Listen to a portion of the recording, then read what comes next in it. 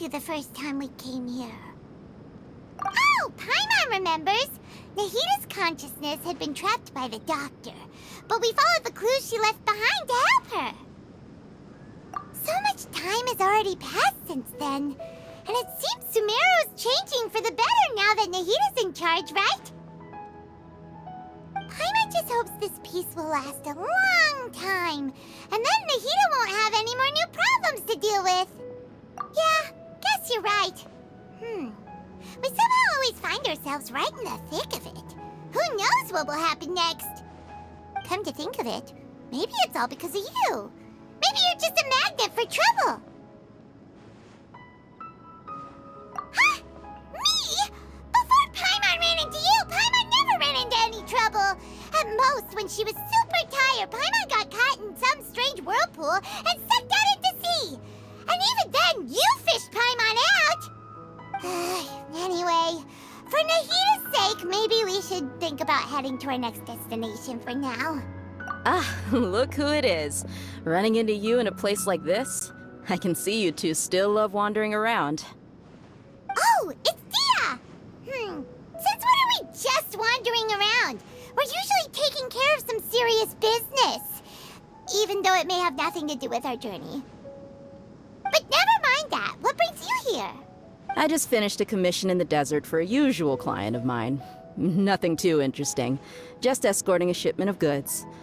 That's when I saw you two all the way over there, chatting away. What were you two talking about anyway? Huh? You serious? Can't say I saw that coming. But you are travelers after all. I guess you'd never stay for too long in one place. Bumping into you like this will become a rarity. I'm starting to feel sad just thinking about it. Hey, how about I gather a few mercs to escort you two? What do you say? Thanks, but no need. Oh, Paimon had no clue you'd miss us so much. But don't worry, we'll come back to see everyone when we get a chance. Sounds good. All you need to do to get to Fontaine is cross this stretch of desert and navigate some waterways. Knowing you two, I'm sure it won't be anything you can't handle.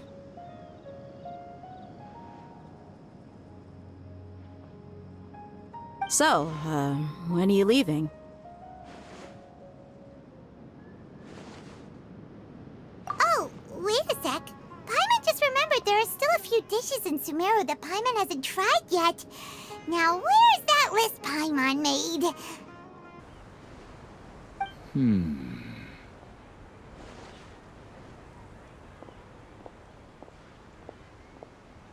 I see.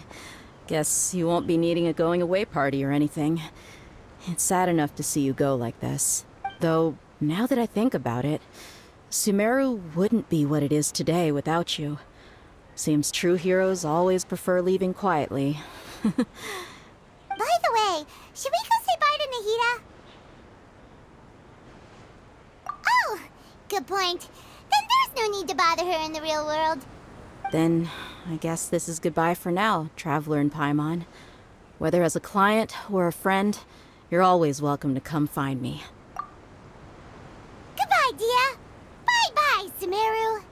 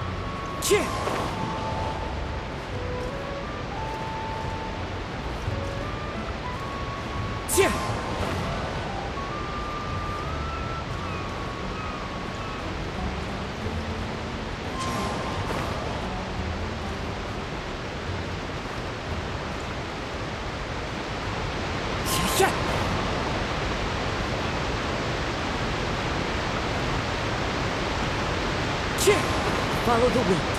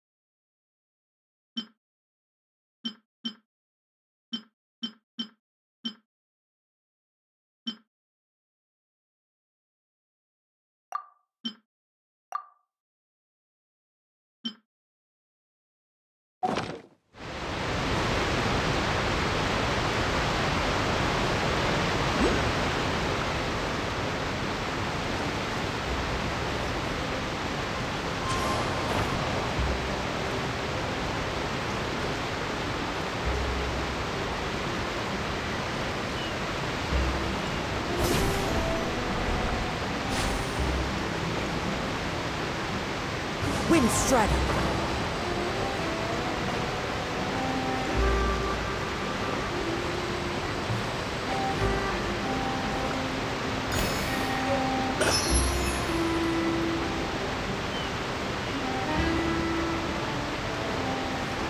One with nature.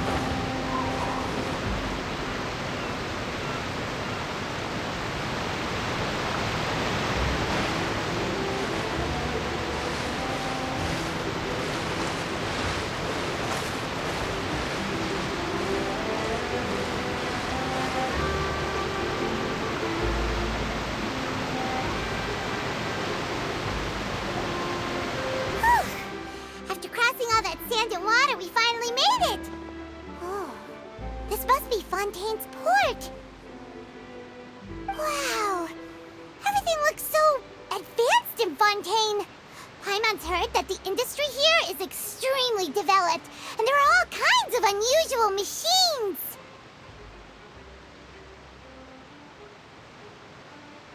Just seeing the sights as a tourist is nice, but maybe it would be better if we found something to do. What do you think? Good idea! Nahida gave us loads of useful information. Seeking out the Seven is probably still our best source for information at this point. Yeah! The more we can learn, the better. So, what do you think the Hydro Archon's like? Will we get along? Nahida said that she has a very unique personality, whatever that means. To learn about a nation's god, start with the nation's people. There seems to be some locals talking over there. Let's go see if we can join the party.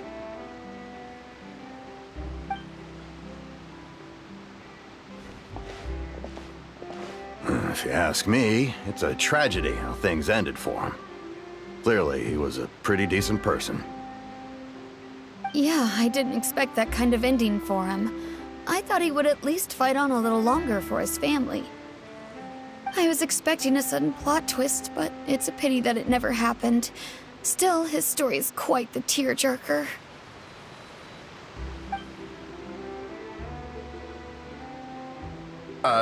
Excuse me. Can I help you two? I couldn't help but notice you standing here listening. Hi. We're travelers new to Fontaine, and we had something we wanted to ask, but you seemed to be really busy talking about some kind of play, so we didn't want to interrupt. Play? Oh, no. We're talking about something that really happened. In fact, it's a case that was just heard a few days ago. Really? Like, a real trial? But the way you were talking about it and the words you used just now made it sound like some kind of story. Well, good tales are often based on true stories, aren't they? And what you see in reality may also be someone deliberately putting on an act while harboring ulterior motives. Whether something is true or not simply isn't that important. The main thing is whether the story being acted out on the stage is splendid enough. Oh, but it looks like you're not from around here. You probably don't know that the Fontaine Court of Justice is called the Opera Epiclese, or more commonly known as just the Opera House.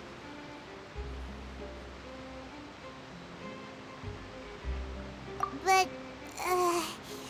shouldn't court cases be treated a little more seriously than that? Not to question Fontaine's way of doing things. It's just that putting someone on trial is usually a very serious thing. No worries. Other visitors to Fontaine have wondered the same thing. You could say that we just don't want to waste the moving stories behind those cases. And as for your worries about whether the cases are treated with due reverence, we have the absolutely just and honorable Chief Justice Neuvillette, as well as the Oratrice Mécanique d'Analyse Cardinal, a machine created by the Archon. Between the machine and the Chief Justice, false charges and injustice are a thing of the past now. Oratrice? Is it some kind of machine, too? Oh, Paimon's curious. We should check it out if we get the chance. Wait, Paimon almost forgot to ask you our question. Do you know what we should do if we want to meet the Hydro Archon? Oh, that's easy. Just go to the Opera House. Lady Farina practically lives there. You could definitely say it's her biggest passion. I think what they mean is that they wish to speak with the Archon personally. In that case, I'm afraid it's going to be a tad more difficult.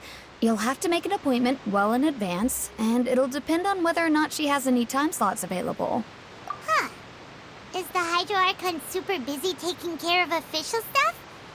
Wait, didn't you say that she's always at the Opera House?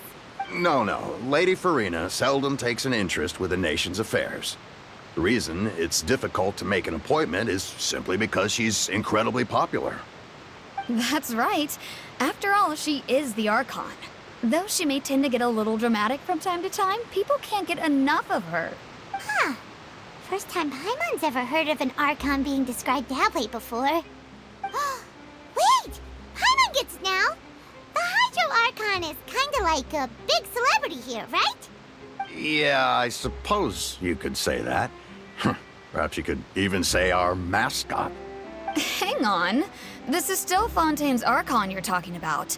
You should show some more respect. Yes, you're right. I guess I should at least try to be a little more respectful in front of visitors. Otherwise, I might get arrested and find myself face to face with Monsieur Neuvillette. Come on. Sure, there's a lot of laws here, but nobody's going to be arrested for saying something disrespectful about the Hydro Archon. Alright, I think we get it. Thank you! At least we now know that we can find the Hydro Archon at the Opera House. But who knows how long making an appointment will take? Guess we could have a look around the city in the meantime. Hey! What are you looking over there for?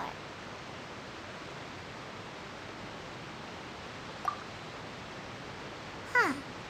Maybe something's the matter. She isn't going to jump into the water, is she? Maybe we better go check on her.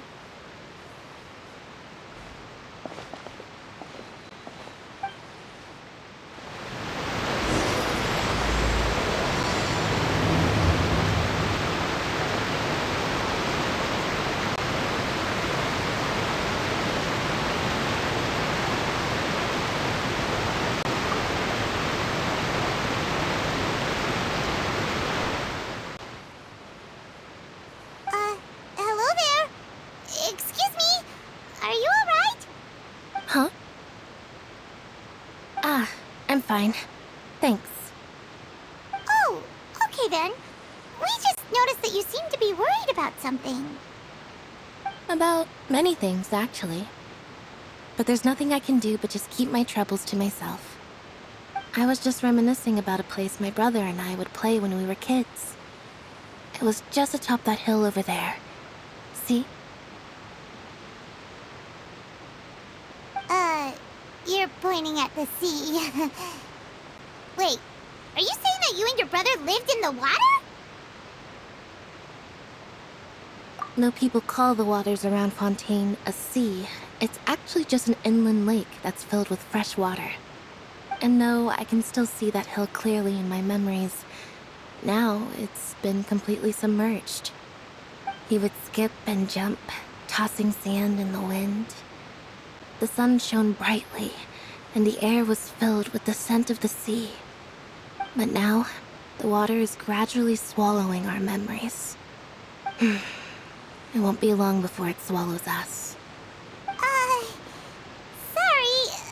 Paimon doesn't really get what you mean. I don't believe we've had the pleasure of meeting. Are you Lynette's new friends? Oh, and you are? Thanks for looking after my sister. She often comes here to reminisce about our childhood, that's all. There's no need for any concern. Allow me to introduce myself. I'm Linny, and this is my sister Lynette. If I had to guess, I'd say you must be travelers from abroad. Nice to meet you. Paimon is Paimon, and this is the Traveler. We just arrived in Fontaine. We were just talking with your sister. Even though we didn't really get what she was saying. I see. It's unusual for Lynette to be so willing to talk with anyone. In fact, she seldom speaks at all. I'm usually the only one she ever talks to. Oh, really? Then you two are just like us! Paimon's always the one talking for some reason.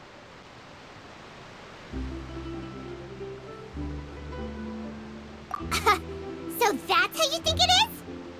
I also think my brother can be too talkative at times. Seems you were right, Paimon. We are quite similar. So, what did Lynette mean just now when she said that the water is engulfing your memories, and that it won't be long before it engulfs you too? Oh, that. It's from a prophecy that's been circulating in Fontaine for some time now.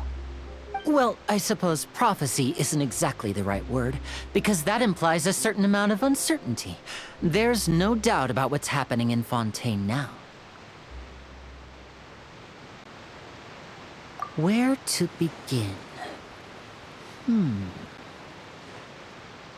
Let's put that question on hold for a moment. We still haven't formally greeted each other yet, have we? Did all the introductions earlier not count? Hello, traveler.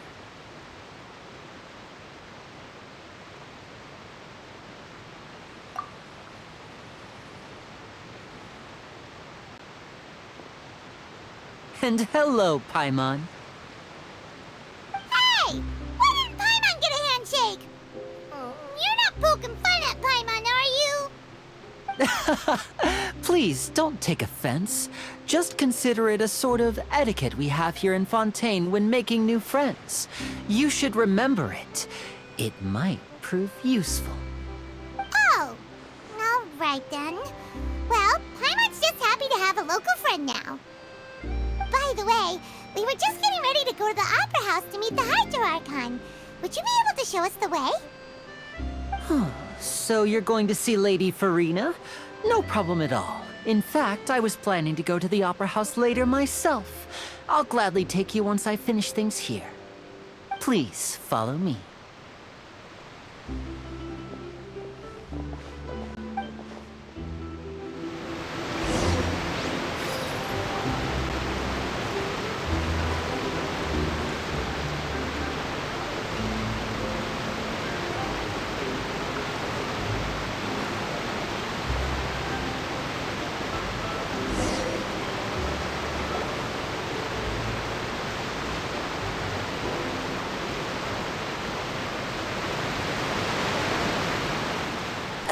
You said you were going to see Lady Farina?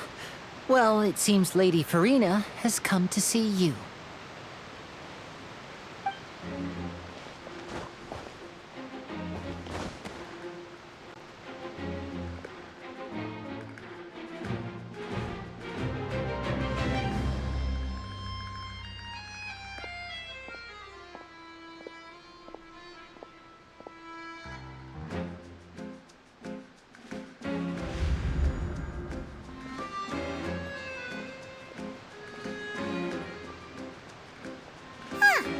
So, she's the Hydro Archon? But how did she know we were looking for her? My dear people, rich and poor, those with cup in hand and those with nothing at all, raise your glasses in celebration! If you don't have one, then just raise your hand in lieu.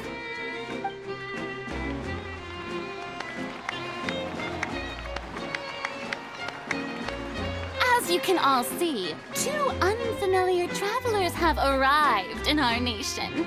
Come, let us make a toast in honor of this traveler and her companion who have journeyed here from distant lands.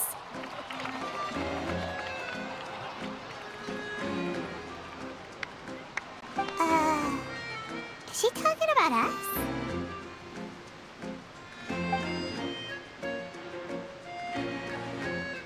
I've long heard of the turmoil and chaos you've left in your wake as you visited other nations.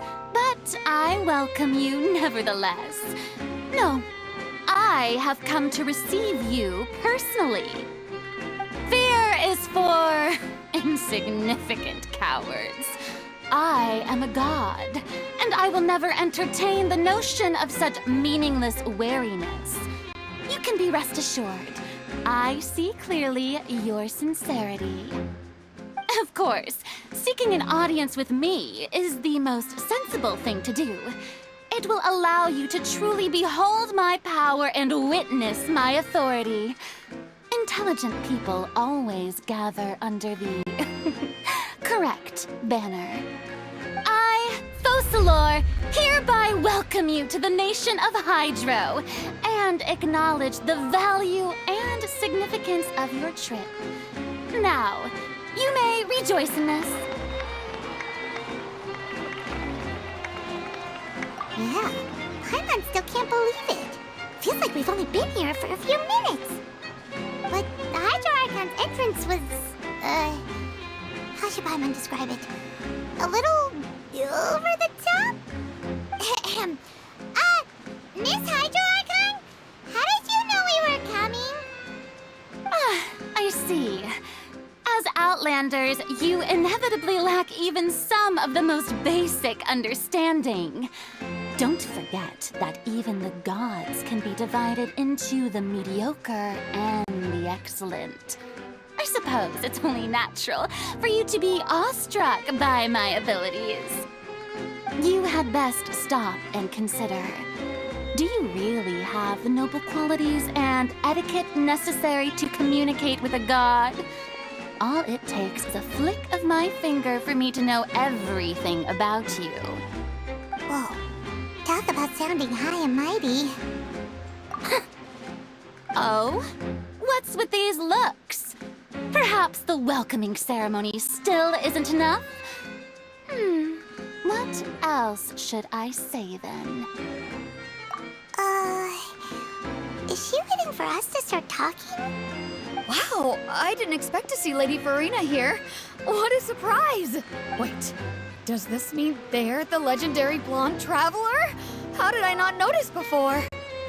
Hey, what's all the commotion? Oh, is that Lady Farina? Is there some kind of drama going on? Of course. That's the blonde traveler. The one all those stories are about. Lady Farina came here to personally see her. Oh, I bet this is going to be the duel of the century. Ooh, I've got to see this. I knew Lady Farina would never disappoint. Yes, but don't get too excited now.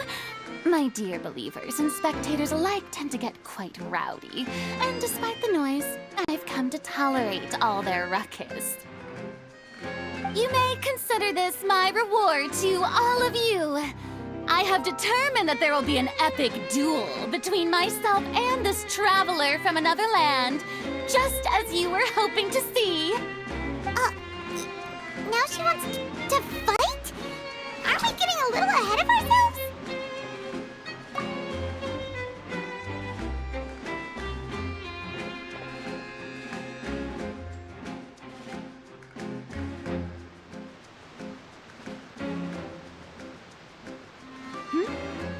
Are you not afraid? Might I remind you that this is a duel against the divine? What are you trying to do, traveler? Provoking a god in front of her people? Stand down, Clorend. I admire her bravery. Few have the courage to draw their sword against a god. She is obviously a true warrior. Unfortunately, people nowadays only crave to be thrilled, and a mere duel will not slake their thirst for excitement. Oh, yeah, she's right. Just a duel wouldn't be all that interesting. On Araneus, criminals are always requesting duels to defend their honor. They're getting a bit old, to tell the truth. You see. Then, as the god of justice, I shall face this traveler in another kind of duel. A duel in court! Whoa, all right! Now that'll be worth seeing! Right. This is Fontaine, after all. It's such a grand opera house, it would be a pity not to use it. Why do you care so much about the crowd's reactions? Seems you've spent a little too much time in the opera house. Besides, how exactly do you plan to have a duel in court? You mean you're going to put us on trial? Oh, we have reason to put you on trial. It's obvious, isn't it? According to Fontaine law, no one is permitted to release any flying objects within Fontaine city limits during the first 3 days of each month. You are clearly guilty of violating this law, no? Oh, so that's what they've done wrong. That's our Lady Farina. No one knows the laws of Fontaine like she does. You call that obvious? What kind of law is that? Wait, flying object? You mean Paimon? Precisely! Now, if you two have no objections, then in the name of the Hydro Archon, I order your arrest. My apologies, Lady Farina. I don't mean to spoil the fun. But if you would allow me to interject, I don't think that Paimon here meets the definition of a flying object. You tell her, Linny! Finally someone who's not crazy. How could anyone call Paimon a flying object? Ah, great magician Linny, my beloved citizen. I'll permit you to object, but how exactly do you plan to prove your claim?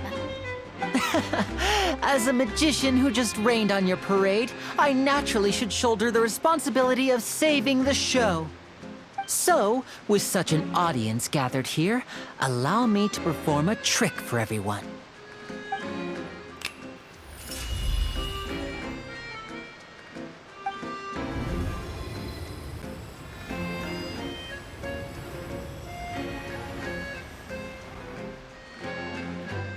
Ta-da! What's that on Paimon's back? Hey, when did you do that?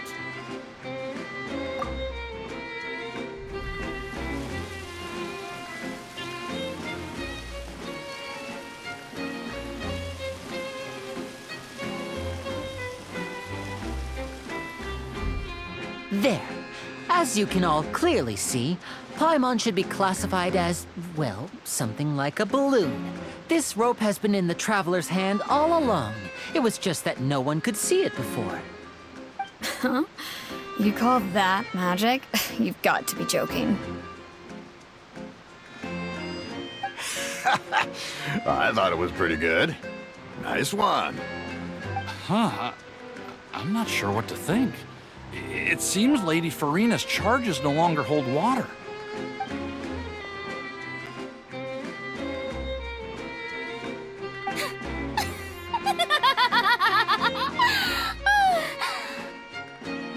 Amusing.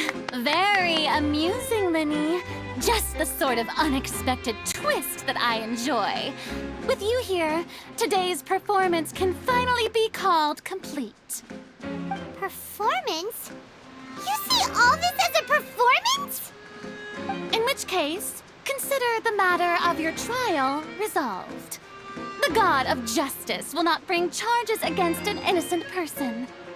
But when there are valid grounds, I will not only judge travelers from abroad, but even the gods of other lands. I look forward to seeing your upcoming performance at the Opera House, Mr. Linny and Miss Lynette. That's enough for now. Toodaloo!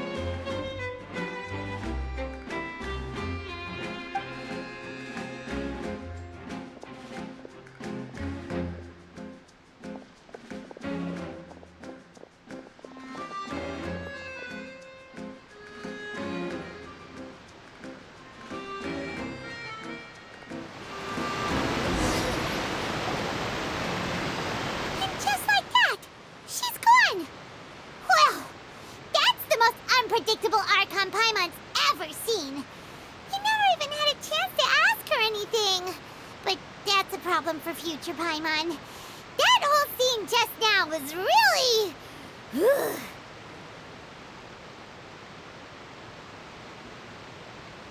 Don't mention it. I just happened to remember that there was such a law, so I did a little preparation, just in case. I didn't think it would actually come in handy. So, now do you see what kind of god Lady Farina is? She can be a bit confusing at times, but she is still amenable to reason. Anyway, Paimon had no idea you were a magician, Linny. It sounded like you'll be performing at the Opera House, right? I just know a few simple tricks I use to make a living. Lynette is my assistant. It will actually be my first time performing on the most prestigious stage in Fontaine, the Opera House. But isn't the Opera House where criminal trials are held in Fontaine? When there are no public trials being held, the Opera House hosts a variety of other performances.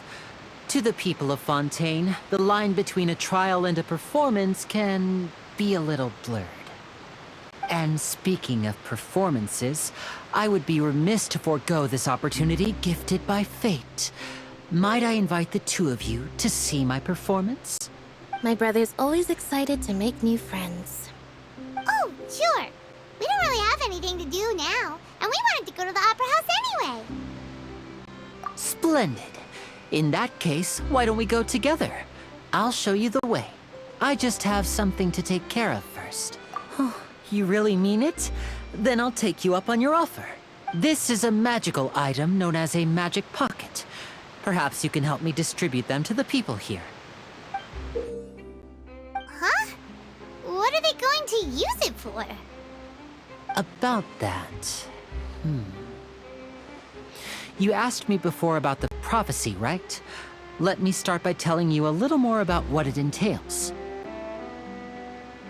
I'm not sure exactly when it began, but a prophecy has been circulating around Fontaine. It says that every person in Fontaine is born with sin. No matter how the nation of justice holds trial after trial, this sin cannot be absolved. Until one day, the water levels in Fontaine will rise, and the sinful people will slowly be drowned. In the end, the people will all be dissolved into the waters, and only the Hydro Archon will remain, weeping on her throne. Only then will the sins of the people of Fontaine be washed away. That sounds pretty gloomy. Why are people in Fontaine born with sin? What is that supposed to mean? There are lots of guesses. Some say that the ancestors of Fontaine stole the power of the seas and stirred its wrath. Others say that the people of Fontaine never heeded the first Hydro Archon's warnings and offended Celestia. But here in Fontaine, evidence is what matters. There hasn't been concrete evidence for any of these claims, so they can only be regarded as conjecture. If even the people in Fontaine don't know what sin they committed, wouldn't it be better just to ignore the prophecy completely? Why bother feeling guilty all the time? That's exactly what the people did at first. But in the last few years, the water levels in Fontaine have actually started rising.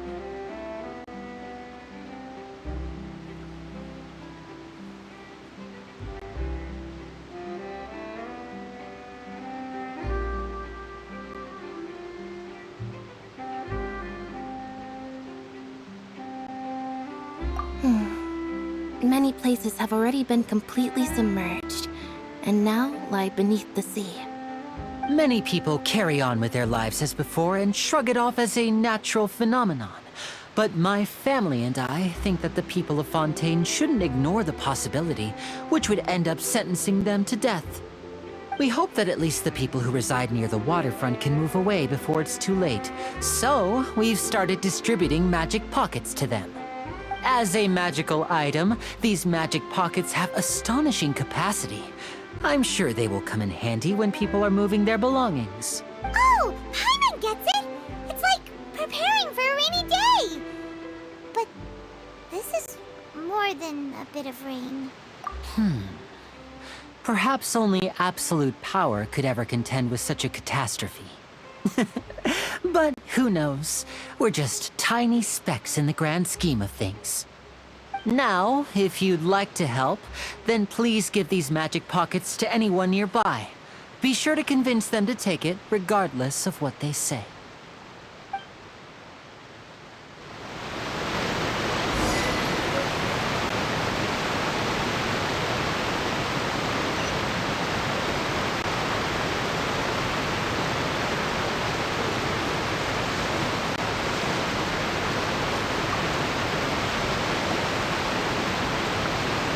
What's this? So you also believe in the prophecy. Keep it. I won't have any use for it. What? You mean you don't believe in the prophecy? No, I believe in the prophecy. But I also believe in another story. The story says that people once lived in the ocean. They were one with the ocean and couldn't live apart from it. But as time wore on, people desired to live on land and developed blood vessels, encapsulating the sea within their bodies. Thus could people set foot on land. So, if you ask me, when the water rises and takes us all, it'll be like we're going home. Oh, we hadn't heard that one before. But people can't live underwater. They'll die. You should probably still take it. All right, I'll take it. I guess I just feel that being dissolved into the water doesn't necessarily mean death.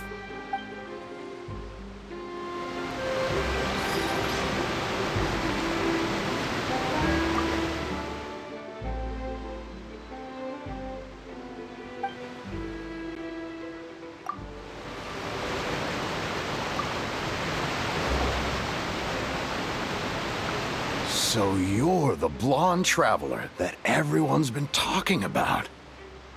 My apologies for not recognizing you earlier. Oh, a magic pocket?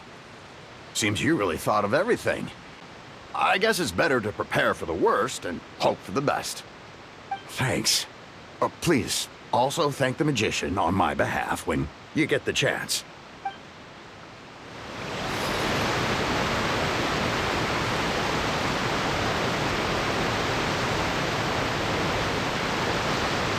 into the wind.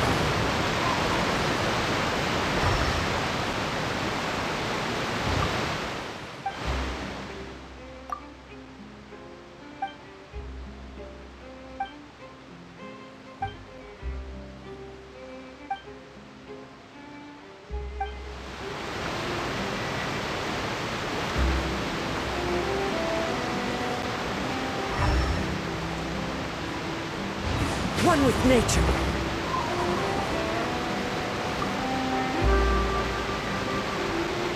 Huh?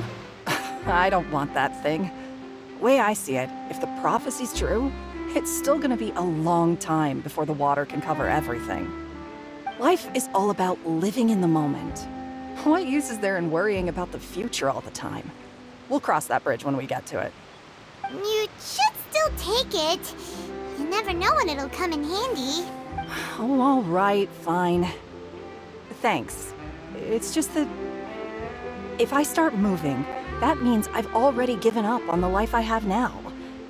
I'd really rather not.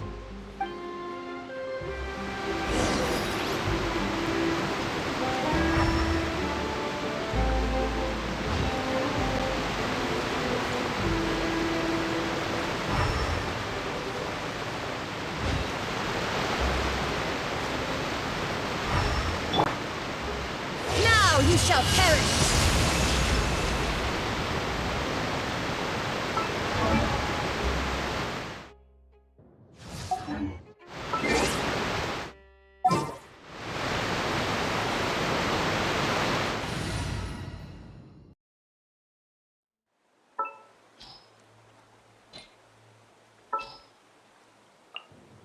It's time to pull the trigger.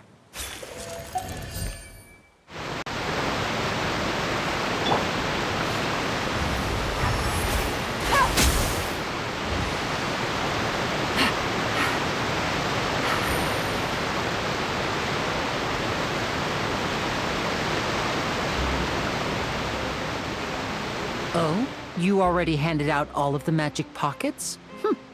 That was fast. So, what did people have to say? I bet you heard some, interesting opinions. Yes, but that will change once disaster strikes. I know they'll change their minds, so it's only right to help them prepare. Is there anything else you need to do before we leave? Yes, one last thing. I have the magic pockets made by a workshop in the court of Fontaine. Since we're out and about, I was thinking about bringing him some more materials. So, you want to collect materials? Just tell us what the materials look like and we'll help. Many hands make light work. Oh, that would be much appreciated. We'll need some Romaritime flowers. I remember seeing them near the waterfront on the east side of the harbor.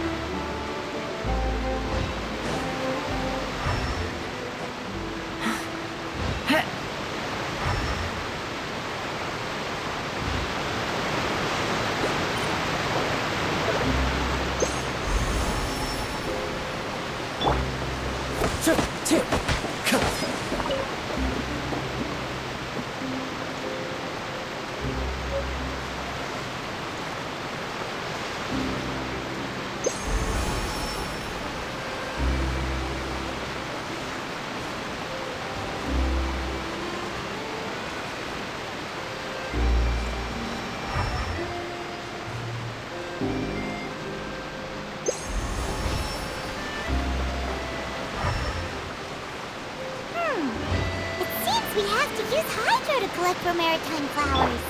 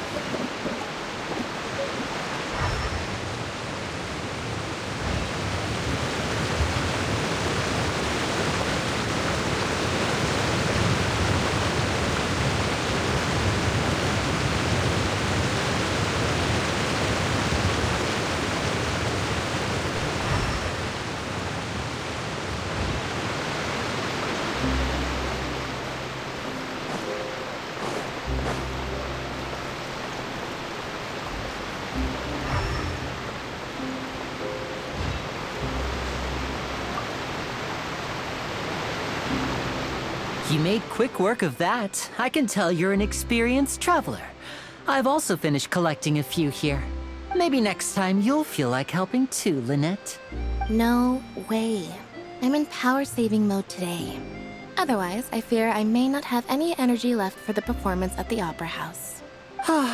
Fine. Though the performance is still a long way off. Now that we're finished here, we should get ready to head back to the Court of Fontaine. So, we're going to the Court of Fontaine before we head to the Opera House? Good. Paimon wants a tour of Fontaine's largest city and try...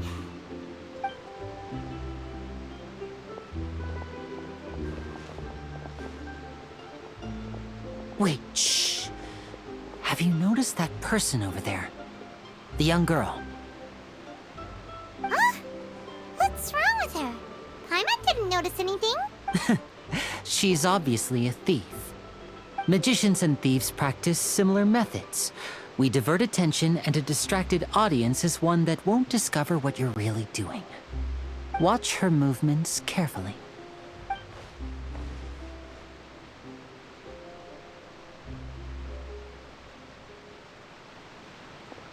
Oh, he's right! Shh, keep your voice down. We need to think of a way to catch her, but it seems she's very alert. Perhaps we should split up. You two can ride the lift over there and wait up top. I bet that'll be her escape route if she tries to run. All right, let's go.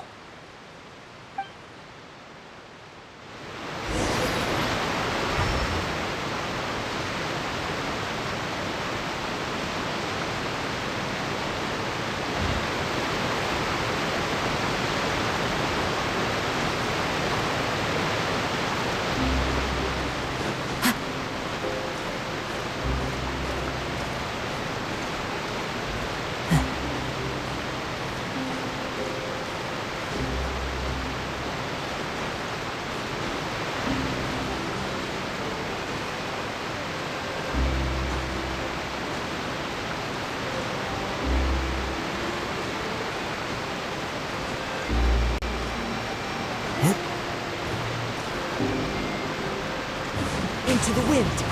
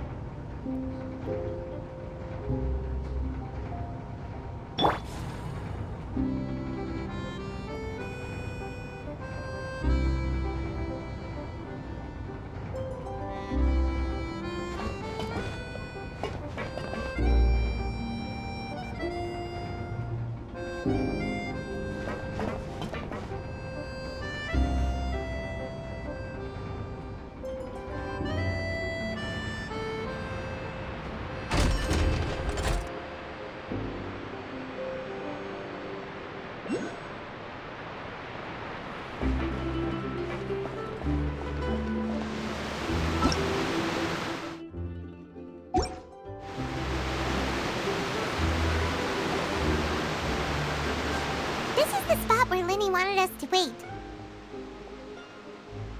Oh, look! Isn't that her?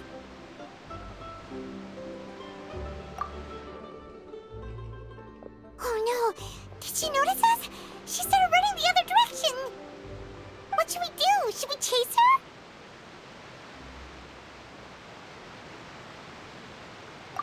You're right. She might also be trying to lure us away.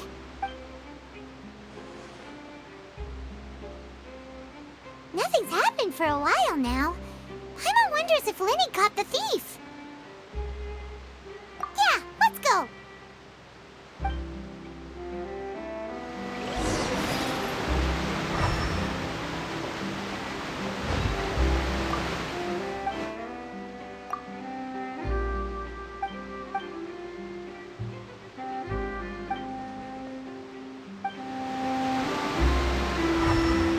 How long will it take if I set out?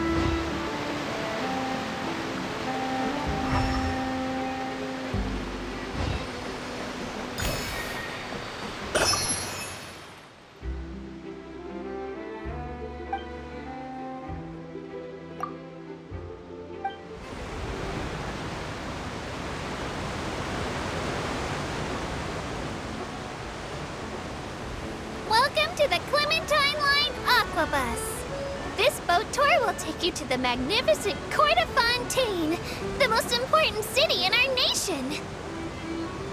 I'm Aval, and I'll be your tour guide for this trip. Even though I'm not as reliable as Alpha for the Navia line, I'll still do my very best. And if you're dissatisfied with anything, feel free to let me know right away. Oh, wait a sec. Please contact a staff member with your feedback after reaching the station, and we will address your concerns as soon as possible. Back on topic. The destination of this trip will be the Court of Fontaine. If you'd like to learn more about the latest technological developments in Fontaine, the hottest new trends in cuisine, or upcoming sensational trials, please subscribe to the Steambird.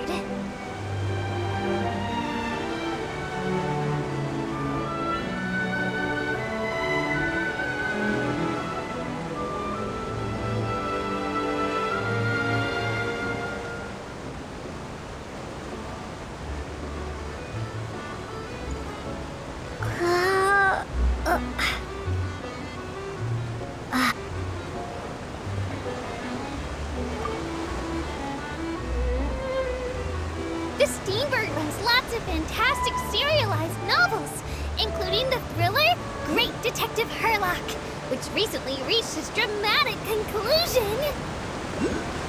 Right at the very end, Herlock faces off against the real mastermind, revealed to be the assistant, Miss Jacoba, in a duel at the old site of Lilia Cruces Ordo. I couldn't stop my feelers from shaking. Oh no, did I spoil it for you? Oops. Anyway, coming up ahead on your left-hand side is Miracy Village, the hometown of all Melusines, myself included. It's deep below the ground, just over there.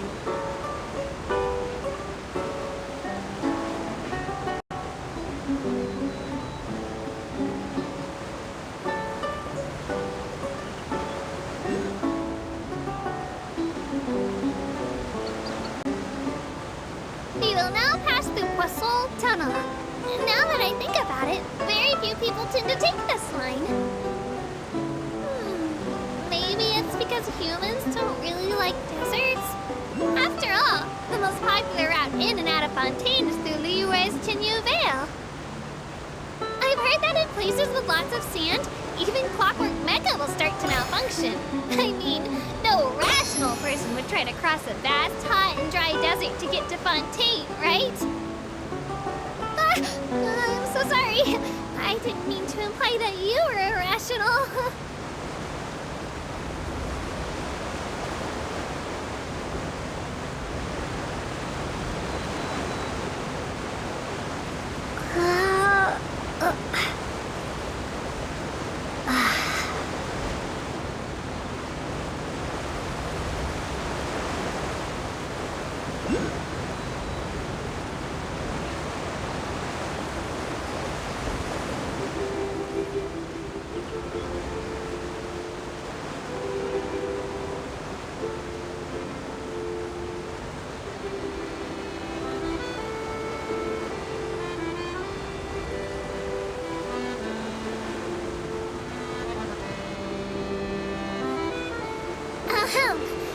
Looking ahead on your right-hand side, you'll see Aranias, where the Opera Epiclese is located. Do you see that really tall structure? I once asked Elfin, what's that big old thing? She said, no clue. What's the use of learning the meaning of things? But anyway, Elfin is a super amazing and super friendly Melusine. If you have a chance, you really should take the Navia line and listen to her tour. Behind me is the destination of our tour, the magnificent Court of Fontaine. Please take all of your personal belongings with you when you disembark.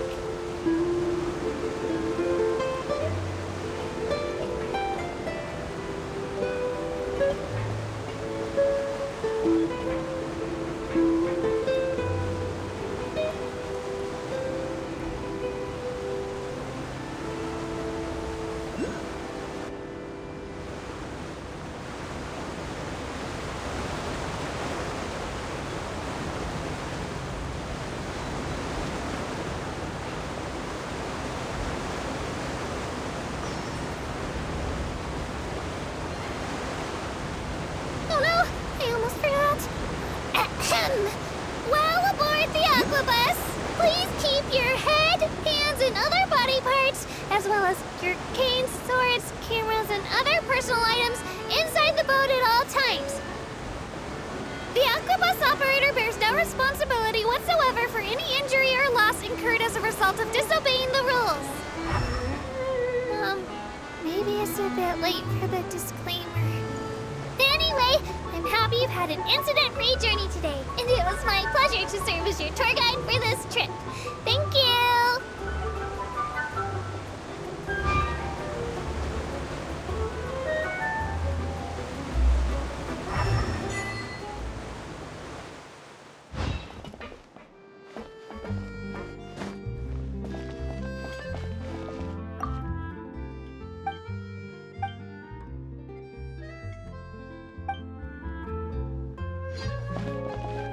Welcome to the court of Fontaine. Please watch your step.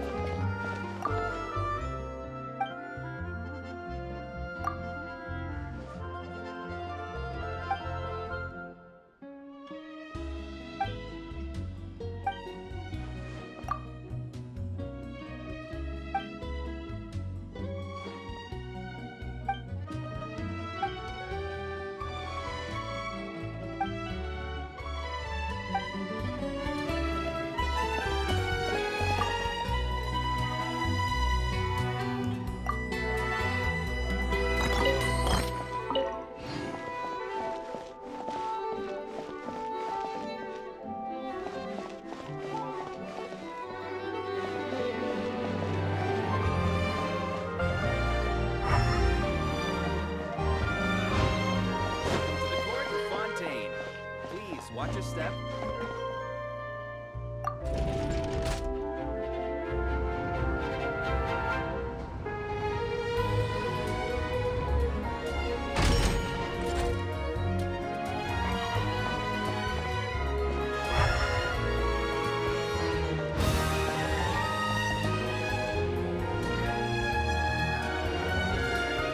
Which is more fun,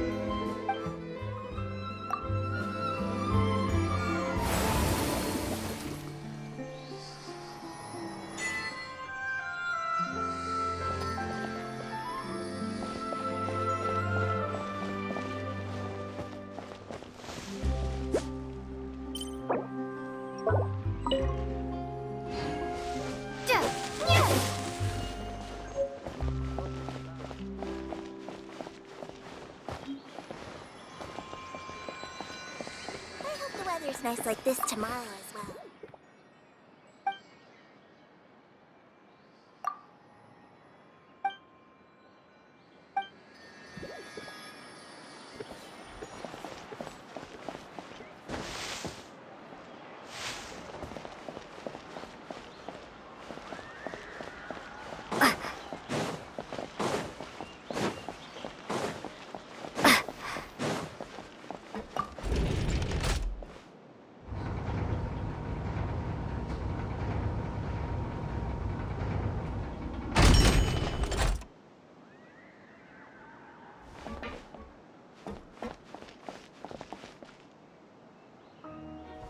Welcome to the court of Fontaine. Please watch your step.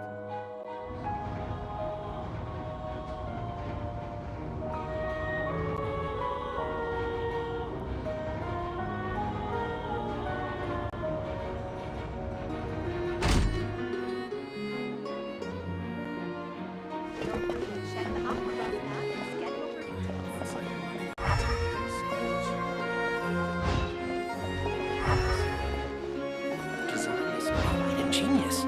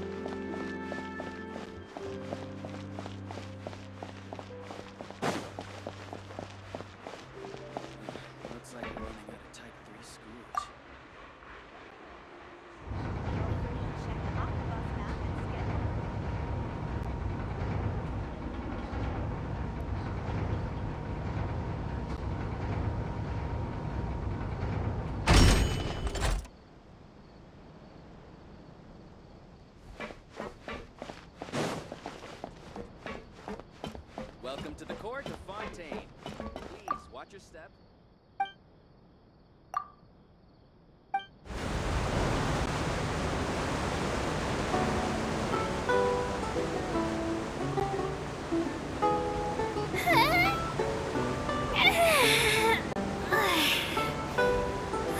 Okay, I'm back to work.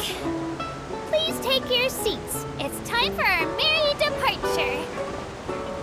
This Aquabus tour is bound for Romaritime Station, and I'm your tour guide, Ava. I'm here to tell you all about the amazing scenery we'll pass by on the Clementine line. even though I'm not an expert tour guide, when it comes to interesting stories and important places in Fontaine, I definitely know a thing or two. I hope that my commentary will give you a newfound appreciation for this nation, and that you'll be inspired to visit every corner of Fontaine, just like Elfin was.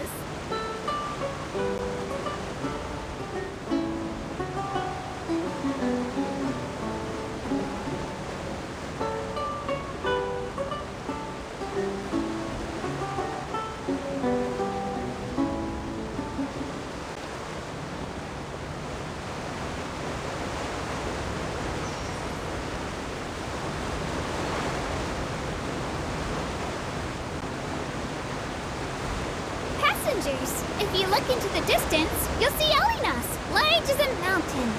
The hometown of us Melusines, Pharisee Village, is right over there. There's a story about our hometown that I really liked growing up. The legends say that long ago, Elinas came to Fontaine and asked the people, "Is there anything I can do?" At the time, we Melusines were super tiny, and our hands were even smaller. And we were so sad that we couldn't build houses like everyone else. So the people said in unison, "Then why don't you become the home of the Melusines?" And thus Elinas just rolled over right there and poof! It's been a few hundred years since then. When you think about it, everyone in Fontaine and Elinas really is gentle and kind.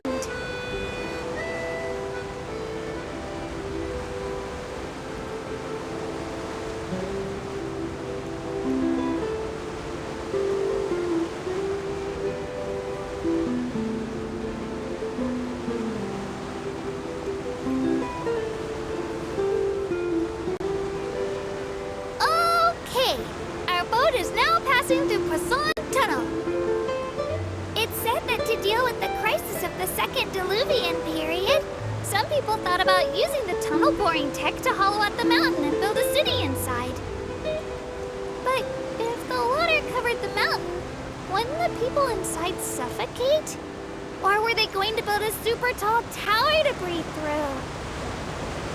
A tower like that would need to be super duper huge and really strong. Even with all the engineers and workers in the country, it would take hundreds of years to finish the work. So that plan definitely wouldn't work.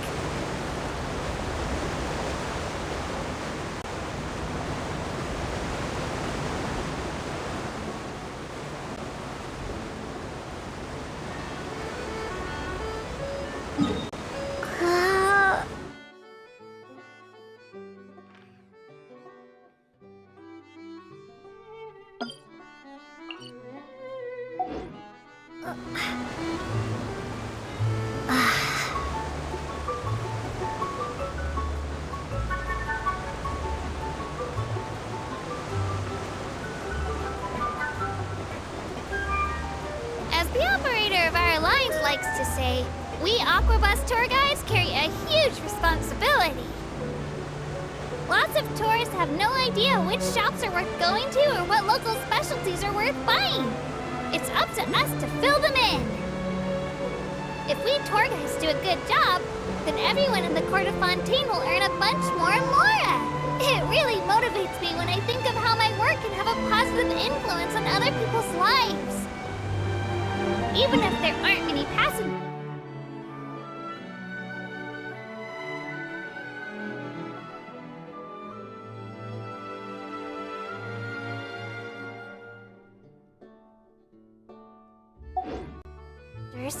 And even if I don't actually have that many stories to share, as long as I persist, the results will definitely come with time.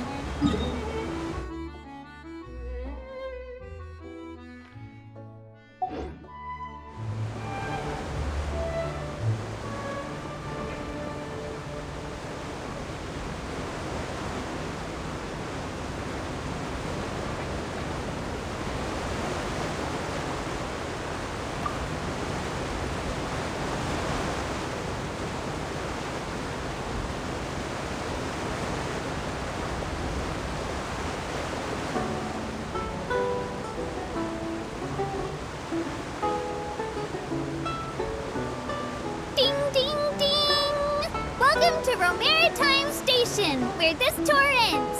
Thank you for riding with us today, and if you have any suggestions or feedback, please write a letter to the tour operator. Sometimes the letters will be forwarded to me, and I'll read every single one carefully. Then, the next time you ride the Clementine line, I'll definitely provide even better commentary. And maybe, if I get enough good ratings, I'll get a bonus. And then I can treat Elfan to a huge meal. Then when you ride the Navia line, you'll meet an even happier Elfan.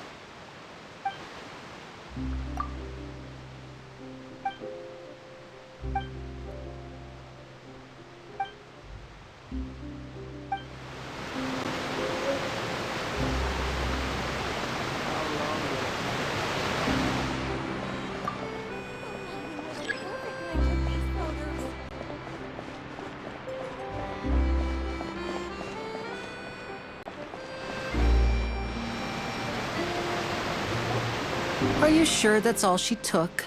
You should check to make sure you're not missing anything else. No, that was all. Oh, I can't thank you enough. I didn't notice a thing earlier. Anyway, I should be going now. Thanks again. Oh, were you returning what the thief had stolen? That's right.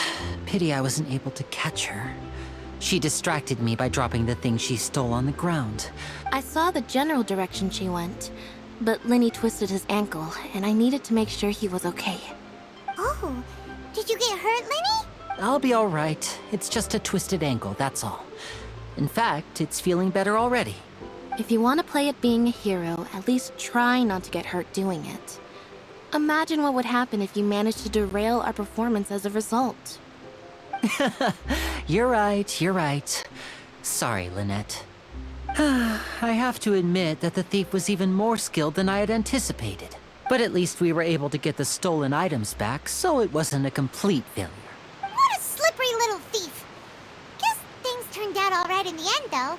Lenny's initiative paid off! All right, let's put this little detour behind us. We should go to the Court of Fontaine now.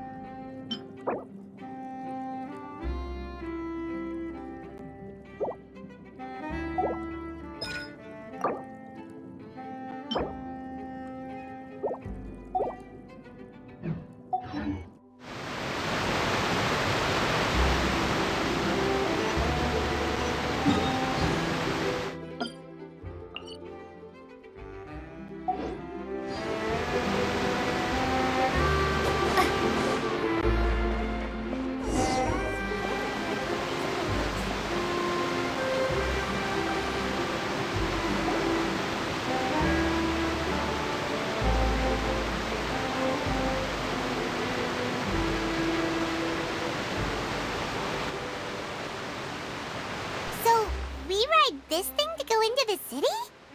What an ingenious way to get around! People in Fontaine really know how to use water! This is an aquabus.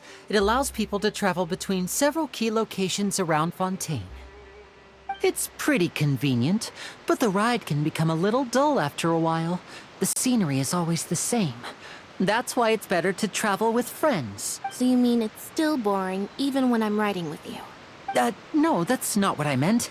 It's just that, well, you don't really talk that much. Besides, it doesn't really feel like a real trip when it's just the two of us. It's the same as being at home. Whatever. Guess that's what it's like to be an older brother. It's about time for us to leave. Let's get on board.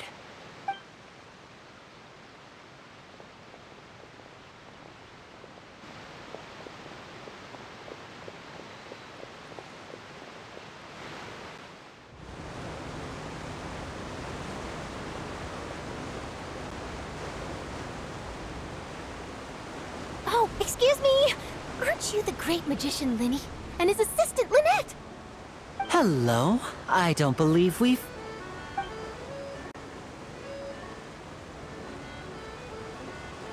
I'm Charlotte, a reporter for the Steambird. Nice to meet you. From the Steambird, huh? We've often relied on your paper to promote our performances. It's an honor to meet you. Wait, could that be the legendary traveler who's been making headline after headline in their journey across Tibet? Amazing! You recognized everybody almost immediately! I wouldn't be much of a reporter if I didn't know who's who, would I? Wow, today must be my day. Who knew I would end up on the same boat as so many VIPs? Could my vision finally be showing me some favor? So, Charlotte, what do you usually report on? Well, when there isn't any breaking news, I mainly cover the trials at the Opera House. You could still manage to keep readers' attention as long as you tell things from a clever enough angle, even if it's the same old topics. For example, reporting on how a scammer once deceived vulnerable girls into relationships, or how a financial criminal was once so poor that they ate a single piece of bread for 5 days. That's fine and all, but what I'm really after is exclusive, sensational news pieces that could shake the country. These smaller stories are a waste of my talents. Oh, I just remembered. I've been following a case lately. Well, a series of cases, actually. You mean the serial disappearances of young women case? That's right. These stories are the talk of the town right now, and it's probably the most mysterious case we've ever seen. If I'm the first with a draft ready to publish when the case is finally cracked, and it's the headline story in the Steambird, oh, when that happens, I bet all the other reporters will shed tears of envy. I've already gathered all kinds of materials. I just can't wait for the truth to be revealed. So, what is the serial disappearances of young women case? You mean the culprit hasn't been found? That's right. The first missing girl case happened almost 20 years ago. And ever since, after a period of time, another girl disappears. What the cases have in common is that the girls are all of a similar age, and that they've all vanished without a trace. But the scariest part is that to this day, none of the girls have ever been found. Many suspects have been arrested over the years in connection with this case, but shortly after each arrest, another disappearance would always happen.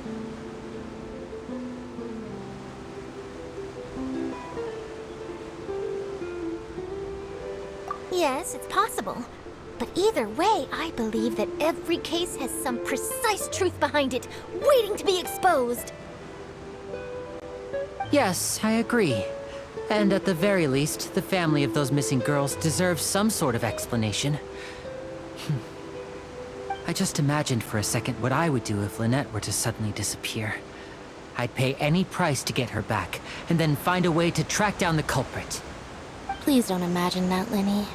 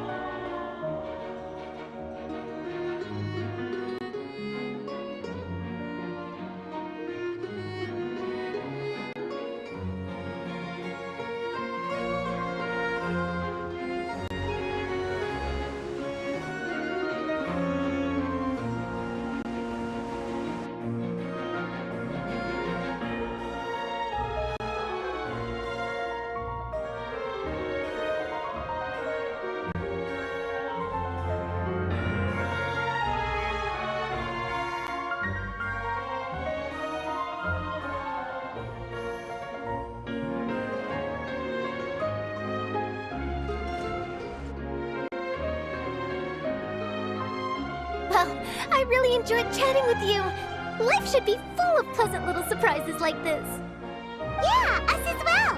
The ride went by too quickly. Ah, I have an interview to get to.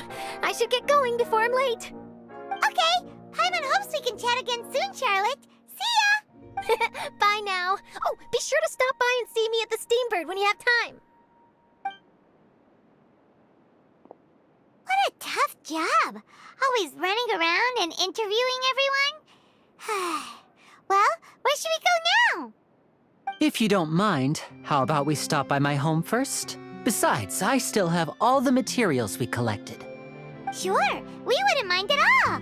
This city is so huge, Paimon wouldn't know where to start anyway.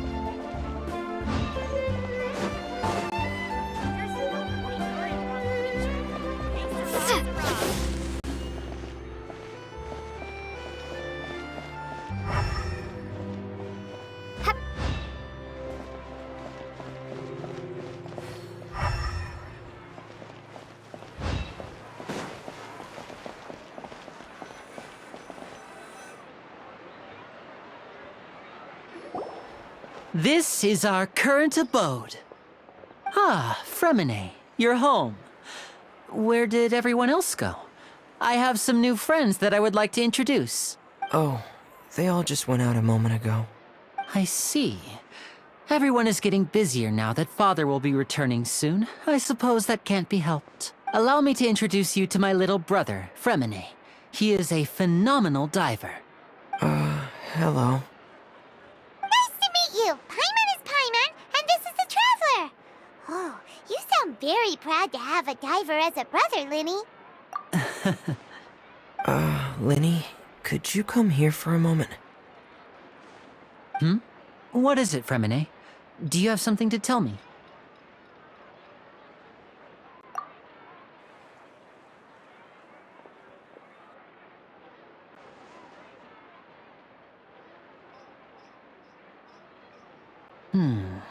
Okay, I see. Is everything all right? Oh, it's nothing. We were just discussing a little housework. Sorry for the interruption. Oh, before I forget, the Traveler and I collected more materials to make magic pockets. Were you able to get any, Fremine? Yes, I went diving and gathered lots of materials. I was about to give them to you. That's our Fremine, always quick with the underwater work. All right, I'll take these to the workshop.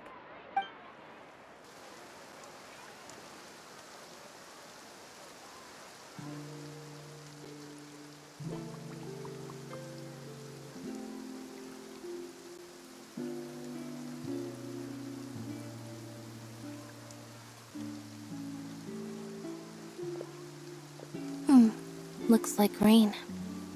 Oh, you're right. But wasn't it clear and sunny just a moment ago?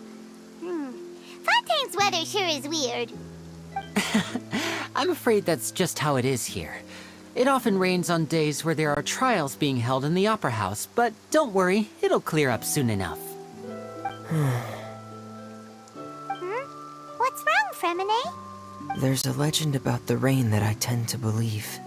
It's said that a dragon of water once resided in Fontaine. Though we don't know where the dragon went, every time it weeps, the skies will cloud up and pour out rain. When I was a child, my mother told me that if I wanted to go outside and play, I should yell toward the sky at the top of my lungs. Hydro Dragon! Hydro Dragon! Don't cry! If it's an elemental dragon, then having the power to make it rain wouldn't be very unusual. Let Paimon try something. Hydro Dragon, don't cry!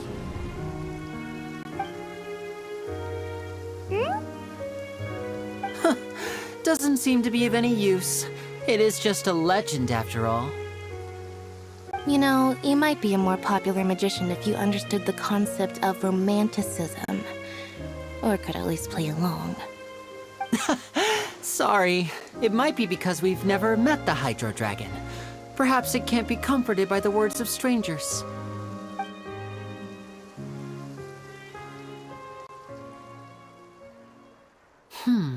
It rained for longer than I suspected.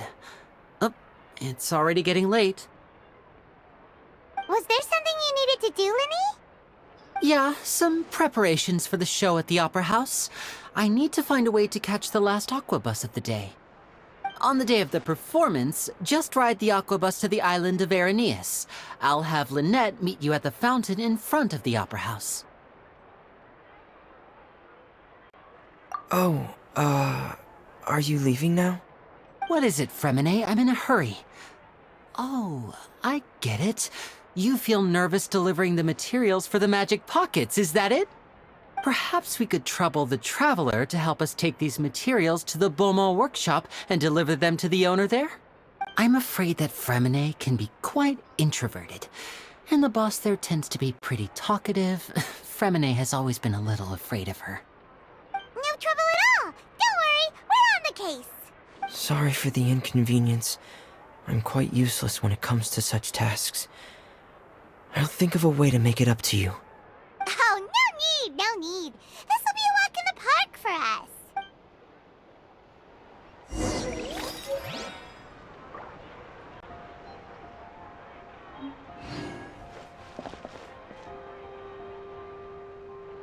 Fresh fruit, sweeter than syrup.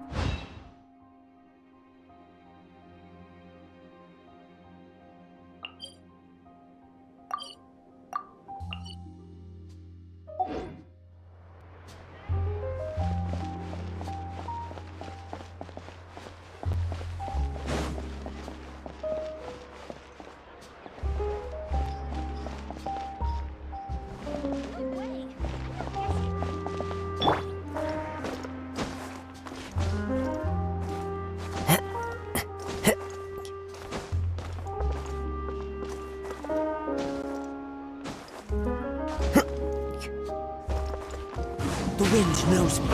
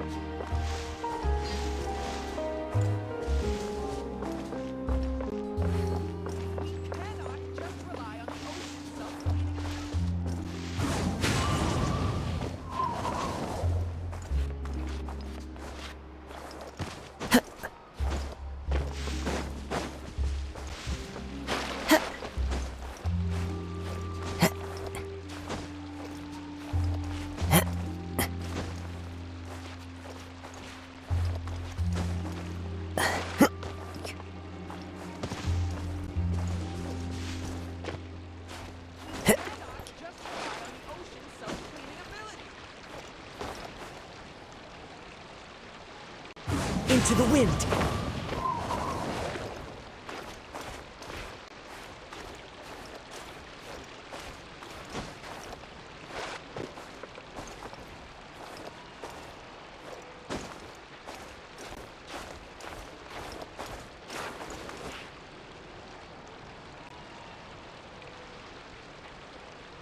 One with nature!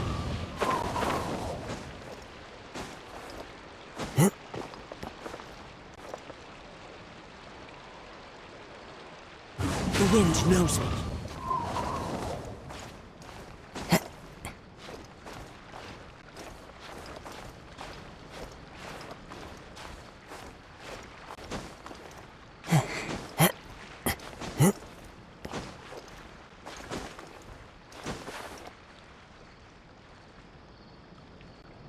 One with nature.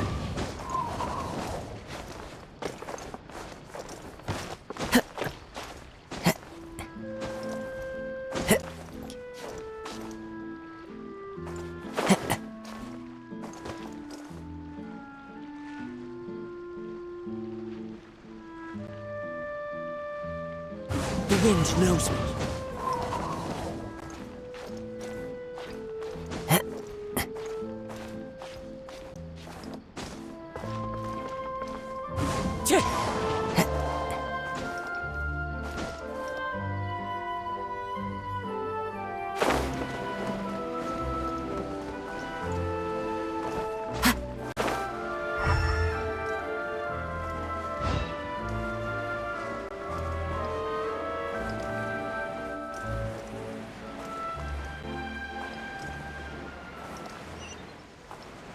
Yeah.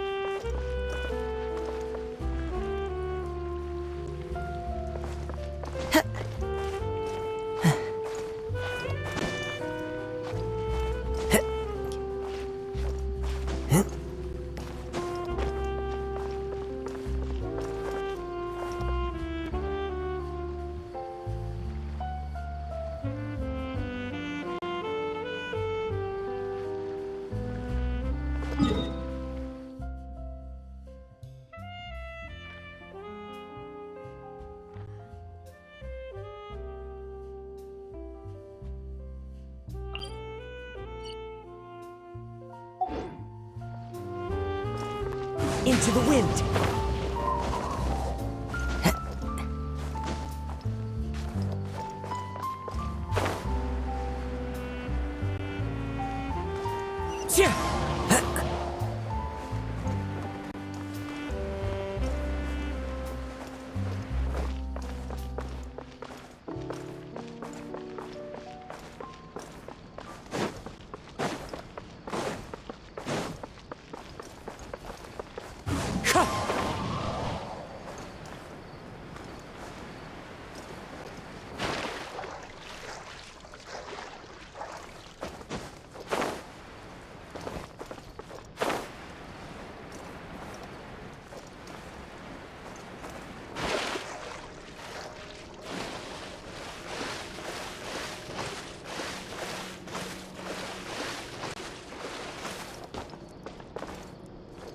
Follow the wind.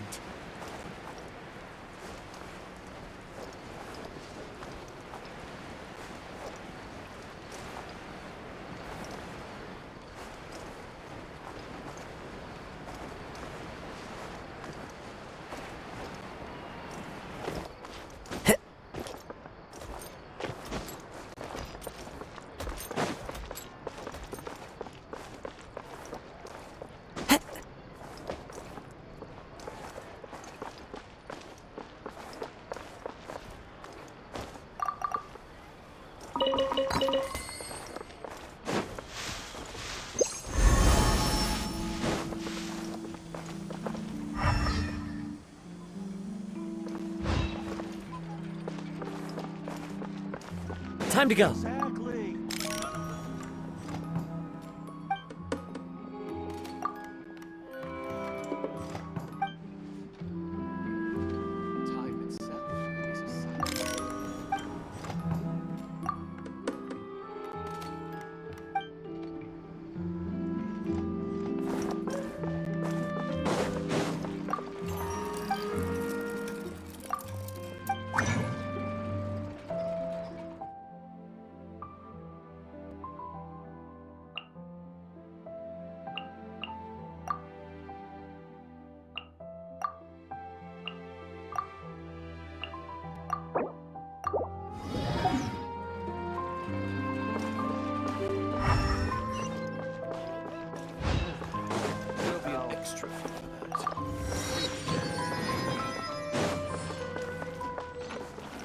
Ad Astra Abyssosk.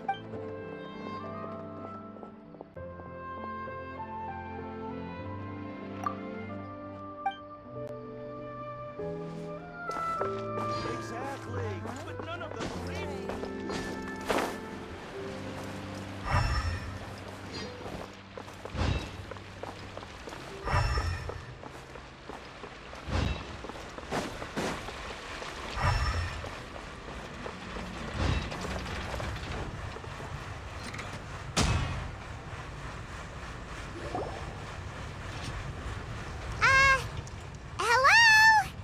Is there anyone here? Oh, hello there. New customers? Looking to buy, or do you need something made? Or perhaps you're just looking for a chat with me. Oh no, we're just here to deliver some materials. Here they are. They're for making... what were they called again?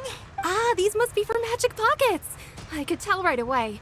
I've already made several orders worth now. No need. They've already prepaid several batches worth. When they told me what they'd be using them for, I even offered them a discount. But they insisted on paying the full amount, saying that I had a business to run. It seems both their hearts and their pockets are made of gold. Whoa. So, is Linny actually loaded? I can't say for sure, but who knows? Maybe there's good money to be made being a magician in Fontaine. Hey! Is this machine what you use to make stuff here? It looks really advanced. Why use your hands when a machine can do the work? It would be a waste not to use the latest technology, and wasting is a kind of crime. But where does a big machine like that get its power from? Well, it's a little complicated. I'm not sure I can put it in layman's terms for you, but basically, everything we usually use here in the city is powered by indemnitium. It's a type of energy that's produced from trials. Huh? How can trials produce energy? Well, I'm not completely sure of all the details myself, but basically, when a trial is in session, the Oratrice Mécanique d'Analyse Cardinale harvests people's belief in justice and converts it into energy to be used all around Fontaine. So that's what its other function is? Paimon heard that the Oratrice was created by the Archon to make judgments. But Paimon still doesn't get it. How could something unreliable like people's beliefs be turned into a stable power source for these machines? Oh, yeah! So that means the Hydro Archon relies on the machine to take the energy created by belief and turn it into power for all of Fontaine, right? Even though I've never heard anyone really put it that way before, it sounds like it makes sense. Besides indemnitium, we have another type of energy called pneumosia. It isn't produced by the power of the Archon, but it is unstable by nature. Even now, it still cannot be widely used by civilians. I thought I'd find you hard at work, but here you are chatting the day away. Since you're already talking, I'm sure you wouldn't mind a few words with me. You again? Didn't I already promise you that I'd have the more I owe to Confrérie of Cabriere by next month? Why are you hounding me now? Yeah, but how do we know that you won't go running off by the end of this month? I want 50% today. Wait, no, 70%. Huh? You... Seems business isn't so great for the workshop. We've already finished our job and delivered the materials. Maybe now's a good time to leave? Hey, hold on! Before you go around trying to collect payments, why don't you settle your own debts first? If Confreri of Cabriere wants to poach clients from Northland Bank, that's fine. But I'm afraid you still owe the bank a hefty sum of mora. So why don't we work things out between us first, before you get back to your little conversation here? You're from Northland Bank. But we said we'll pay everything we owe next month. Why are you hounding me now? Traveler, Paimon! I didn't think I'd run into you here in Fontaine. What are the chances? We're surprised to see you too! What are you doing here in Fontaine? You didn't want to stay in Snezhnaya? Long story short, I've already been in Fontaine for some time now, and honestly, things have been pretty boring. But it seems that fate brought our paths together today. Not only will I have some good friends here now, but ones who always seem to find trouble. Either way you look at it, it seems things are going to get a lot more interesting now. Pretty sure we'd want to avoid anything that you'd find interesting. Besides, our trip here has gone pretty well so far, right, Traveler? Hey, you, Northland Bank boy. Aren't you forgetting something? Don't interrupt. It's not often I run into the Traveler like this. Why don't you wait for me over there for a while? You kidding? Aren't you the one looking for us? You really expect us to sit and twiddle our thumbs while you catch up with your friends? Listen to me, boy. If you want your mora, fine. Why don't you come and take it? Hey, I just said not to interrupt. Oh, by the way, Traveler, the last time I took Tonya and Tusser ice fishing, Tusser said... Hey! That's way over the line!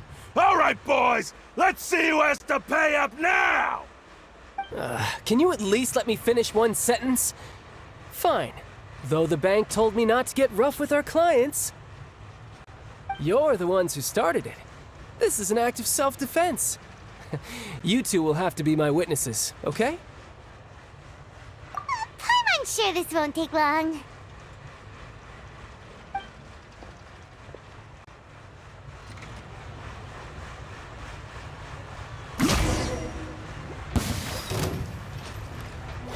You can run, but you can't hide.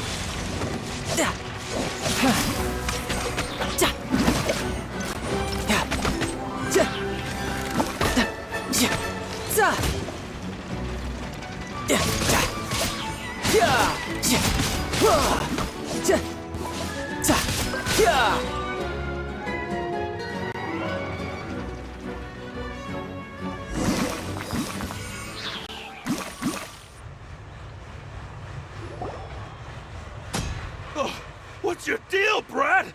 How are you so strong if you're just a staffer from Snezhnaya's Northland Bank?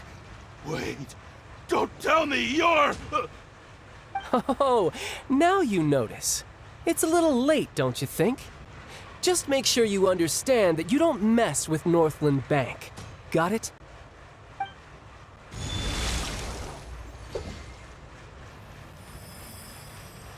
Huh? Now's my chance!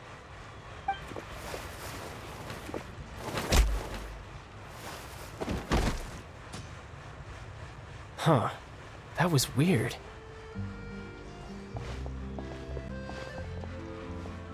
I'm not sure. It's as if I suddenly lost control of my hydro powers when I needed them. Maybe there's something wrong with my vision? Strange. How could that happen? First time Paimon's ever heard of someone losing control of their vision. Never mind. It doesn't matter. If I want to stay sharp, I shouldn't be relying too much on my vision anyway. Besides, I always have my delusion in case I need it.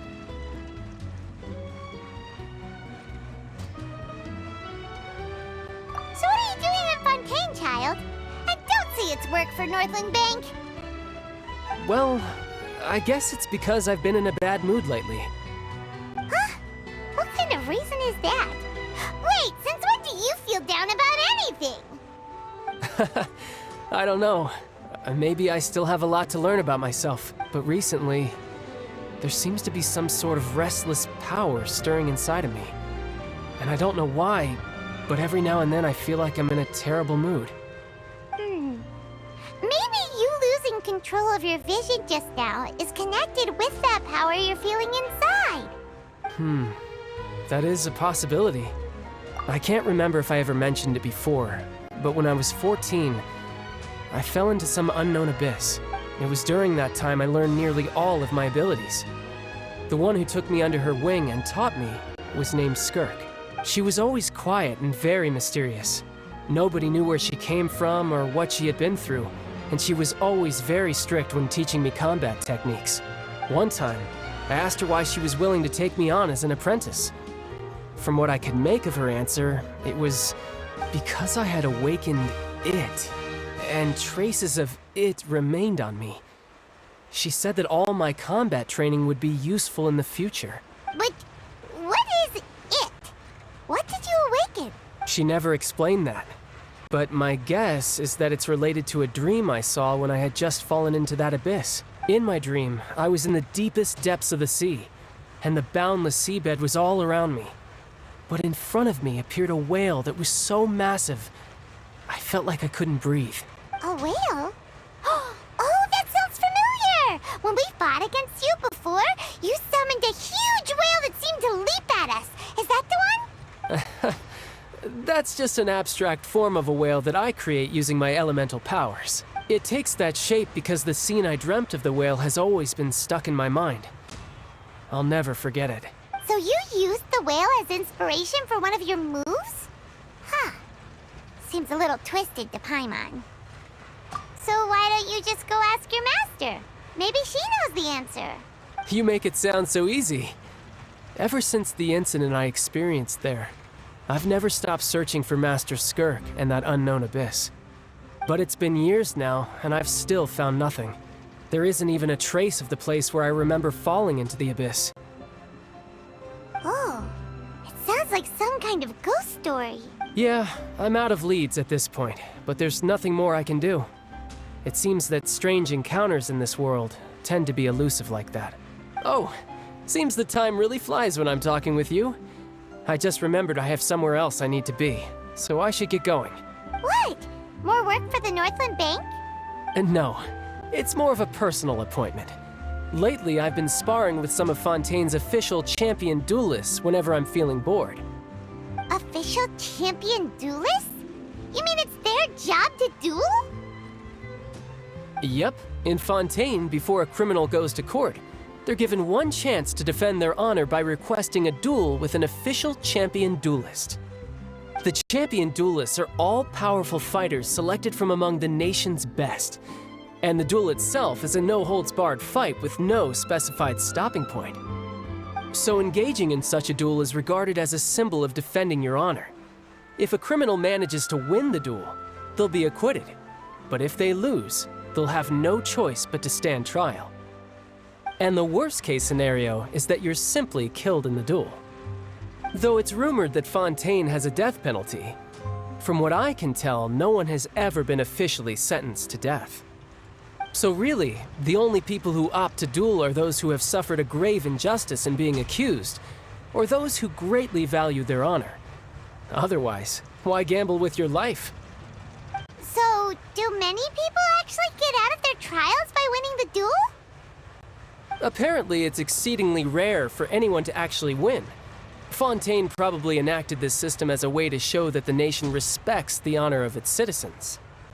Besides, none of the champion duelists are to be trifled with, which is exactly why I was itching to face them as soon as I got to Fontaine. Apparently, the one I'm meeting today, Clorinde, is the strongest of the champion duelists. I had been asking her for some time before she finally agreed to face me today. Well, that's child for ya.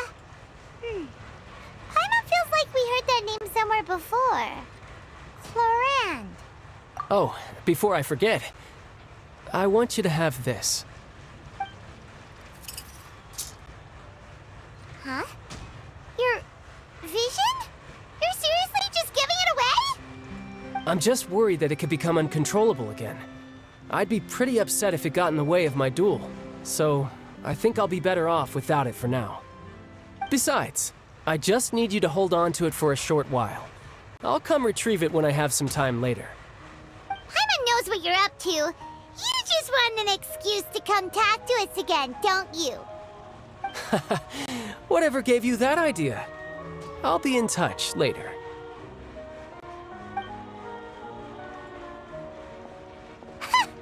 That sneaky guy.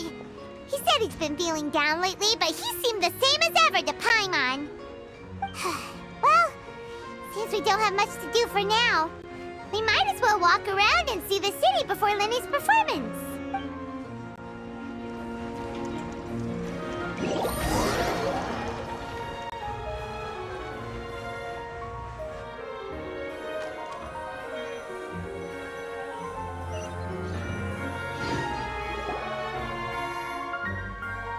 Wow! Who could have seen that coming? The reporter who was barely around for most of the story was the murderer all along! Sorry. Paimon was just surprised, that's all. Paimon never saw that twist coming. The murder mystery novels here are amazing! The whodunits here in Fontaine are a lot different than the light novels you see from Yai Publishing House. Both have their merits, but Paimon thinks this style of novels are more, well, novel.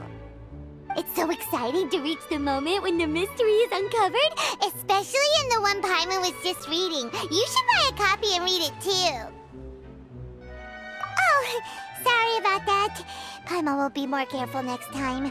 Hey, shouldn't we be heading to the Opera House to see Linny's performance soon? It's almost time for the show to start, so we should get going. Linny said that the Opera House is on Aeneas, so let's go ride the Aquabus!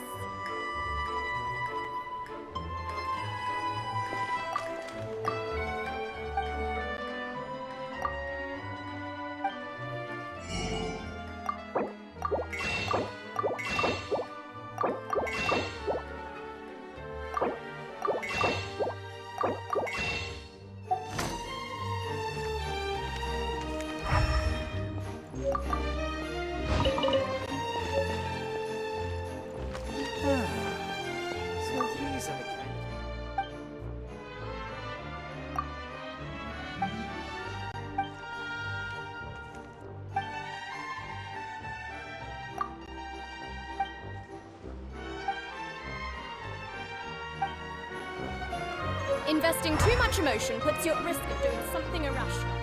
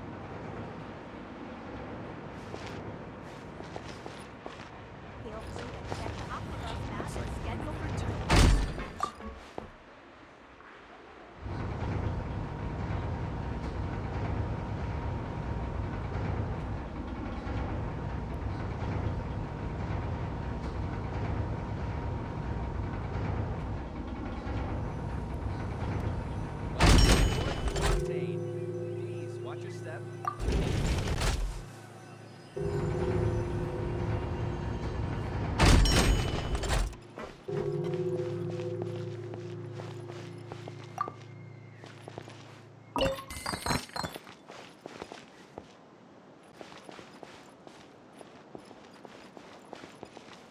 Welcome to the court of Fontaine.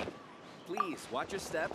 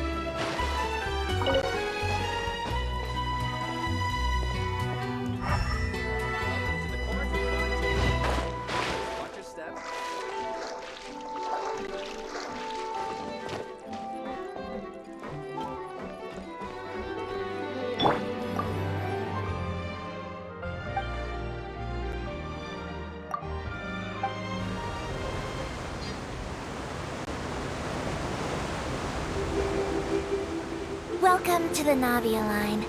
I am Elfan. The boat will be departing imminently. Please do not stick your head, hands, or other body parts outside the boat. The Aquabus operator is not responsible for any accidents or injuries resulting from doing so. Also, please remember to buy the Steambird, though I don't read it myself. The destination of the current tour is Erinias. Points of interest worth visiting include the Fountain of Lucine and the Opera Epiclese. If you look to the left in the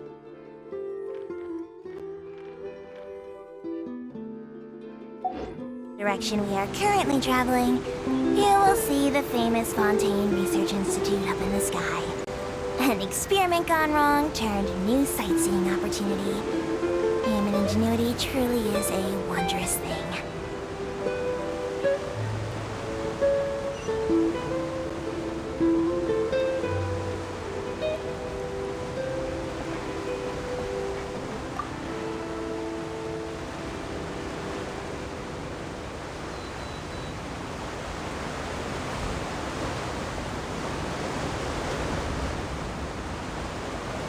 We are now approaching our final destination. Please be sure to bring all your personal belongings with you as you disembark. Even though I will take any forgotten items to the Lost and Found, the paperwork is rather annoying, as Melusine hands are not suitable for grasping pens. Please be careful when disembarking. It has been my honor to be your tour guide this trip. Thank you.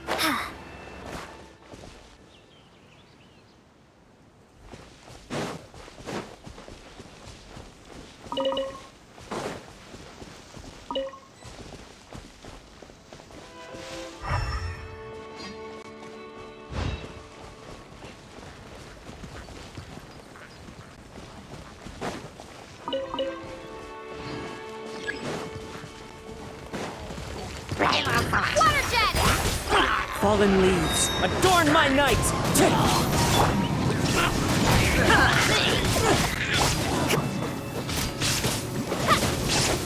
Water jet!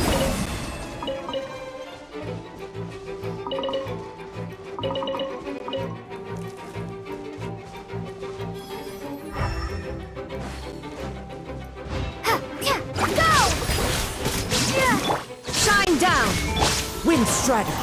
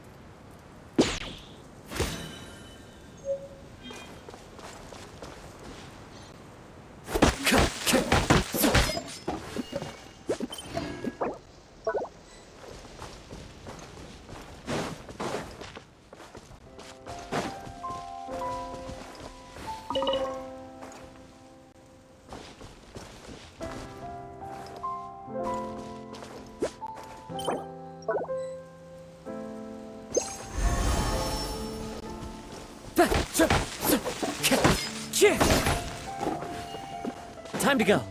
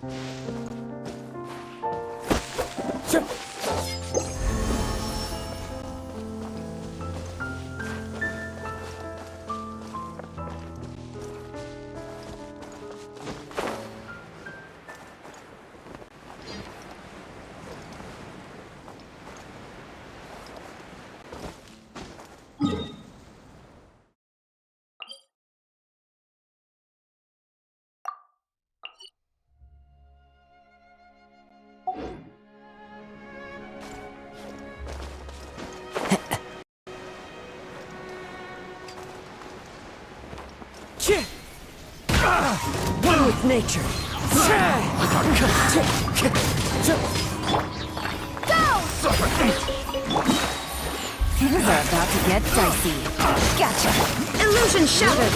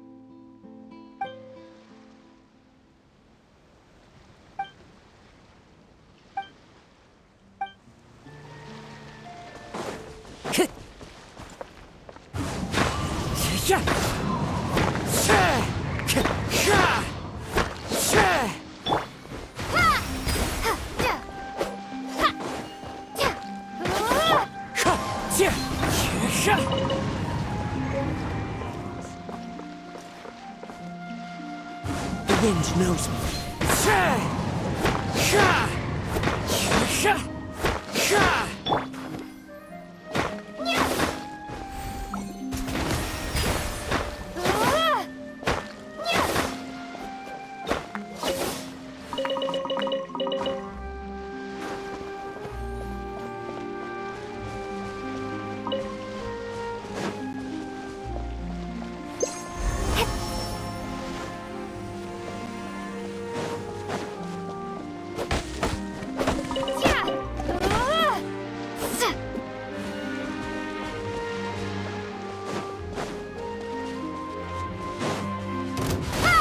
Wind strider.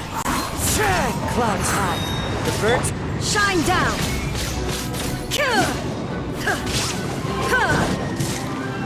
Inazuma shines eternal. Wipe out!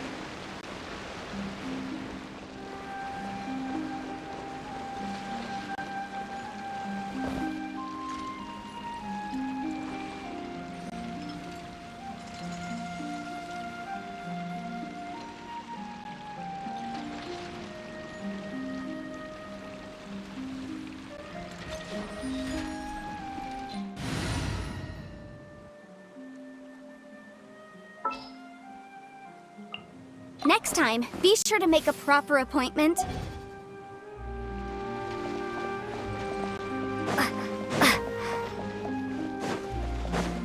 Go!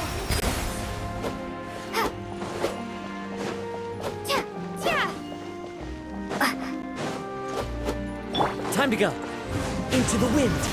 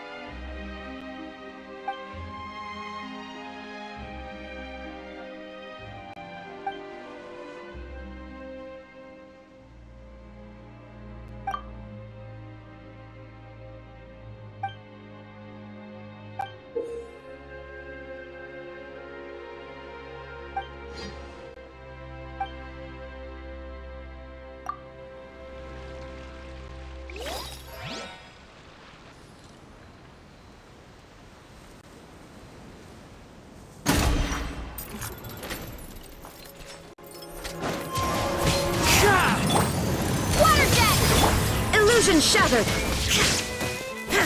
Wind strider! Incinerate!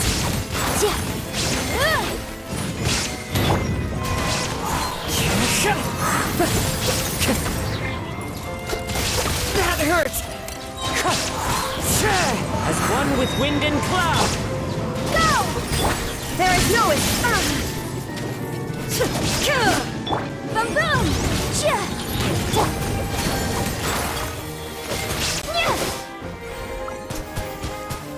Go! Incinerate!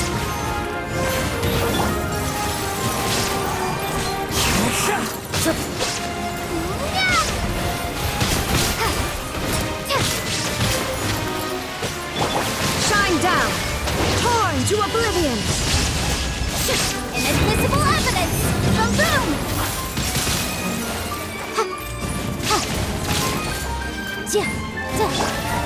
Illusion shattered! Elemental rain! A fleeting dream!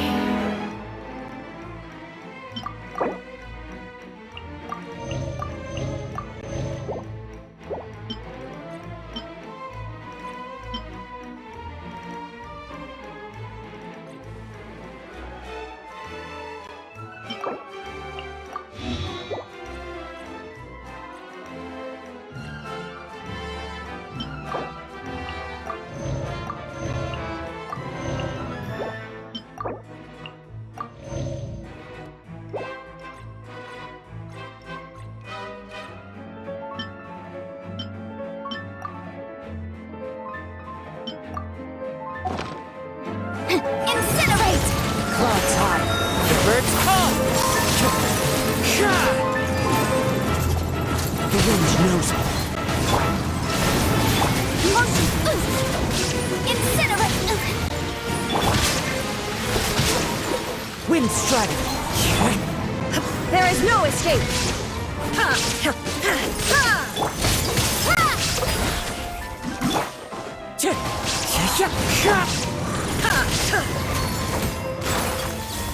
Illusion shattered!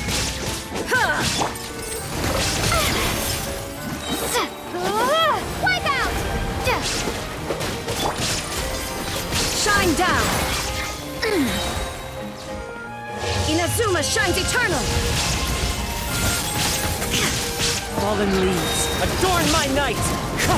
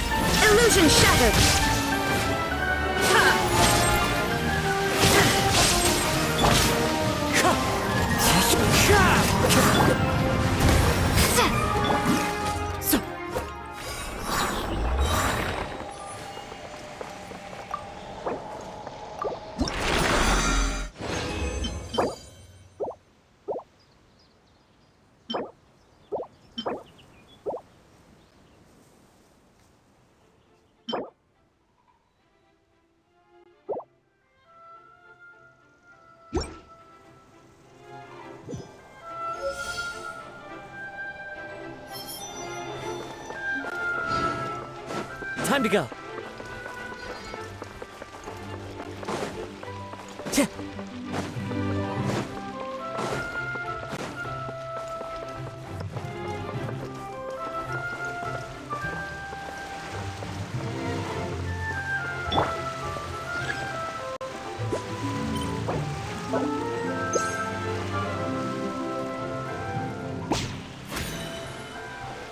Believe how much it's changed.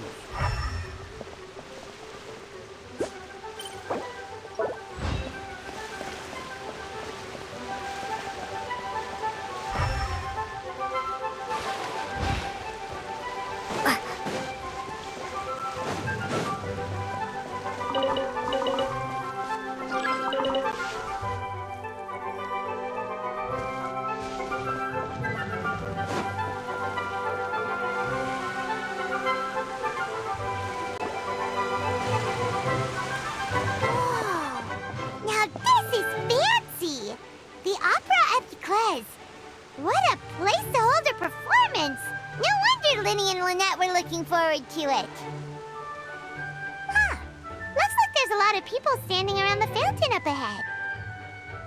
Oh, Archon, please bless us with a bright and healthy child.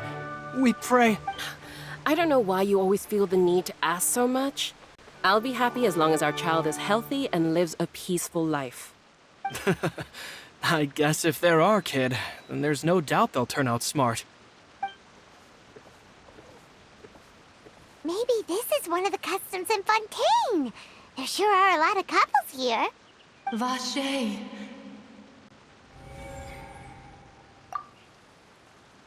What's wrong? Vache. Vache. No, Paimon didn't say anything. Welcome to the Fountain of Lucine. All the water flowing through Fontaine converges here. It's customary for newlyweds to come here and wish for children. Lynette! You scared Paimon! When did you get here? Lenny asked me to wait here for you, remember? Right. What do you mean? There are a lot of people here right now. Hey, you're not trying to scare Paimon, are you? Besides, it's the middle of the day. It's not the time for eerie things. I see. I might be able to tell you something that could help explain the voice you heard. In fact, you might not be imagining things at all. I suspect that what you heard is a result of your hypersensitivity to the hydro element. Others in my family have had similar experiences. It's because of her sensitivity to the hydro element? But what would hearing a voice have to do with elemental power? When do you cry, Paimon? Wait, what? What does that have to do with anything? Just answer me. When do you cry?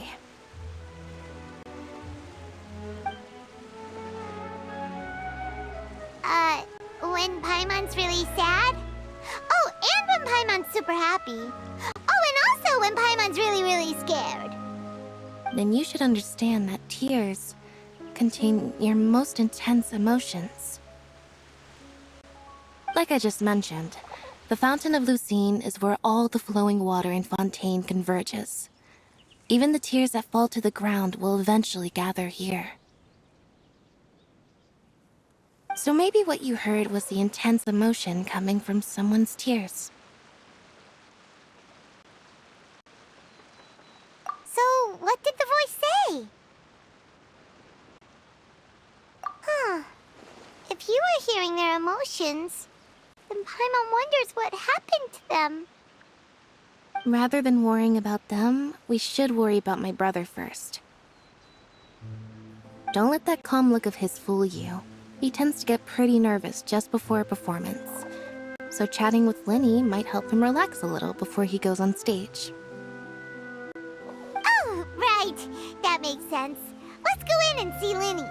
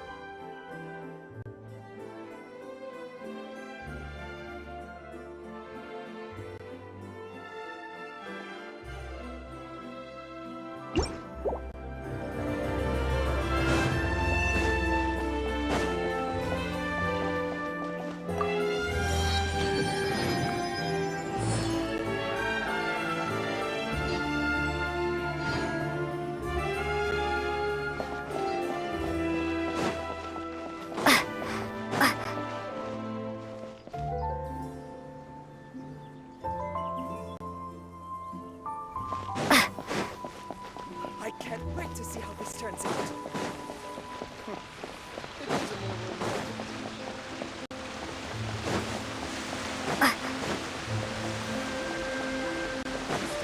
Not a big fan of opera.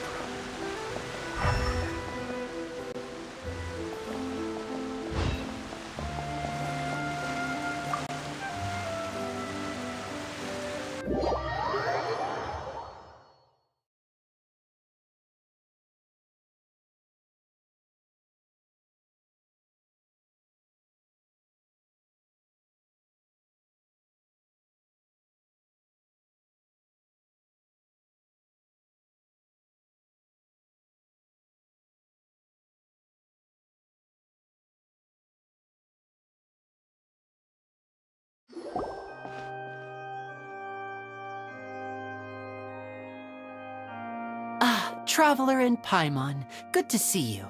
I knew you two would come. Are you kidding?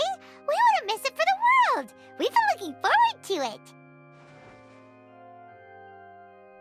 it. I can tell, judging by how early you've arrived. But you're actually right on time.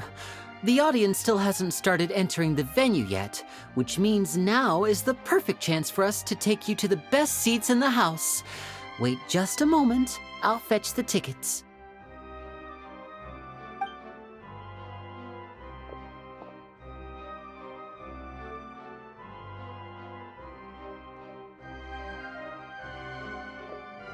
The Opera House has assigned seating, so you always have to make reservations. I've already reserved your seats, and here are your tickets. Ooh, front row seats! Thanks, Lenny! Don't mention it. There's no need to keep thanking me. Hey, Lenny! Could you come over here and take a look at this? Oh, I'll be right there. Seems there's an issue with the stage props over there. That's Cal, my assistant, calling me. I'll go lend him a hand.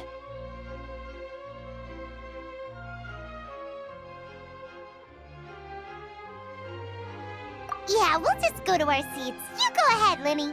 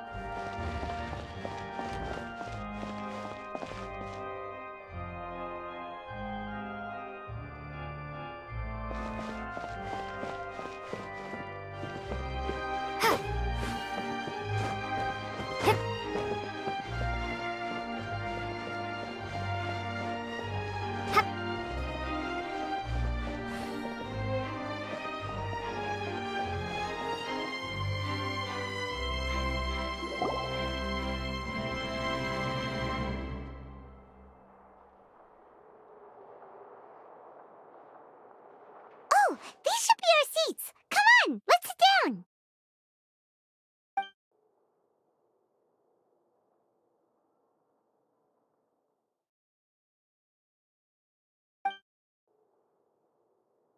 Uh... Uh...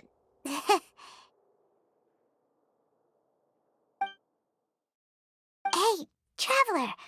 Maybe we should strike up a conversation with the person next to us. Since we're sitting together and the rest of the place is practically empty still, it's kinda awkward if we don't say anything. Ah, you little... Of course you put this on Paimon. Excuse me, I did not realize you felt awkward. I am terribly sorry. I would be perfectly happy to chat with you if that is what you would like. Oh, so you heard all of that, did ya? Boy, you sure have good ears. Paimon thought she was keeping her voice down. Wait, that's not it, Paimon's. Sorry. Paimon's the one who was being rude, talking under her breath like that. So, let's talk, but, what should we talk about?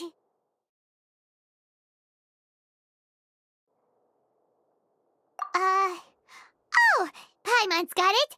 You're also here early and sitting in the front. Are you a friend of Linny's too? A friend, you say? Well, if Mr. Linney would like to be my friend, I would be more than happy to reciprocate. Oh, so you're not friends with Linny then? Oh, this is getting more awkward by the second. Paimon nearly forgot to make her introduction. Nice to meet you. Paimon is Paimon, and this is the Traveler. We just arrived in Fontaine. It is an honor to meet you two. I have heard of your deeds across Tevat. And as required by proper etiquette, I will also introduce myself. I am... Oh, Monsieur Nervillet! What an honor it is to have you here to see my show!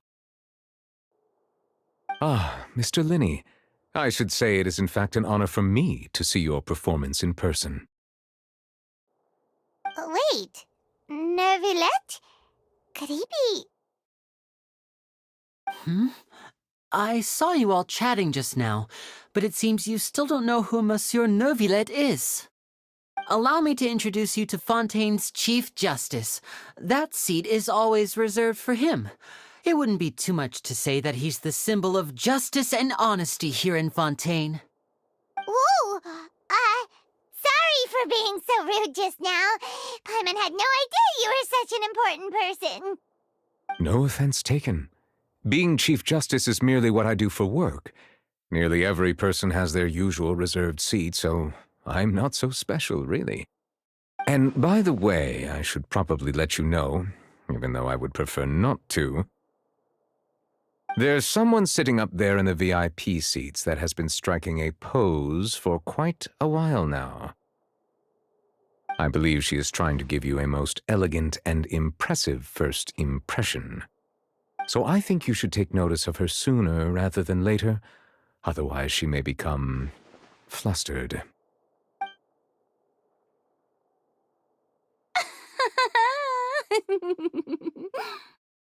Huh? Oh, it's Farina, the Hydro Archon.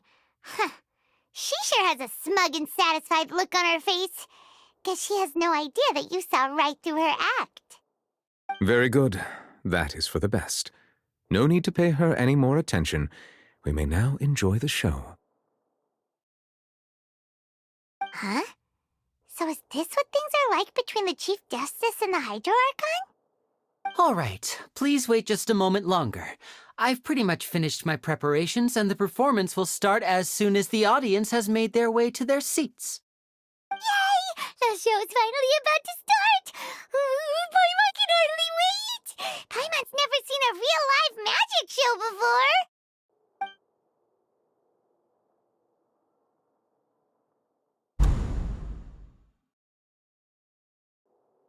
Ooh! They're dimming the lights! The show must be starting!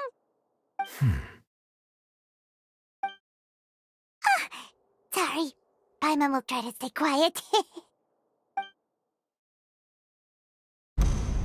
Welcome, one and all, to the Opera Epiclese. I am the star of today's show, Linny.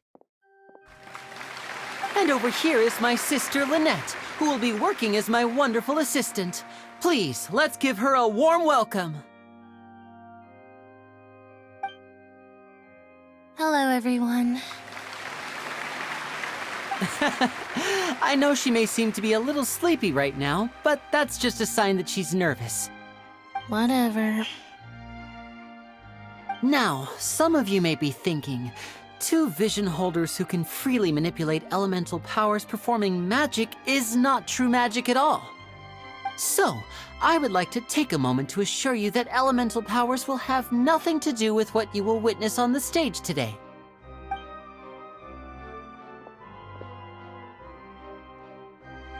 Both Lynette and myself have removed our visions for the show. That way, even the gods won't be able to help us. Oh, good point. That's what makes the show real magic. Now, without further ado, let the show begin. Lynette will now exit the stage to make some preparations. I know you might miss her, but don't worry. She'll be coming right back on stage momentarily. Perhaps in an unexpected way. I'm sure she'll be stealing the spotlight soon enough. Oh, and before I forget, there's one more thing I should say. You never know what can happen in the blink of an eye.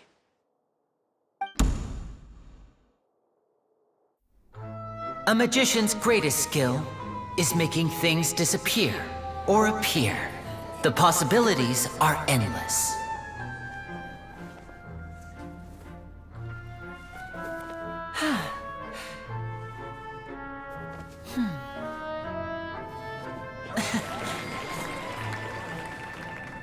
Huh?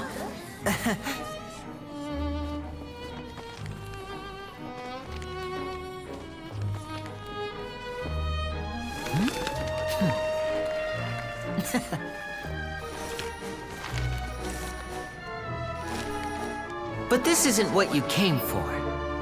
These little tricks, you've seen them all before.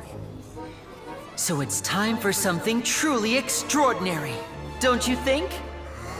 This one's a little tricky.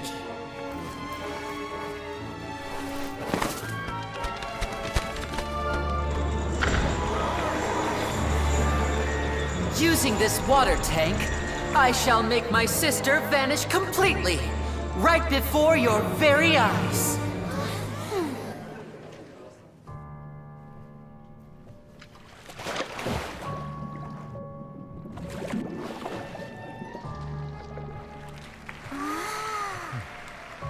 It's actually quite simple. She'll just turn into air bubbles and float right out of the top.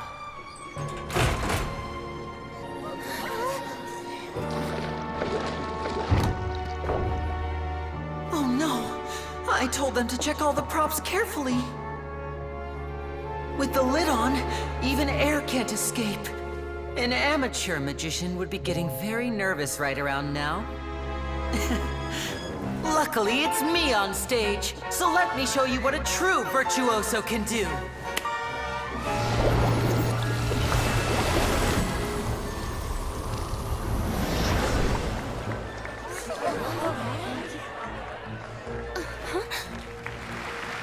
Lynette, are you still there? Don't go too far. We don't want to use up all our magic.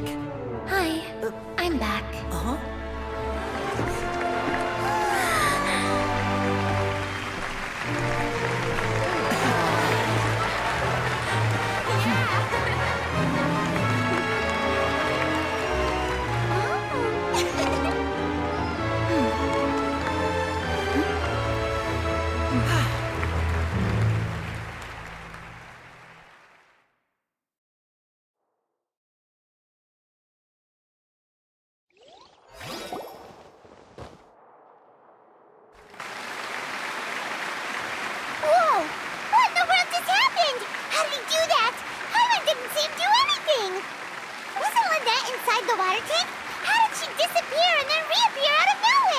If we could see easily through his tricks, then that would mean that his skills are still lacking.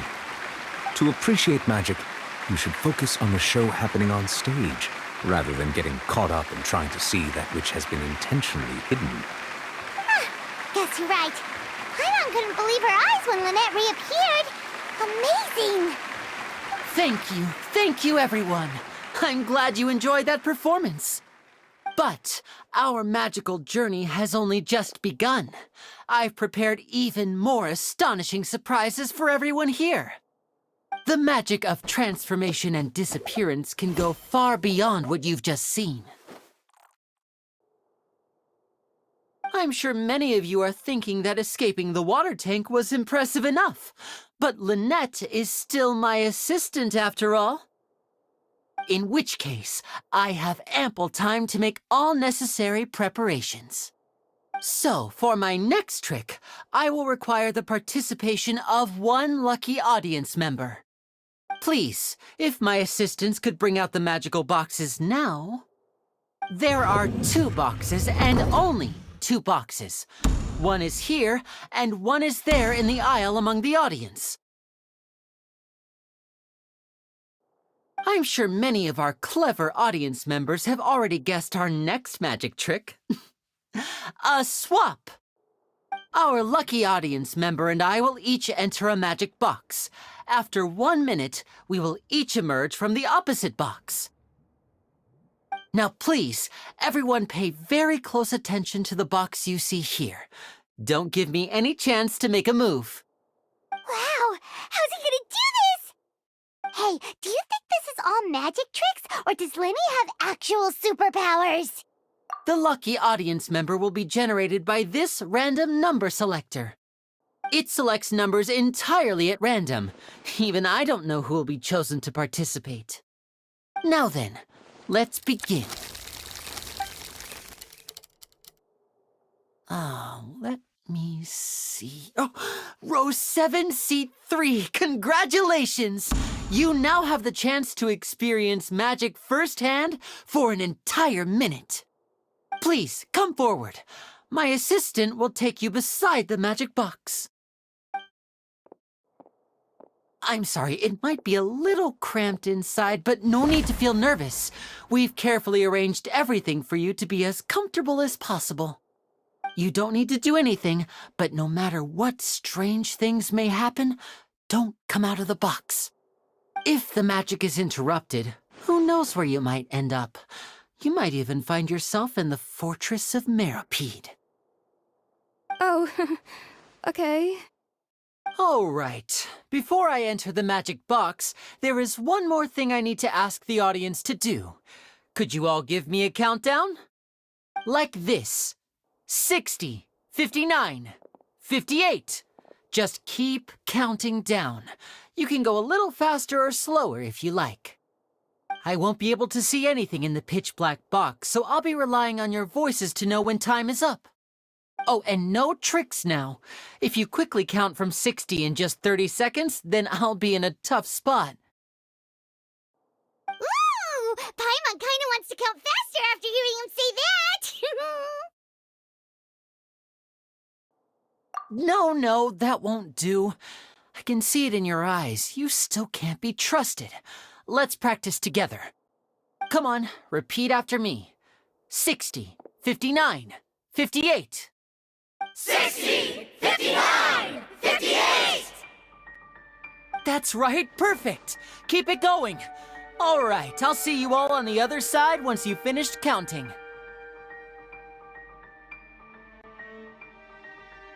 54, 53, 52? Huh? Why aren't you counting, Nervalet? I am counting in my head. I think things are exciting enough in here as it is. Merely a consequence of my identity and personality. Do not worry about me. Just enjoy the show. Oh, all right. You look so serious that Paimon thought you might be feeling uncomfortable or something. 40, 39, 38!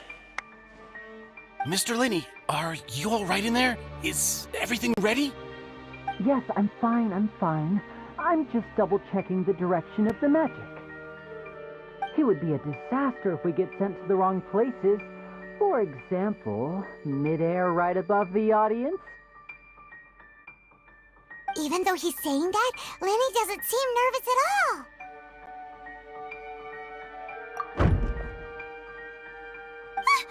What was that noise? Did you hear it too? Not sure. Anyway, it doesn't seem like anyone's worried about it.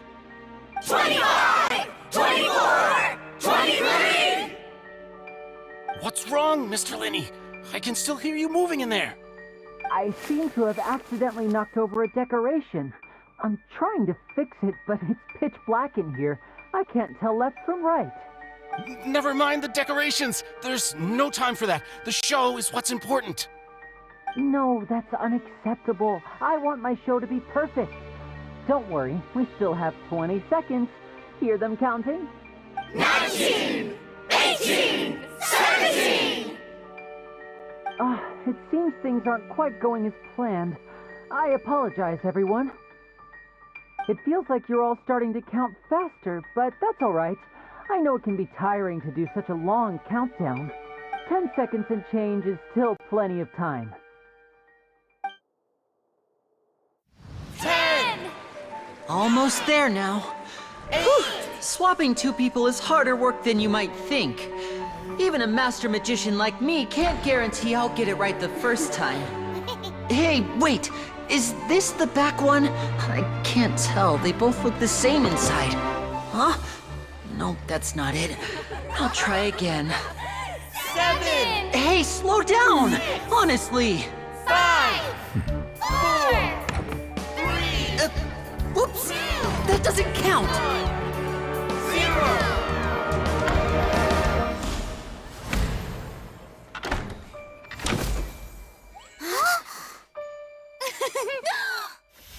Ta-da!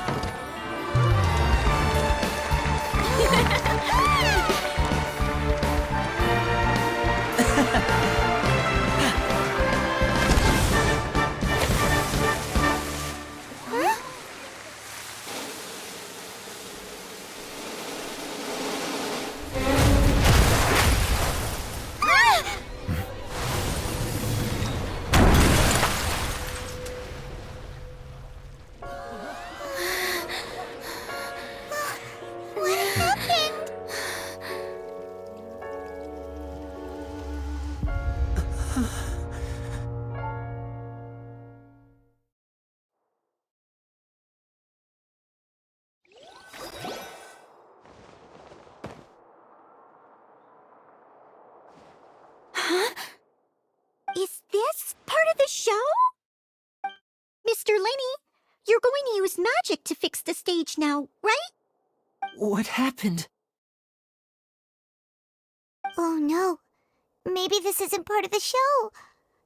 The girl was still in that box, right? This performance is over. Medical staff with me. Guards, secure the scene and detain all the performers. Seal the exits. No one is allowed in or out at this time. Yes, that's right. If this was just an accident, then we must investigate the cause. But if this was all part of some scheme, then those accountable will not escape the judgment of the God of Justice!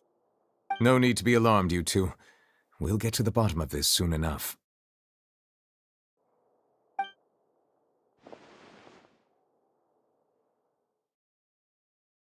Unfortunately, the person who is in the magic box has been pronounced dead. His name was Cowell, one of the assistants in Linny's magic troupe. Apparently, the fireworks on stage ignited the ropes that were suspending the water tank, which then caused the tank to fall onto the stage. As of now, we are still not sure why we found Cowell in the box, rather than the guest from the audience. And after an initial search of the area, the guards have confirmed that the girl is nowhere to be found. It appears that this incident was not merely some mishap with the performance.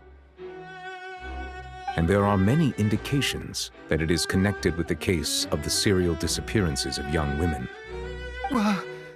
The serial disappearances case? That's the case that Charlotte mentioned before! I know the truth. I can see through the whole thing. Really, using such a shallow and obvious mystery as his finale. Did he really underestimate us that badly?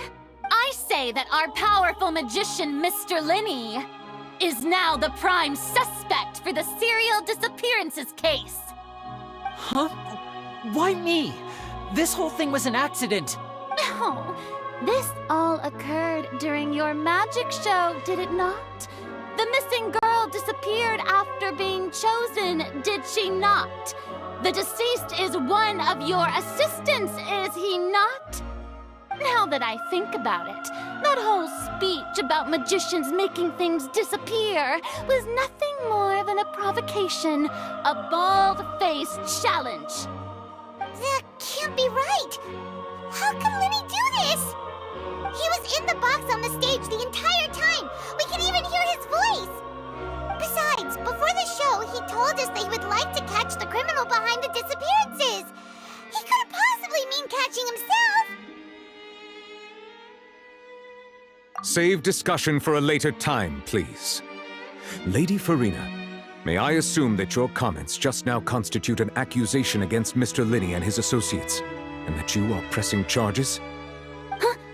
I just think that he... Well, think it might be a little early to talk about formally pressing charges. But what Lady Farina said just now makes perfect sense. Looks like she's gonna personally deliver justice. A kidnapping and murder carried out under the cover of a magic show. Lady Farina said it all. I mean, of course, my dear people. But what excites me even more than the obvious truth before our eyes is the opponent I'll be facing. That's right. I mean you, Traveler.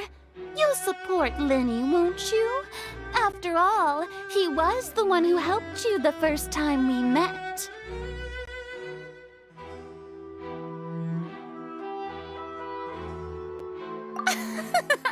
Then there's no problem at all.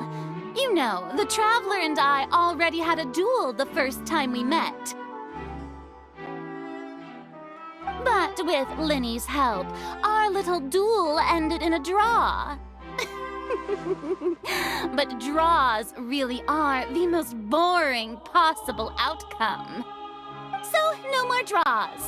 Between the two of us, there must be a clear winner and loser. And what better place to hold such a riveting showdown and decide the true victor than here, on the grandest of stages, the Opera Epiclese. Huh. It wasn't a draw. She obviously lost last time. I understand. Charges have now been pressed, and as such, a trial is in order. Well, Traveler, seems Lady Farina has set you in her sights.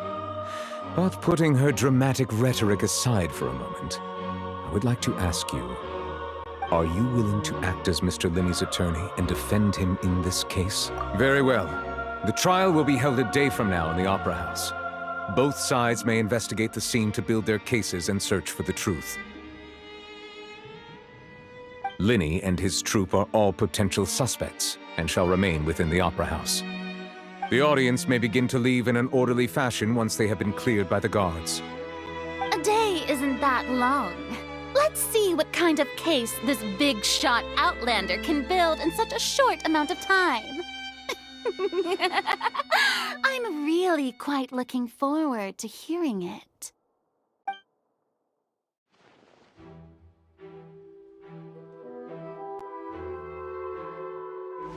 Lenny!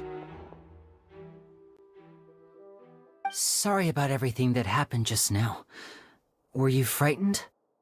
Of course! Who wouldn't be scared after witnessing an accident like that? Yeah, I'm a little shaken up myself. How could this happen? And poor Cal. I know you already claimed that you would defend me, but now it's just us talking. Tell me, do you think I could possibly be the murderer? I understand.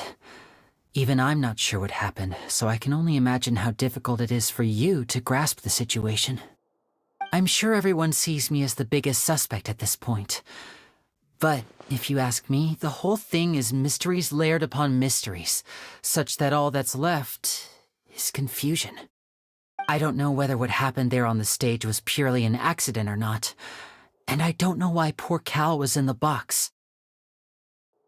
As for how that girl chosen from the audience could suddenly disappear, I'm afraid I don't have any answers either. If someone tampered with my performance, then we need to figure out what they did.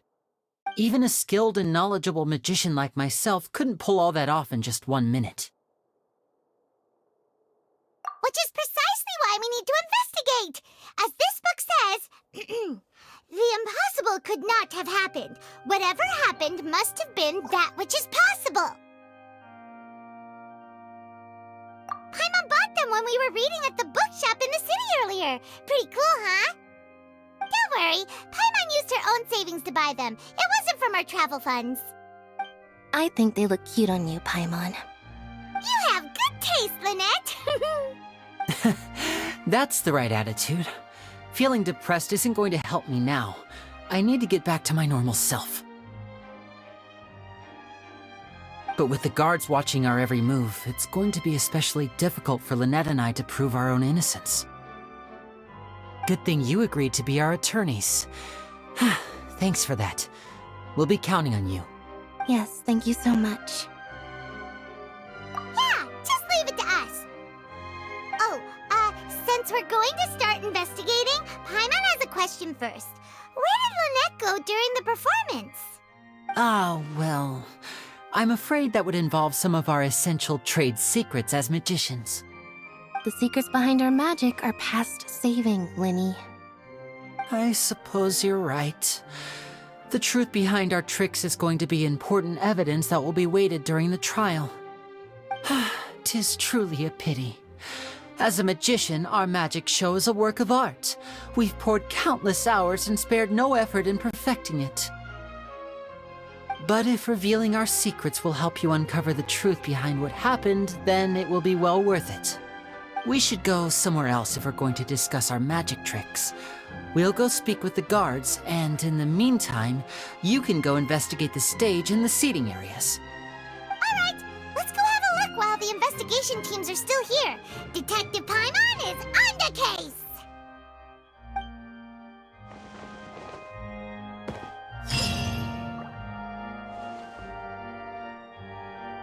Hello, officer. How's the investigation going? Ah, I see. You must be the traveler that Lady Farina mentioned. Listen, I'll be perfectly honest with you. I'd avoid getting mixed up in this whirlpool of a mess if I were you. Huh?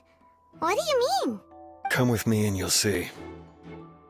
The deceased is one of Linny's assistants, named Cal. Even though he hadn't joined the troupe long, he was hardworking and everyone generally liked him. The assistants are usually in charge of setting up and inspecting the props, as well as assisting with the show and keeping the crowd engaged. As you probably saw when you were in the audience, the water tank suddenly fell and smashed the box with Cowl inside it. This is the real mystery. We've already searched the scene and were unable to find any traces of the girl. However, if you look carefully, the box was positioned directly under the water tank. The ropes holding the tank were then burned by the pyrotechnics on stage, causing them to snap. All these factors lining up so perfectly makes it hard to see this as a mere accident. If anything, the more logical explanation is that the whole incident was intentionally planned, and Linny is the most likely person to have access to all these areas. But he doesn't have a motive! Are you both good friends of his? Well, you can't say we're good friends, but we've known each other for a little while. So in just a short time, he was not only able to win your trust, but even convince you to act as his attorneys. I know there's no such thing as magic. The real trick of a magician is holding the audience in the palm of their hand. I've seen a lot of cases, and I can tell you that people are the least reliable kind of evidence. Sorry, I tend to be pretty straightforward. Just know that I'm warning you for your own good. Anyway, you may investigate the scene of the crime yourselves if you're curious. Who knows, maybe you'll be able to come up with some new evidence.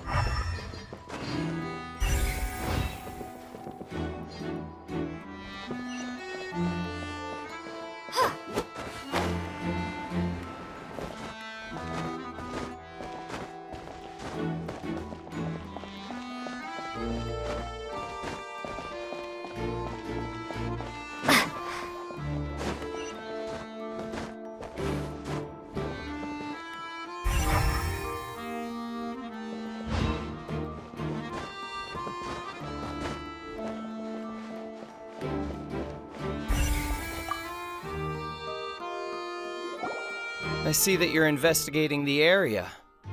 Well, it just so happens that I'm interested too. If you find any new and interesting leads, be sure to share them with me, alright? We don't have too many thoughts yet. Then why don't I tell you my hypothesis first? The way I see it. And I'll start it with that loud thud. The thud? Oh, you mean the sound that happened during the countdown? Yes, exactly. It wasn't terribly loud, but I suspect that most people heard it. It's just that everyone was awaiting the results of Linny's trick with bated breath, so no one paid it much mind. But now that the incident has happened, the thud has become an important clue. That makes sense. So, what do you make of it? I'm of the opinion that it may have been the sound of Linny's accomplice. Lynette, perhaps.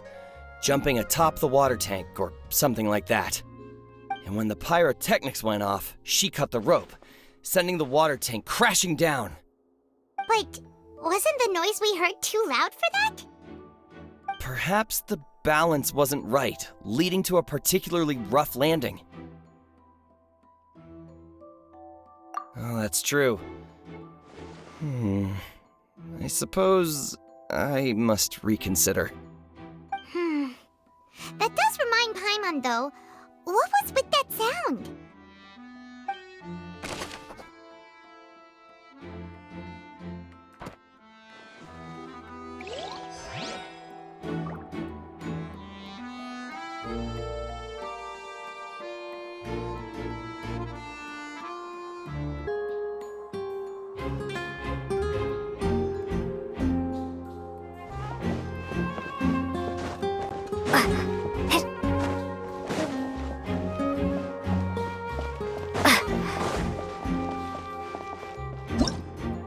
Whoever the murderer was, why would it be hit?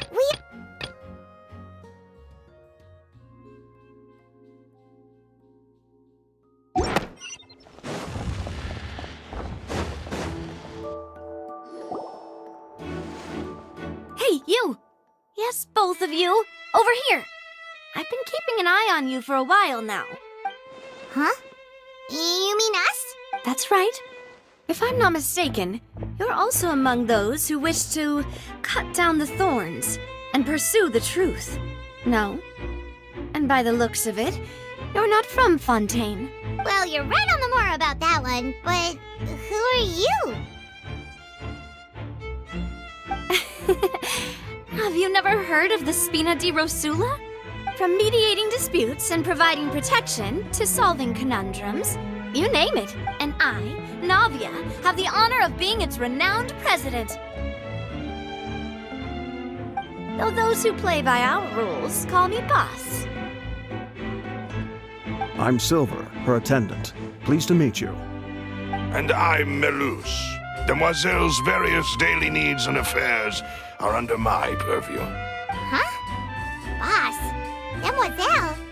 What gives with the names? Well, I am the second generation president. Melus and the others are still used to my previous title. My apologies, Demoiselle. Should you prefer, boss, I will endeavor to use that instead. No need. You don't have to call me boss. Just Navia is fine. Okay, if you say so. Not that we're members of Spina di Rosula anyway. All merely trifling details. Never mind. Now, back to the situation at hand. That's right.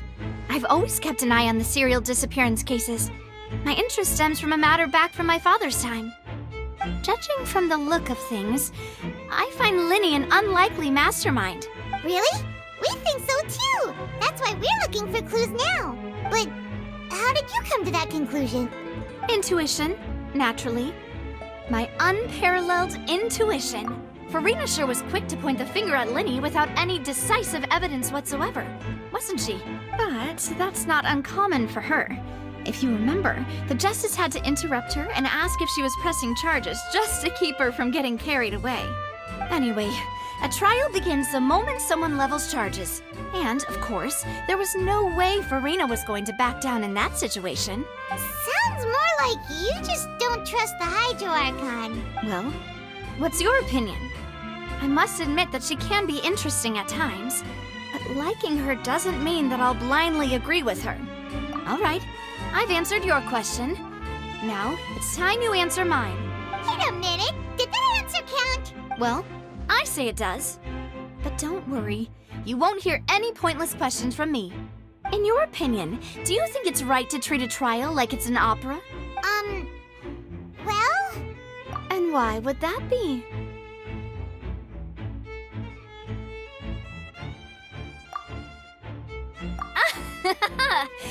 See, Silver and Maloose? I told you they'd be different.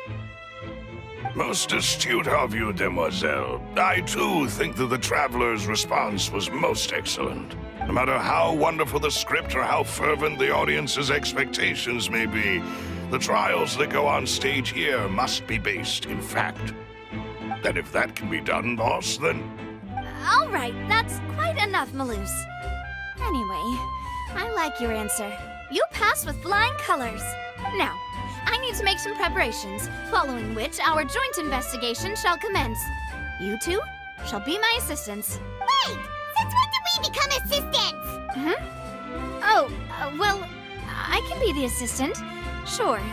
Or your companion, if you like. I'm really not that fussy. That's more like it. Far be it from me to brag, but I believe that Demoiselle's intuition will be instrumental in uncovering the truth.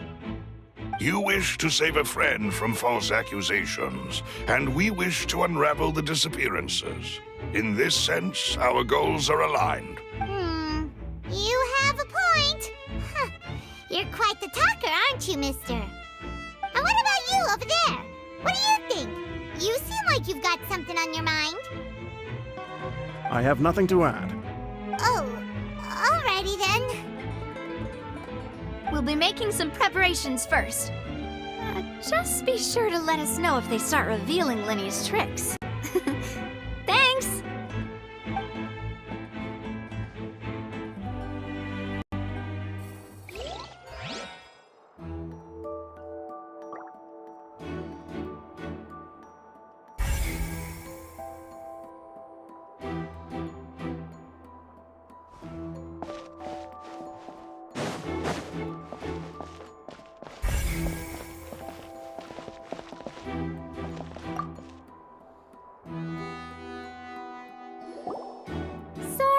But no one can freely enter or exit the Opera House at the moment.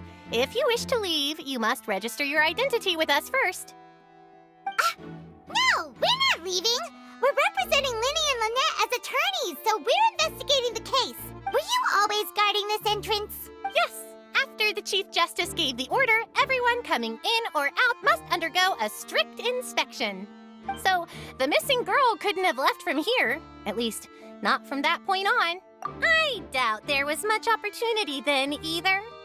How can you be so sure, Well, because I was in charge of security near the entrance at that time.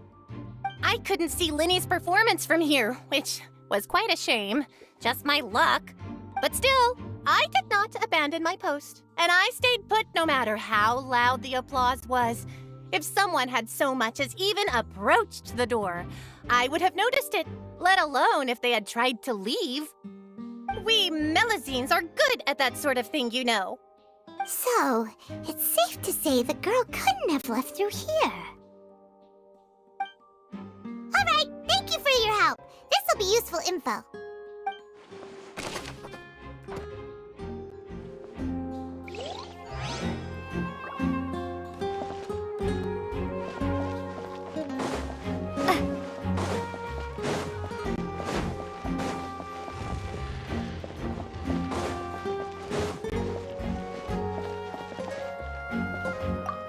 Lenny's still talking to the guards. I think someone will be assigned to monitor us later, but...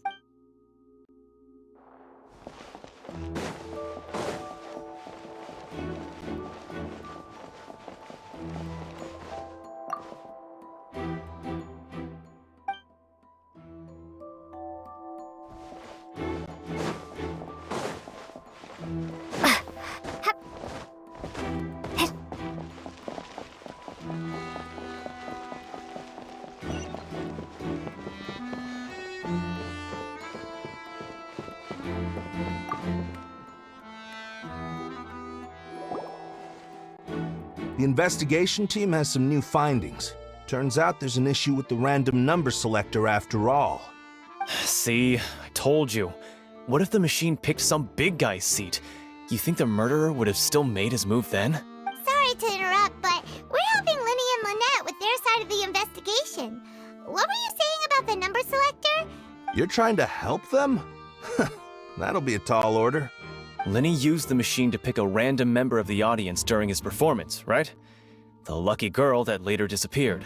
Well, we thought there might be a serious problem with the machine, so we had it taken away for further inspection.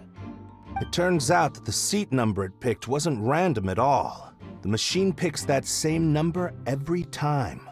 I'm sure you already know that you have to make a reservation in advance to get a seat, regardless of whether it's a trial or some performance. In other words, Linny knew who would be sitting where from the very beginning. That much checks out. Linny reserved our seats for us, too. Bet you see why I was saying it'd be tough to make a case for Linny. Even though it's bad for Linny's case, Paimon had better write it down.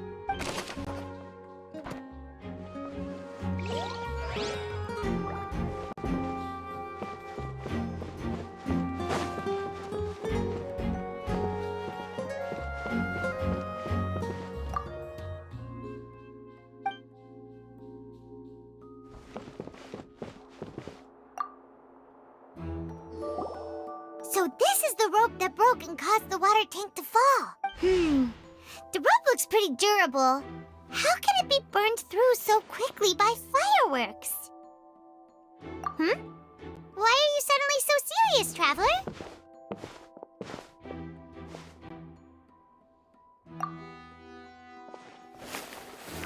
Whoa. Look! This bit is made from different material! Most of it was burned away, but there's still a little bit of it left. So if a rope meant to hold something was made with that kind of material in it, then that means... Wait! Paimon should write all this down! Let's take notes!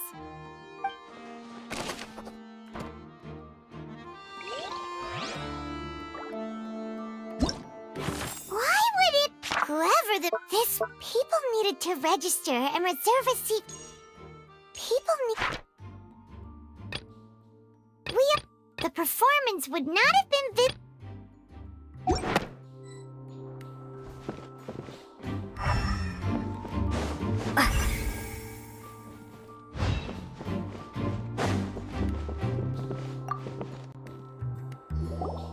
Hello there!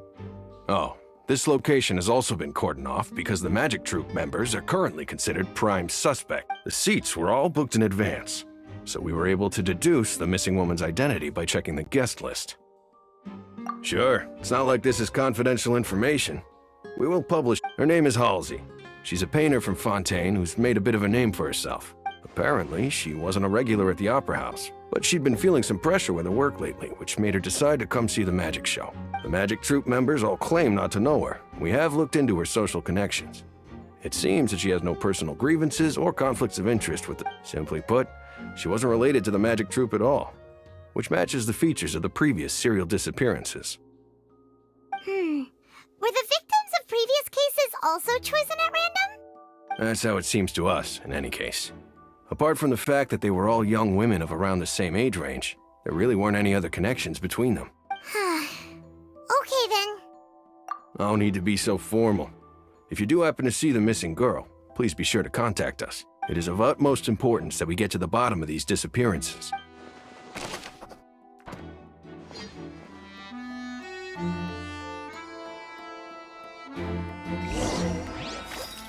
We checked everything of note here at the performance venue.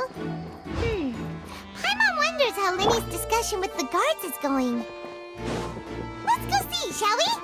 Ooh, things are getting interesting, huh? We're about to see how magic is made.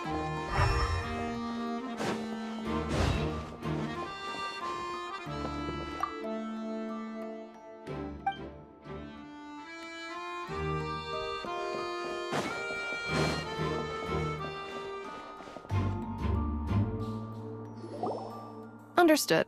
Then I will be going with you. Just so you're aware, I will be monitoring your actions and making notes as necessary. Very good. Thanks for being so agreeable. I'd pull a rose out of my hat as a gift for you if I could. You may spare the pleasantries. I'm just doing my job. You've arrived. Who's this? Me? I'm Spina di Rosula's guardian angel. If you've got a problem, I've got the firepower. Sorry, I got a little carried away there. Call me Navia. I'm a partner of theirs, and will be helping investigate this whole situation. And these are my companions. Would you mind if they join as well? Fine by me. Oh, new helpers? I would be most grateful. Well, let's just say we're tagging along. It's not every day you get to see the secrets behind magic performed on such a large scale. I appreciate your kind interest. Come with me. We'll be heading below stage.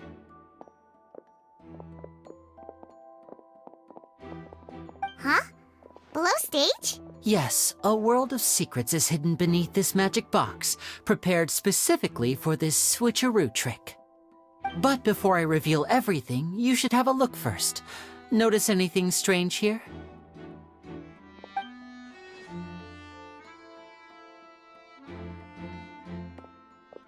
I'm not trying to be dramatic. Remembering the details of a trick will help you understand the methods used to perform it more easily. Huh. Weren't there balloons and other decorations here? Where did all that go? Ah, good eye. That said, you're still far from discovering the answer. The back? You mean the inside of the door? What's different about it? Paimon didn't notice anything. Very good indeed. I thought you might not be able to catch that, given that you were sitting in the first row. The back of this door was patterned. Those patterns are now gone, replaced by a smooth wooden board. So, if you put 2 and 2 together, what do you get? Exactly. All right, let's go. I'll tell you how it works as we head down.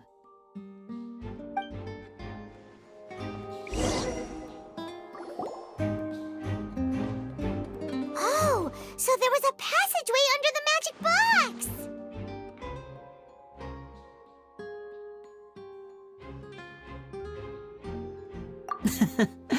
I knew you'd figure out most of it as soon as you saw this place. The 2 magic boxes are positioned right above the 2 entrances of the tunnel. See this flatbed trolley?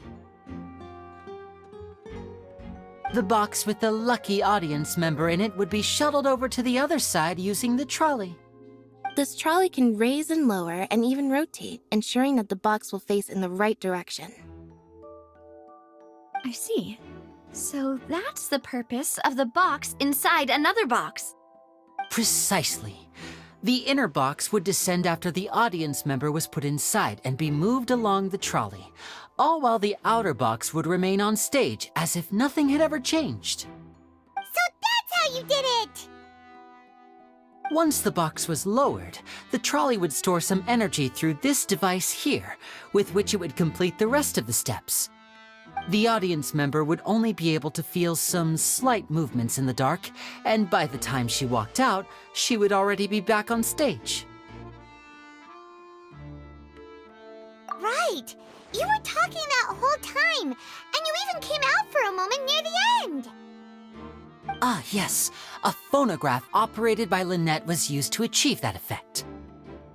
My assistant and I had already scripted our conversation beforehand. When the countdown began, I had already gone to the opposite box via a tunnel using that ladder. And what about Lynette? Where was she? I was in the mezzanine space in the back of the box. Oh, interesting! That's how we were able to coordinate Linny's lines with the assistant. And, by the way, I was the one who walked out of the box at the end. I mean, we are twins. All it takes is a change of clothes and no one can tell who's who. And that's my favorite part of this trick. Only Lynette and I can perform it. So that's how it all worked! Wow! every detail you revealed was more amazing than the last! Lynette would briefly walk out of the box and then go back in, jumping into the tunnel and escaping before the box on the trolley could finish ascending. And then I walk out of the other box in the audience area, and the trick would be complete. The operative word here being would. But as you saw, Cal was in the box, not our audience member. She, on the other hand, mysteriously vanished. We really don't know how that happened. If not for that interlude, this would have been an astonishing trick. I probably never would have figured out how you pulled it off. And yet, to think that someone was able to use this magic trick to commit a crime. Could we have a look around? I think we can come up with some more leads. This is the scene of the crime, so Linny and Lynette are not permitted to stay here. I'll escort them back up. Yes, of course. No need to be so strict now. I won't disappear into thin air, you know. Thanks, everyone. We're counting on you.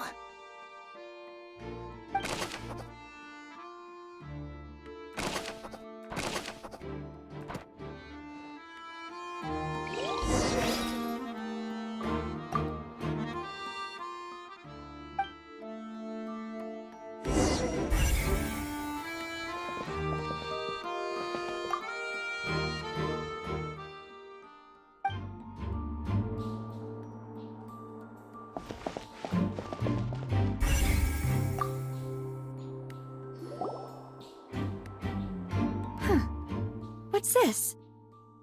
Looks like a hook tied to the end of a rope. Huh? There's all kinds of odds and ends here. Perhaps it was a prop for a different trick. But why would it have been left here? Whatever it is, let's make a note of it first.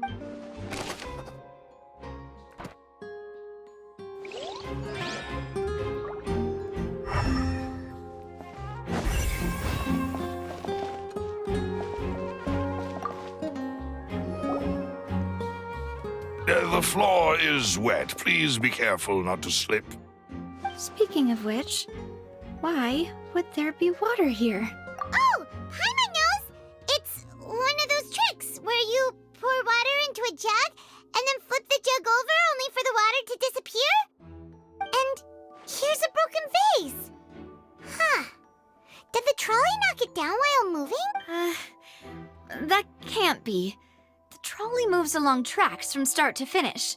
It couldn't have hit the vase at this distance. Let's note this down too and think about it later.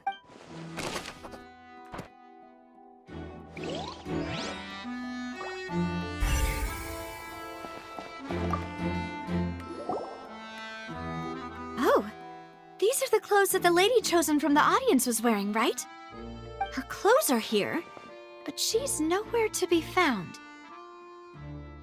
Right. And do you really need to do that if you're kidnapping them? Ugh, this is so confusing.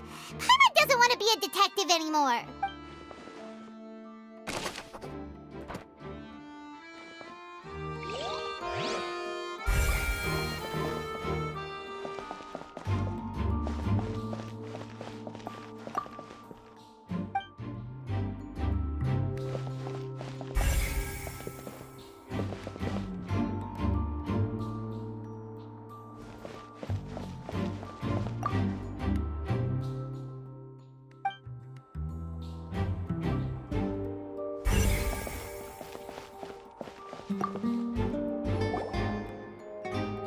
What is this place?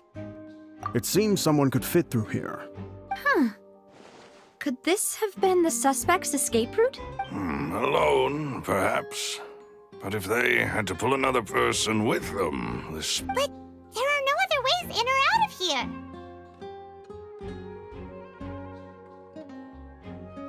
Oh, you're right! Let Paimon write that down.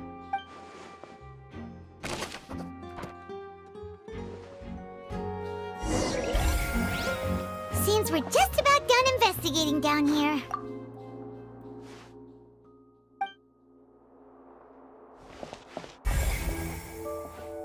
Yes. Let's head back up.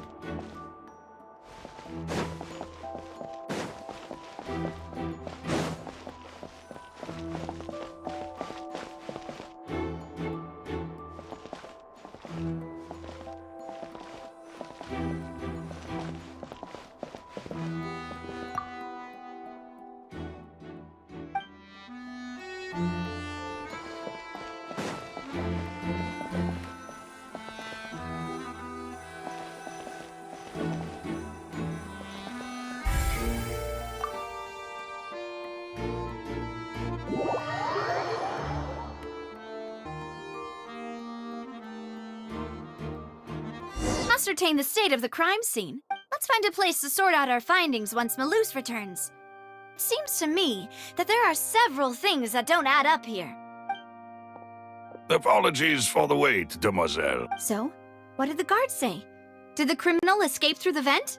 They believe the odds of that are very low, since the vent leads to the Opera House's basement. The guards have checked the area carefully. No one left through the basement during the performance or after the incident, and no one was found hiding there. So the tunnels become like a secret chamber then! You know, like the kind you usually see in novels! The plot thickens. Halsey's disappearance and Cowell's death are both quite inexplicable. No wonder Farina was so confident in her accusation. All the current evidence points toward Linny and Lynette. In other words, the charges are very likely to be upheld unless we make some considerable progress. Charges and then trial. So if the charges are upheld, they'll announce a sentence? That's right. This is how a trial goes in the Opera House. During the proceedings, the Chief Justice and the Oratrice will hear statements from both sides. That's right. This is how indemnitium is produced.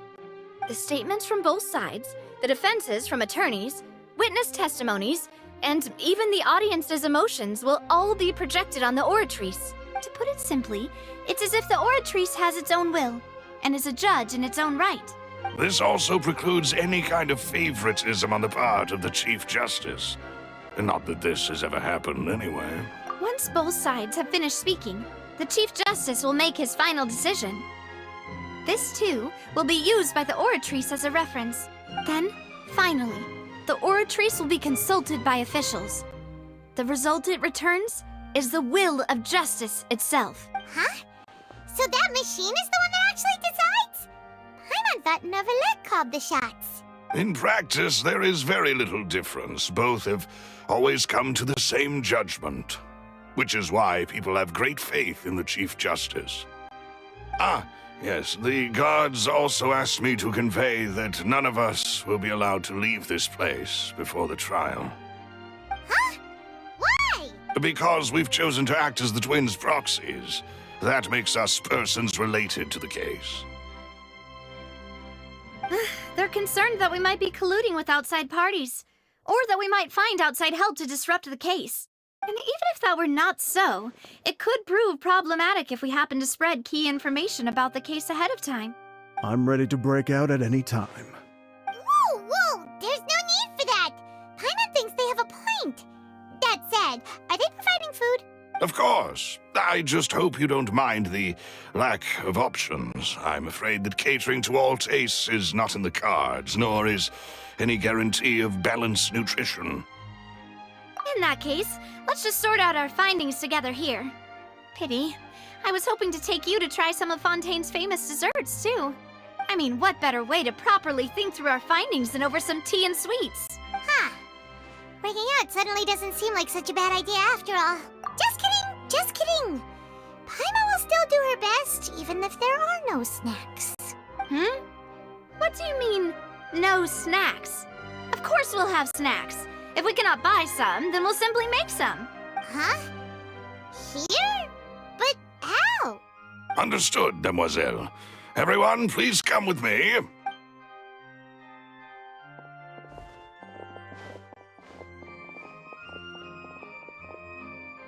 Wait, you're carrying a portable stove with you? Yes, I must be prepared to meet the demoiselle's baking needs whenever the fancy strikes her. I have eggs, sugar, and almonds at the ready.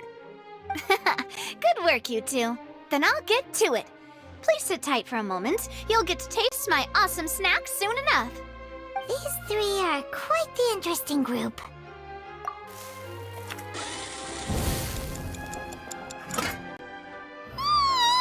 And Paimon thought it smelled good while it was still in the oven!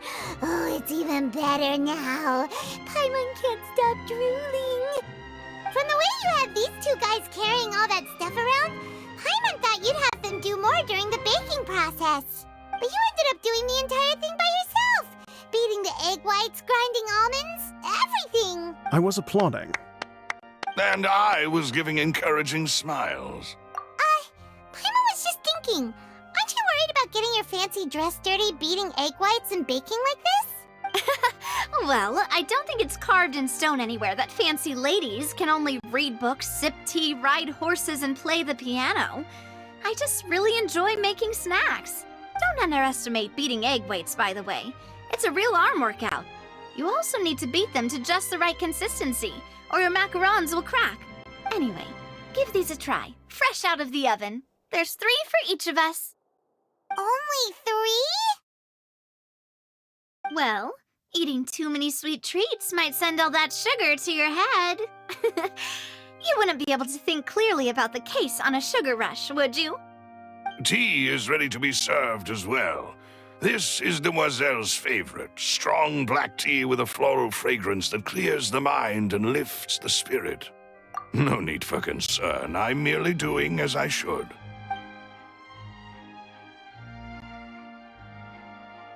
All right then. Down to business. As Paimon mentioned previously, the tunnel seems to be something of a secret chamber. However, we can assume that Linny and Lynette were not alone within it. Some criminal also occupied its sealed confines. The magician twins could have committed the crimes, of course, but they lack any logical motive. Exactly! Why would they do such a thing right when everyone was watching? The flower vase and the thud we heard during the performance could indicate some altercation between Halsey and the criminal in the tunnel, resulting in the shattering of the vase, the discarding of her clothes, and her abduction. Perhaps the criminal thought that since she was chosen from the crowd, she would be too easy to identify if she was still wearing the same clothes. Paimon thinks that makes sense, but the real trouble is... True. None of the clues we found thus far support the existence of this third person. But the only people left to consider are both technically victims, whether it's the missing girl, Halsey, or poor Cowl. Huh. Could Halsey have secretly made modifications to the magic props in order to murder Cowl before making her escape? That's right. And even if she had tampered with the setup, she would need to understand the entire trick to pull it off. Nor does she have any motive. The guard said that she has never had any dealings with the magic troop's members. Were we not thorough enough in our search? From the sound of things, this is turning into an impossible case. Your macarons are amazing though, Navia. They smell great! They're nice and crisp and super sweet! They are my specialty after all. And I see you've already had 5 of them. What? 5? Oh, that can't be right. Paimon only counted 3, honest! Please don't worry about it. At my age, a few less sweets might actually be a good thing. No. Being greedy is one thing, but Paimon knows how to count. Besides, Paimon knows that if she ate too many, then others wouldn't have enough.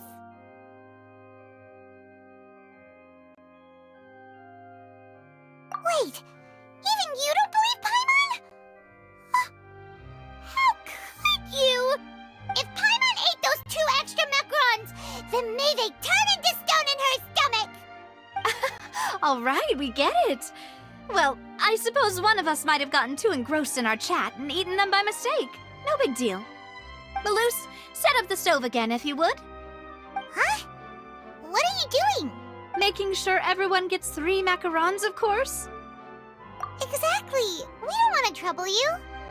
As you wish, Demoiselle. And I have the egg, sugar, and almonds. Well, this really is your hobby, huh?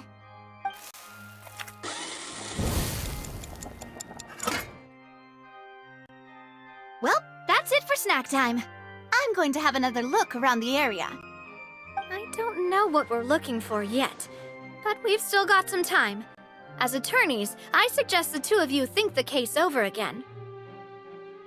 It would be awkward if you got all tongue-tied on stage during the trial. All right, thanks for your help, and for the snacks. It was nothing. A small task for the Spina di Rosula. Silver, Maloose, it's time to go. I'll be back if I find anything new.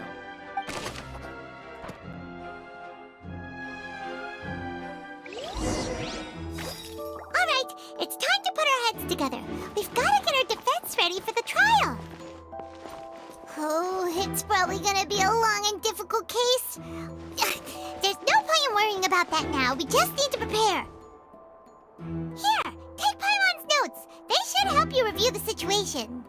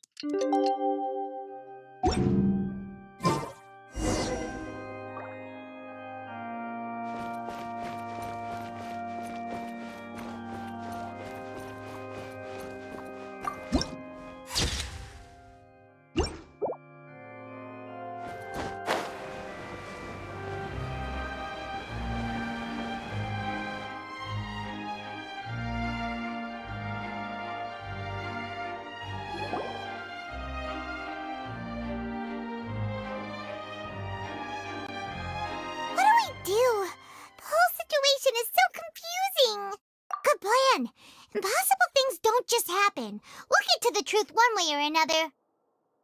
Just relax. Even if everyone else suspects Lenny and Lynette, at least we will be supporting them from the stands. Besides, I doubt Farina understands any more about what happened than we do.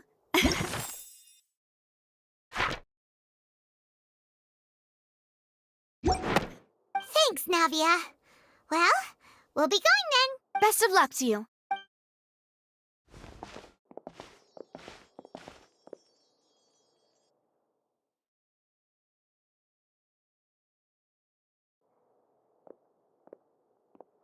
Ah, finally, you're back. Well, how did your investigation go? To be honest, you might be disappointed. No. We're already very grateful that you were willing to help.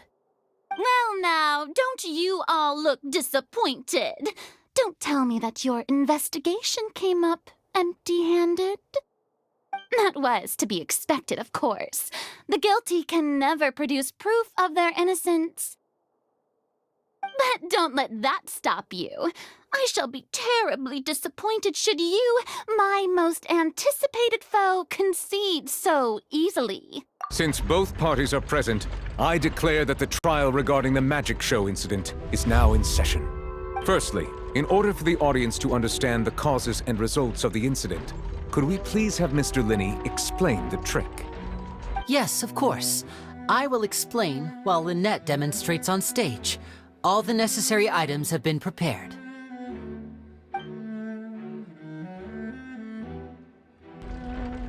Thank you, Mr. Linney. In that case, I take your statement to be that you ran to and remained hidden within the magic box in the audience stands once the trick began, and thus could not have committed the crime. Is this correct? Yes, that's correct, Your Honor. In that case, I call upon the prosecution. Lady Farina, do you wish to refute his statement in any way? Why, of course I do. Allow me to take the first shot and break this case wide open. Mr. Linney is clearly lying. There is no way you could have been in the box the whole time if you were to abduct Halsey and murder Cowell. In fact, I'd say you were hardly in that tunnel at all. That is simply your hypothesis based on the presumption that I'm guilty. Oh, is that so? And if I may ask, what did you hear while you were inside your box? The roaring countdown of the crowd, of course. That's how I kept track of the time and built anticipation for the finale. And you didn't hear anything else at all? Nothing that might leave an impression of any kind? No, nothing. I see. But when the count reached 30 seconds or so, there was a thud. One so loud that I believe practically everyone heard it. Huh? Hey, hang on. Something's not right here. Yeah, I'm sure he could have heard a noise that loud from inside the box. I was right by the box, and I definitely heard the thud. Look at those scales. Could those mean... Well then, ladies and gentlemen, allow me to use the words of the magician himself. You never know what can happen in the blink of an eye. Indeed, it seems his alibi can also collapse in the blink of an eye. Of course, I have armed myself to do far more than smash your alibi. Confidence cannot go unfounded, and my foundations are rock solid. Tell me, aren't you and Lynette actually from the House of the Hearth? The House of the Hearth?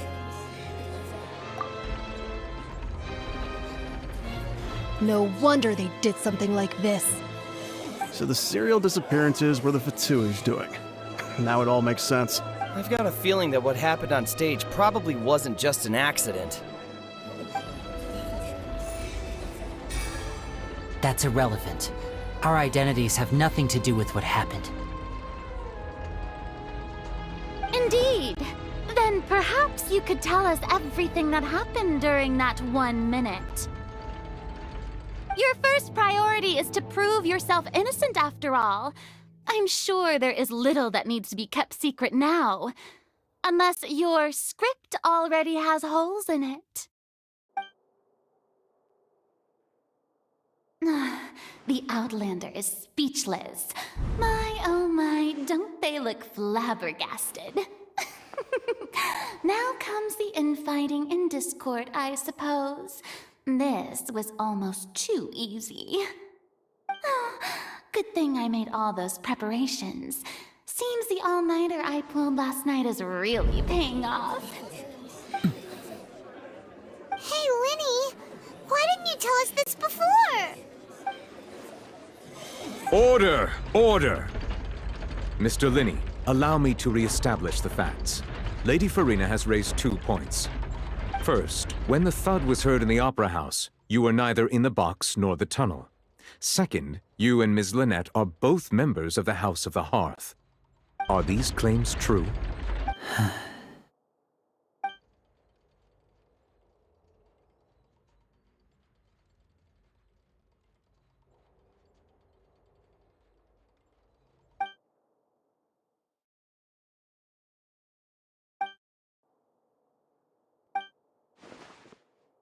Please answer my question, Mr. Linney.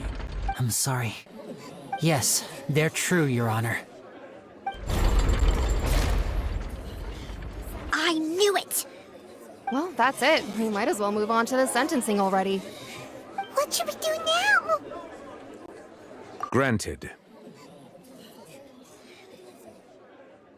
In that case, what is your request?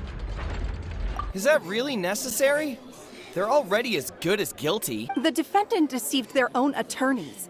What is there left to discuss? Order! Order, I say! Your request is reasonable, and we shall adjourn. This trial will reconvene in 1 hour. So you would stick to Mr. Linney's defense even after knowing what you do now? You certainly have more professionalism than I thought. In that case, my dear audience, let's allow the joy of victory to steep for a little while longer.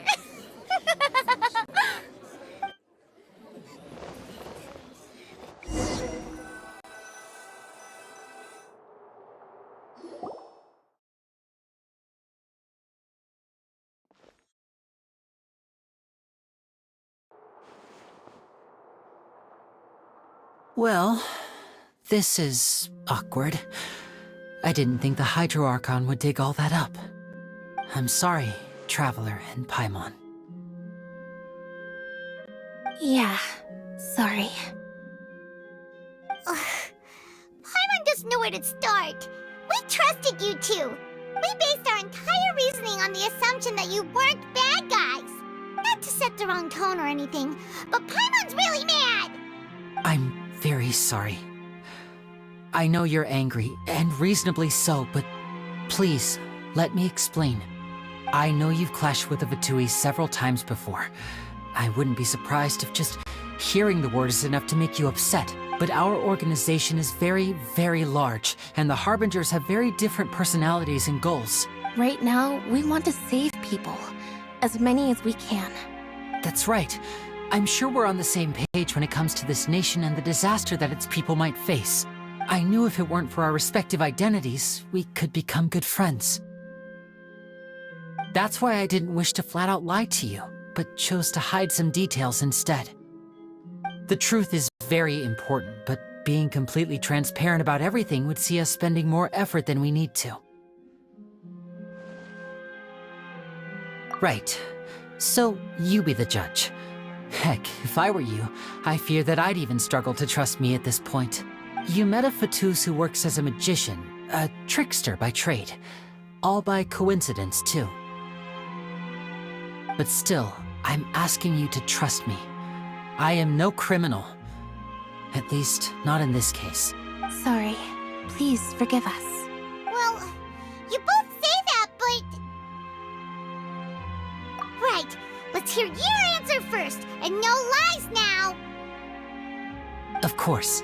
I'll answer any question you ask. We've been trying to find out how the Oratrice operates. We want to know why it has a consciousness. Why can it deliver sentences accurately?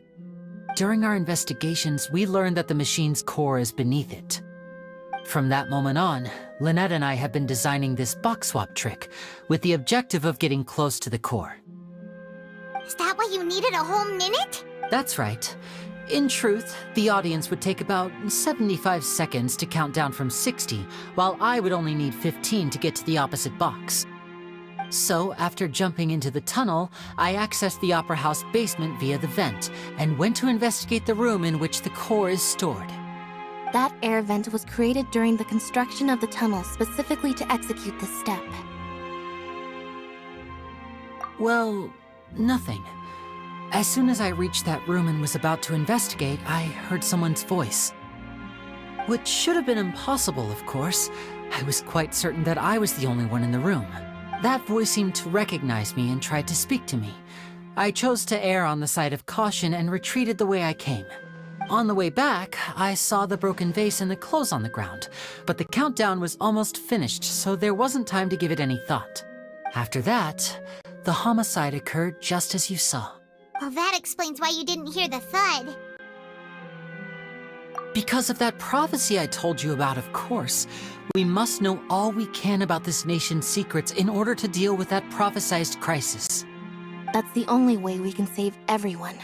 So, there you have it. The whole truth. I swear, I didn't hide anything from you this time. It was never my wish to proceed under this cloud of mistrust either. But like I said earlier, you can be the judge.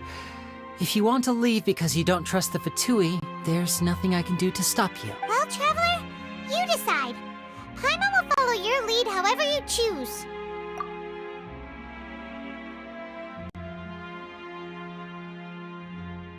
Okay, thank you. Thanks for giving us a chance. The current problem is that the scales are tipped pretty badly against you two. If we want to refute the Hydro Archon's accusations, we're gonna need a seriously watertight defense. Huh? Oh, Paimon thinks she gets what you mean.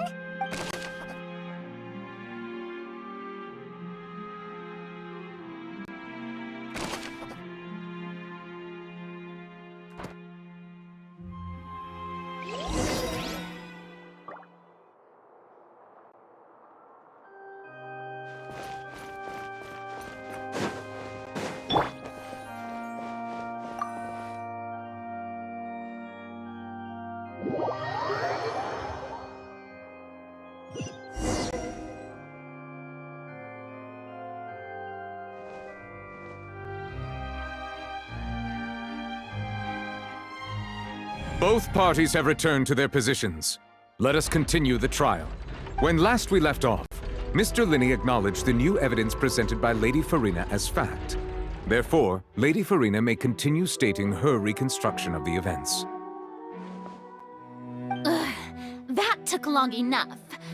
Now then, if everyone would lend me their attention. At this stage, let's revisit that scene from Linny's perspective.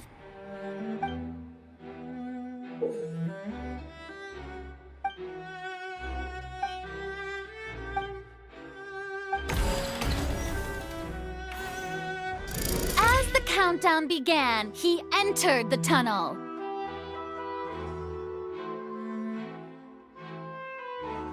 When the flatbed trolley passed, he opened the box and got into an altercation with Halsey, which caused the loud thud. He did not realize that this sound could be heard by everyone in the opera house, which is why he claimed earlier that he could not hear the sound. Finally, he used the vase to knock her out, before making her change clothes to prevent others from recognizing her. At this time, Cowell arrived in the tunnel, having heard that strange noise, and caught Linny red-handed. So Linny proceeded to knock him out too before stuffing him into that box. Afterward, Linny passed the unconscious Halsey to his accomplice through the magic box in the audience stands, before operating the devices such that Cowell's death would be ruled an accident. And there you have it. That's the truth behind what happened. Does the defendant's side have any objections to Lady Farina's description of... The key to refuting Lady Farina is the order of events. What Linny experienced and what he saw.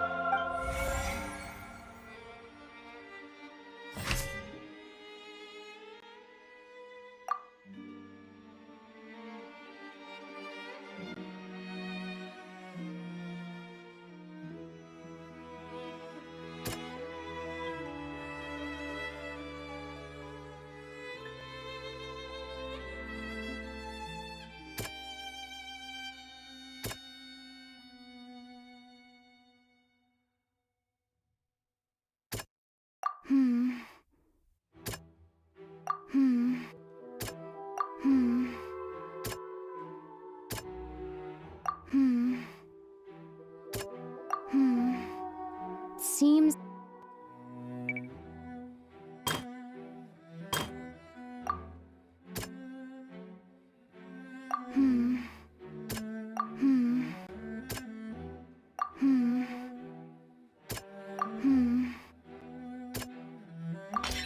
According to Linny, he left via the vent after entering the tunnel.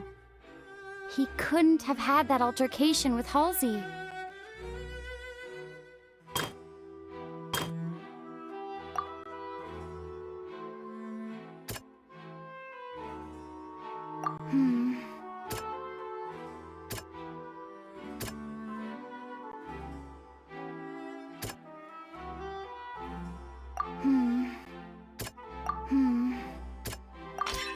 Linny went to the room that contains the Oratrice's core. This is the actual truth.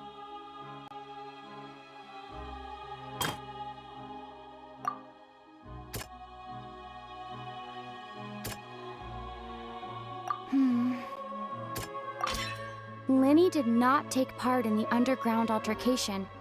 He only witnessed traces of the aftermath.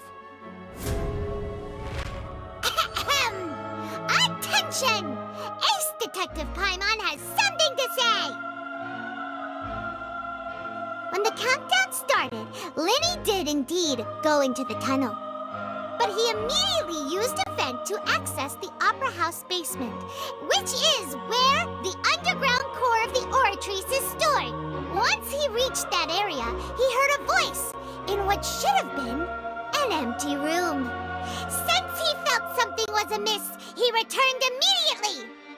The crime scene had already developed by the time he reached the tunnel again, and in order to complete the magic trick, he did not remain there for any length of time. Finally, he reached the surface, and that was when the accident happened from his point of view. Therefore, he's innocent.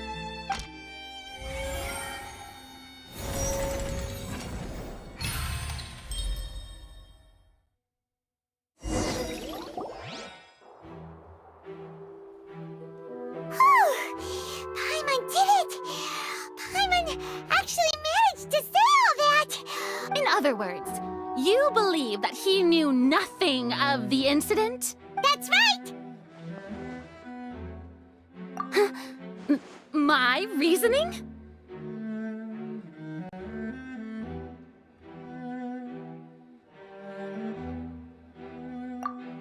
If that's the case, then if Cowell hadn't entered the tunnel, who was the entire setup meant to kill?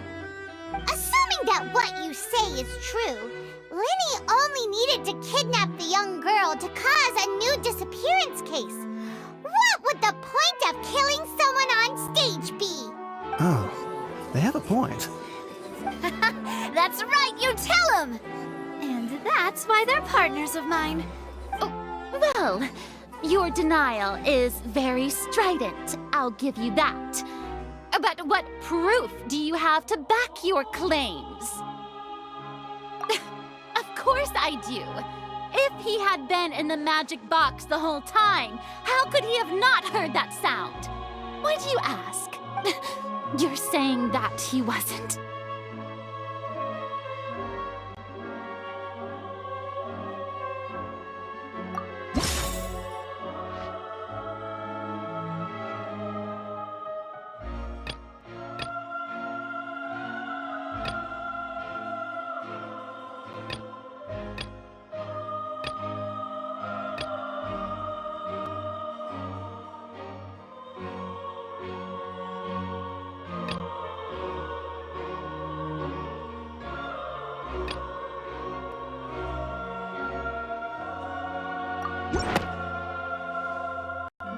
That's right!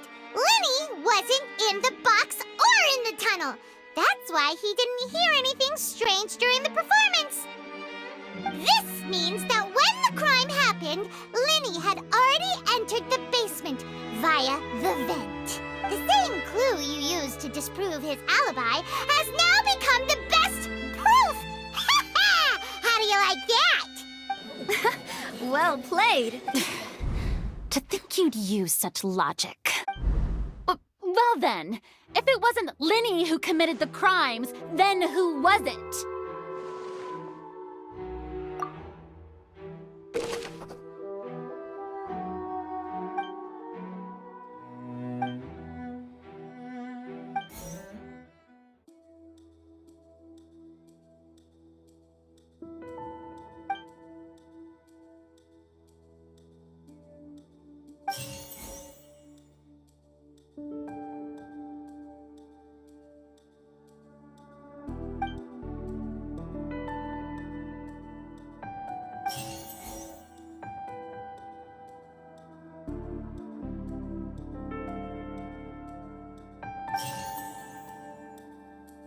The deceased's name is Cowell, Linny's assistant.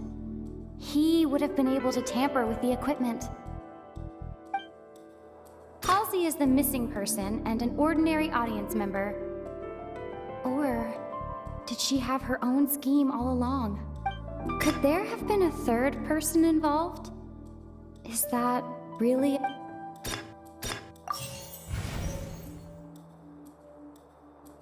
The deceased's name is Cowell.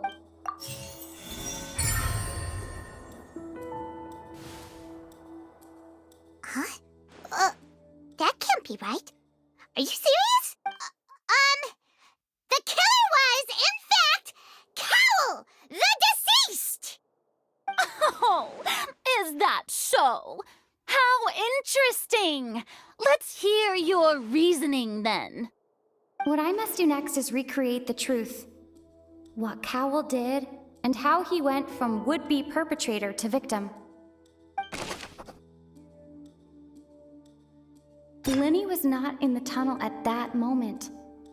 It would have been tough for both people to fit into that vent. They would likely have bumped into Linny as well. The sound we heard may have come from a club. No one entered or left the opera house through its entrances. So, where would the criminal have wanted to take Halsey? The deceased's name is Cowell, Linny's assistant. He would have... No one entered or left the opera house through its... The sound we heard may have come from a clash between... It would have been tough for both people to fit into that vent. They would likely have bumped into Linny as well. Halsey's clothing was in the tunnel. So there must have been some fear that she would attract attention. The sound we heard may have come from a clash between the missing... Linny was not in the tunnel at that moment, which gave our criminal ample time. It would have been tough for both people to fit into...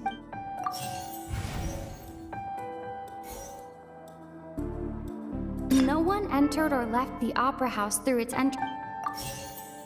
The deceased's name is Cowell, Linny's assistant. Linny was not in the tunnel. The sound we heard may have... Linny was not in the tunnel at that... The sound we heard may have come from a clash.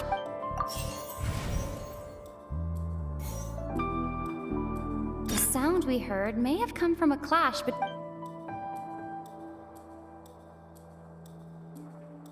Halsey's clothing was in the tunnel. Linny was not in the tunnel at... Halsey's clothing was in the tunnel. It would have been tough for both people to fit. The sound we heard may have come... It would have been tough for both people to fit into that vent. The deceased's name is Cowell, Linny's assistant.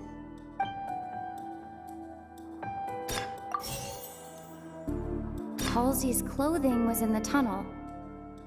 So there must have been some fear that she would attract attention. No one entered or left... Halsey's clothing was in...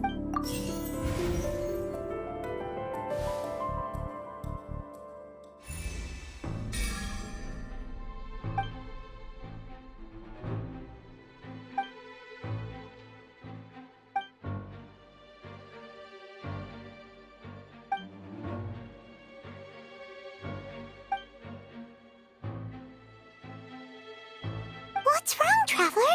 Are you still having trouble figuring things out? I see how it is. So this was all just a bluff. And here I thought you had something to show for it. But it's... Look, since we're at a dead end, why not consider a different track? Just like the trick as it transpired, the end result must have been utterly different from the magician's initial design. If only we knew how Halsey disappeared. Well, that would be nice, but the tunnel only has 3 exits, and none of them seem very likely. And it's not like this is a magic trick where you can just make a real live person disappear. You know, like you did from that water tank with... Excuse my interruption, dear opponents. But do you not see that the crowd is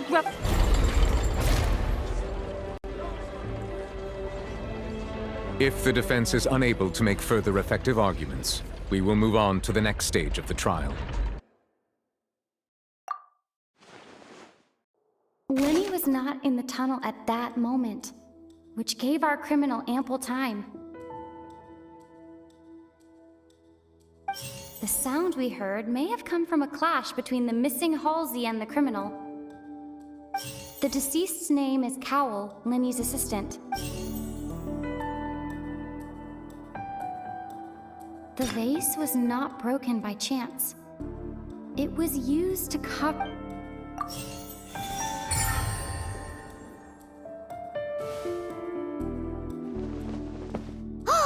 Paimon gets it! It all comes... Lynette escaped from the water tank, vanishing gradually and leaving only clothes behind. If there's a similar method where a person could be transformed into water... Oh, just a moment, please. I do hope you know how preposterous you sound at the moment. How could a person ever be transformed into water? This is reality we're talking about here, not some magic trick. Must we really? I should think that of anyone. Your friend Linny already knows this truth very well. Magic tricks are ultimately just illusions and misdirection. But Halsey's disappearance is very real. We're talking about 2 completely different things. Even so, The truth must be out there somewhere. Perhaps some new line of reasoning may open if we try to gather all the focal points that don't make sense. Since Cal was the deceased, we haven't placed much attention on him. But given that we aren't making much progress with the case, it wouldn't hurt to have a look at his belongings, would it? People really do come up with all sorts of harebrained schemes when at the end of their rope. The way I see it, your suggestion that we broaden the scope of our investigation is nothing but a tactic for stalling the trial. Nevertheless, I believe that this is a reasonable request on the part of an attorney. Since the trial does indeed appear to be at an impasse, I believe that additional evidence may help us make more progress. Guards, please step into the lounge and examine the personal effects of the deceased, Cowell.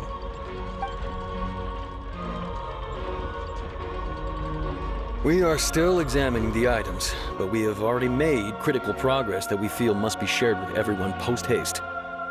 We discovered several test tubes of fluid within Cowell's baggage, each labeled separately.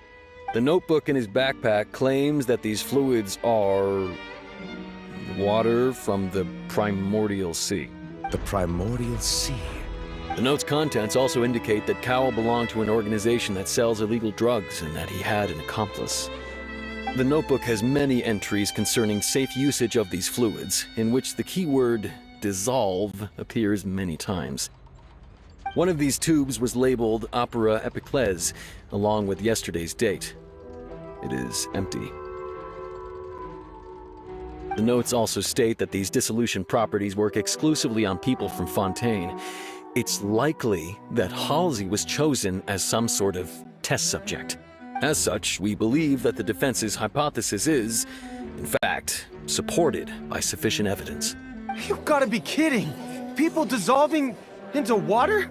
Could something so ridiculous actually be true? Wait a moment. This reminds me of a certain prophecy, but it's just a coincidence, isn't it? Huh. If people can become water, does that mean that the water tank's real use was as a means to hide water stains? And if Cowell was targeting that girl... Wait just a minute. Could that mean... You two, with me, quick! Demoiselle, wait! What about your partners? Let's go. Just trust me. Order! Order! It is undeniable that further examination of the deceased's personal effects has yielded some surprising results, but we cannot yet verify the veracity of these clues. Still, let us assume that these clues are indeed authentic, albeit with the understanding that Ms. Halsey has yet to be found. Guards, please continue examining the items along these lines. Mr. Linney, it appears your hypothesis is supported by the evidence, so please continue speaking. Of course. Thank you, Your Honor. If we uphold this hypothesis, I believe that many of this case's seemingly unrelated clues can be connected together. Right! Like the metal hook! That one didn't make sense at all. Let's think about this. Cowell's methods must have something to do with that water from the primordial sea.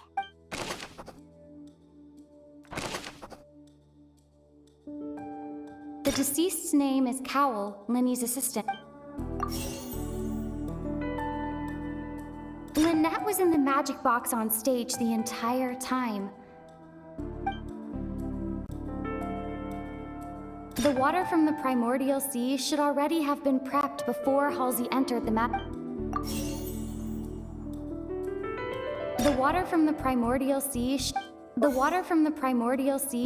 now it seems like the hook rope was not meant for The water from the primordial sea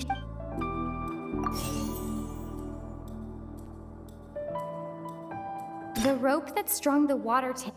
Lynette was in the magic box on stage the entire I remember there was something else within the inner layer of that box.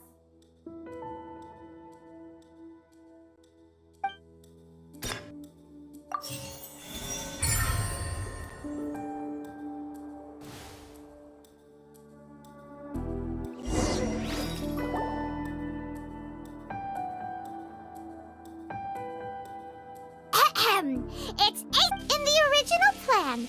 Cowell would tamper with the water tank rope, and the number selector securing his target. When the magic containing Halsey was lowered, the metal hook would retract gradually and pierce the balloon at the top of the box. When the balloon attached to the box popped, the water from the primordial seed inside it would pour down and dissolve Halsey.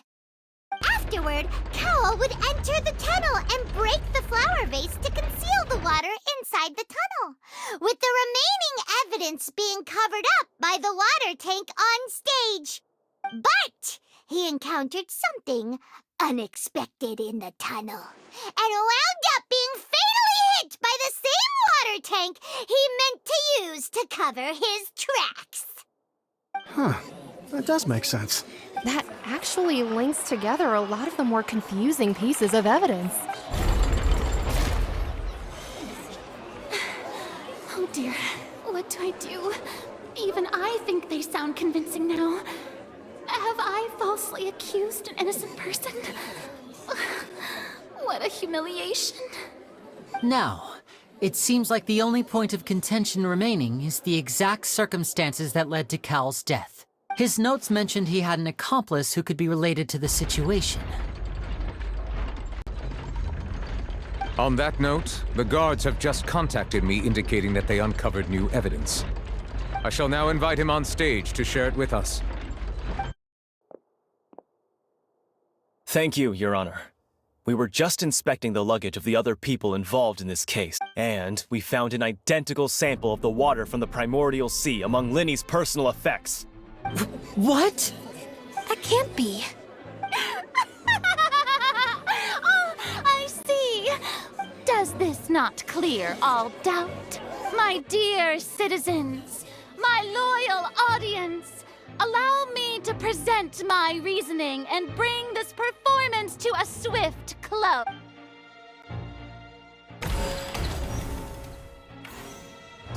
Linny did not need to take part in the dissolution of the young woman at all.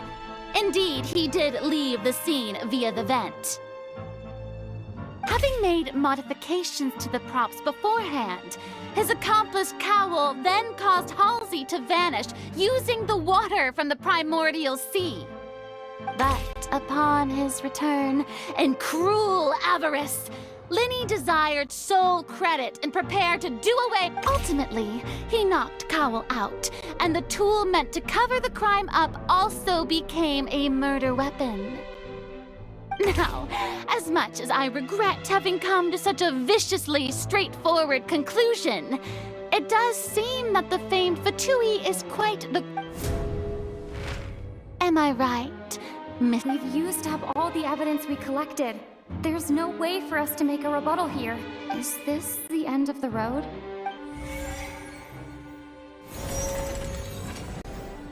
Oh no!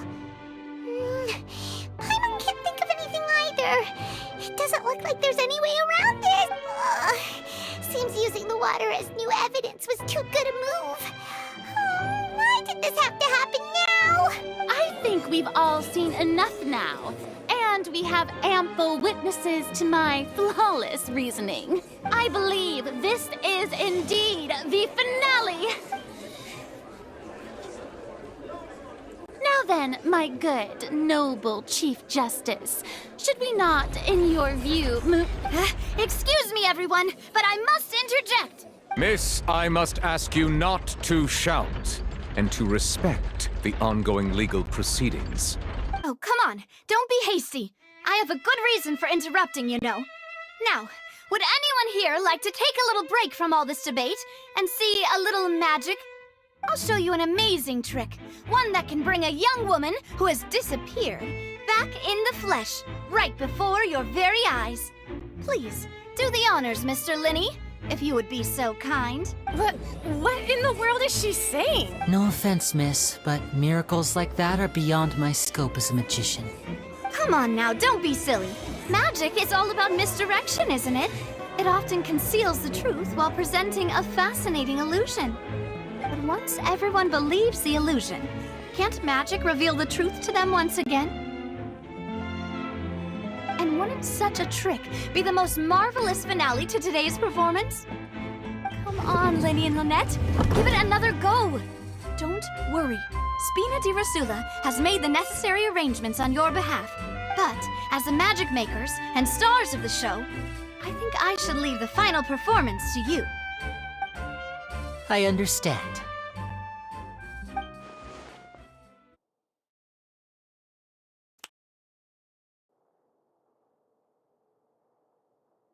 And voila!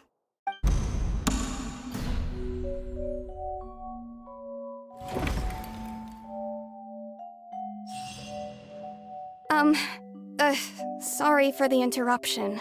Wait, isn't that Halsey? So the whole thing about people dissolving wasn't true after all? To be clear, I'm only here because this person told me that if I testified, the merit of doing so would lessen my sentence. I was hiding outside this room listening to the proceedings because I was afraid that I would be the one put on trial. I was just feeling happy that no one had noticed me. And then before I knew it, she caught me. That'll teach you to underestimate us three. Where should I begin? I'm sorry. I'm the one who killed Cowl. I admit it. What? Why?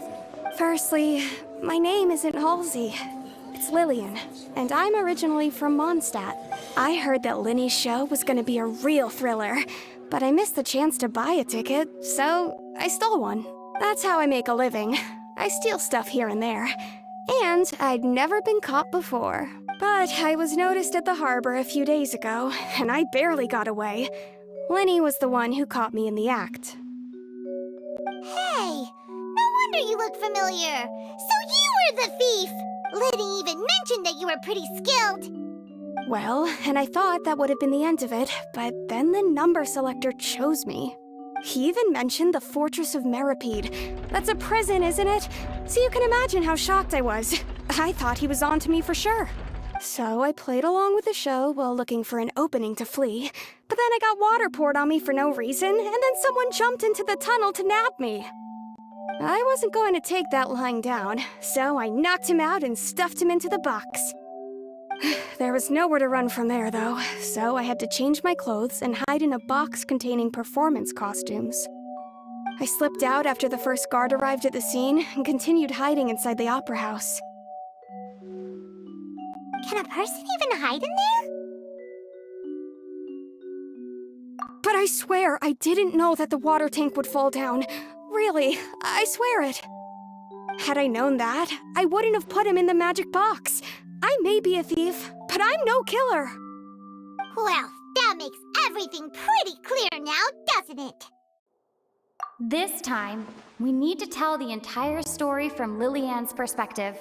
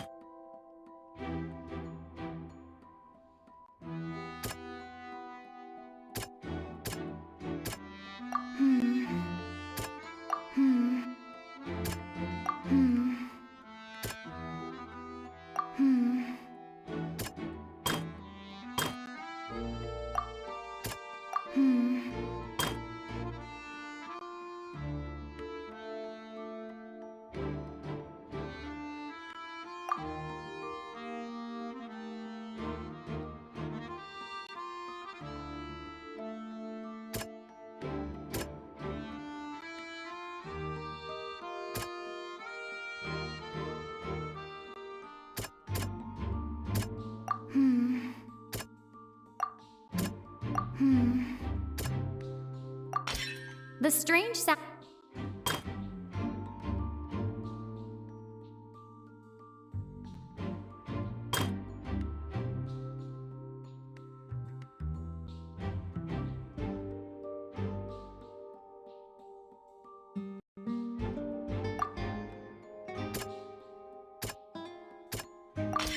The flower vase was not broken to cover anything up, but was smashed during the struggle between Lillian and Cowl.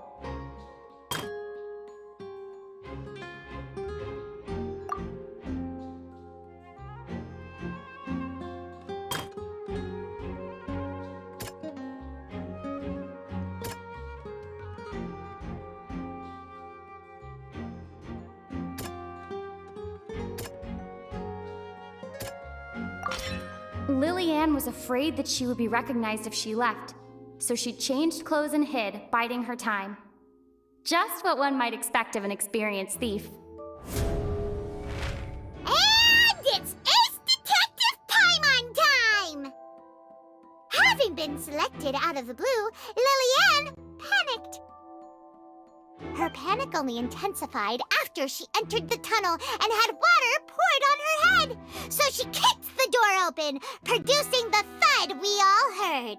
Hearing the commotion, Cowl leapt into the tunnel, only to discover that Lillian had not dissolved. He did not know that Lillian was not from Fontaine, but was a thief who made her way in by stealing a ticket. Mistakenly believing that the water from the primordial sea needed time to take effect, he tried to force Lillian back into the box. The two broke the flower vase during the struggle, but Lillian came out on top, knocking Cowl out and putting him in the box. With no way of escaping, she changed her clothes and hid in the costume trunk until the performance ended.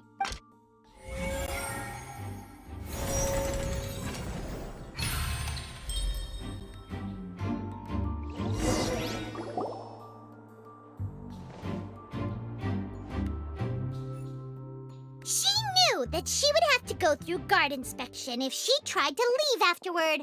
So, she has been trapped in the Opera House these last 2 days.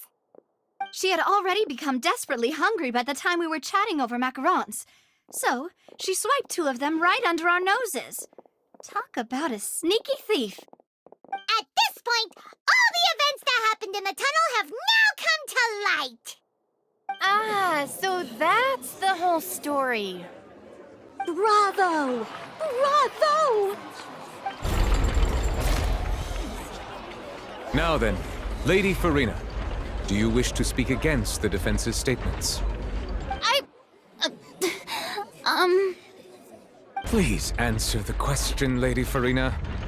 Also, if I may add, the trial has not yet ended. As such, I request that the prosecution not leave the room before the proceedings have concluded. What? Are you reading my mind now? No, I have no further arguments. I admit defeat. But really, could you at least have left me with some dignity? Wow, look at that! She's like a deflated balloon now. If there are no objections, then as the Chief Justice of Fontaine, I shall once again repeat the full sequence of events. The actual perpetrator of the serial disappearances, Cowl, selected his next victim from the audience reservation list. With some modifications to the selector, he could ensure that the pre-selected young woman would be chosen. To cover up any evidence while committing the deed, Cowl thought of allowing the water tank to fall, which would conceal the water left behind after the young woman was dissolved. He also tampered with the rope suspending the water tank, using the fireworks at the end of the performance to cause the tank to drop and hide the watermarks. He poured the water from the primordial sea into a balloon during the preparation of the magic box and stuck it to the box's lid. Finally, he passed the prepared hook on a rope through the gap in the magic box's door when bringing the young woman to said box. When the magic trick officially began, the box containing the woman was lowered into the tunnel, tightening the hook rope and bursting the balloon containing the water. If all had gone to plan, the young woman would be dissolved at this time. However, Lillian was not from Fontaine and thus fled the box with a loud noise. Realizing that there was trouble, Cowl entered the tunnel and met Lillian. Thinking that the waters had not yet taken effect, he decided to proceed. However, his opponent was more capable than he thought, and he was overcome, knocked unconscious, and placed into the magic box, and thus became his own final victim. Lillian, according to her own statements, then changed clothes and hid until the performance ended, before hiding in other parts of the opera house. As for Linny, he was in the underground structures within the opera house, and was thus ignorant of these happenings. From this reconstruction of events, we can conclude that Linny, the accused, is in fact innocent. Hooray! While there is much in Linny and Lilian's conduct that should still be investigated separately, this case, at least, can be handed over to the Oratrice to make the final decision.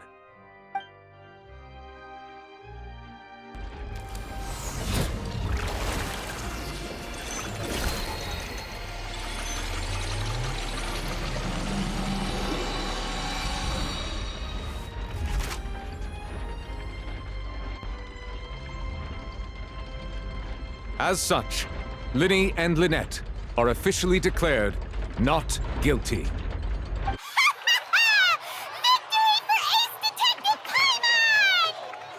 Great work, partners. Thank you all. Thank you so much. Next, I think we deserve an explanation, Guard Vaughn. How did you find the water from the primordial sea in Linny's baggage? Right! Your discovery caused me to make a serious mistake, you know.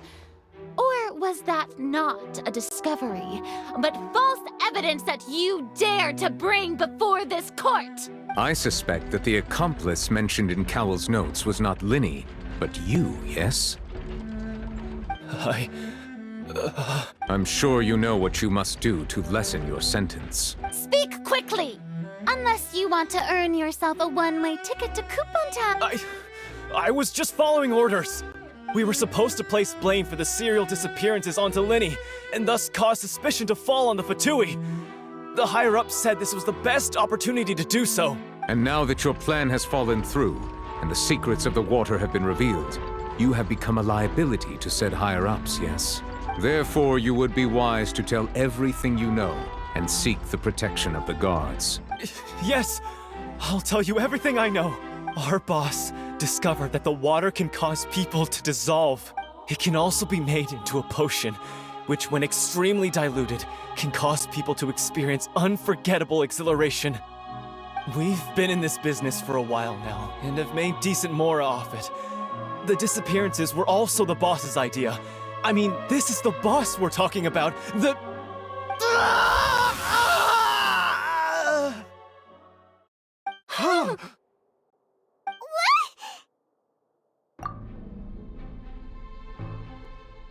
And now he can no longer talk. Such ruthlessness. I shouldn't have expected any less of them. An outrageous act. All present, please submit to inspection immediately.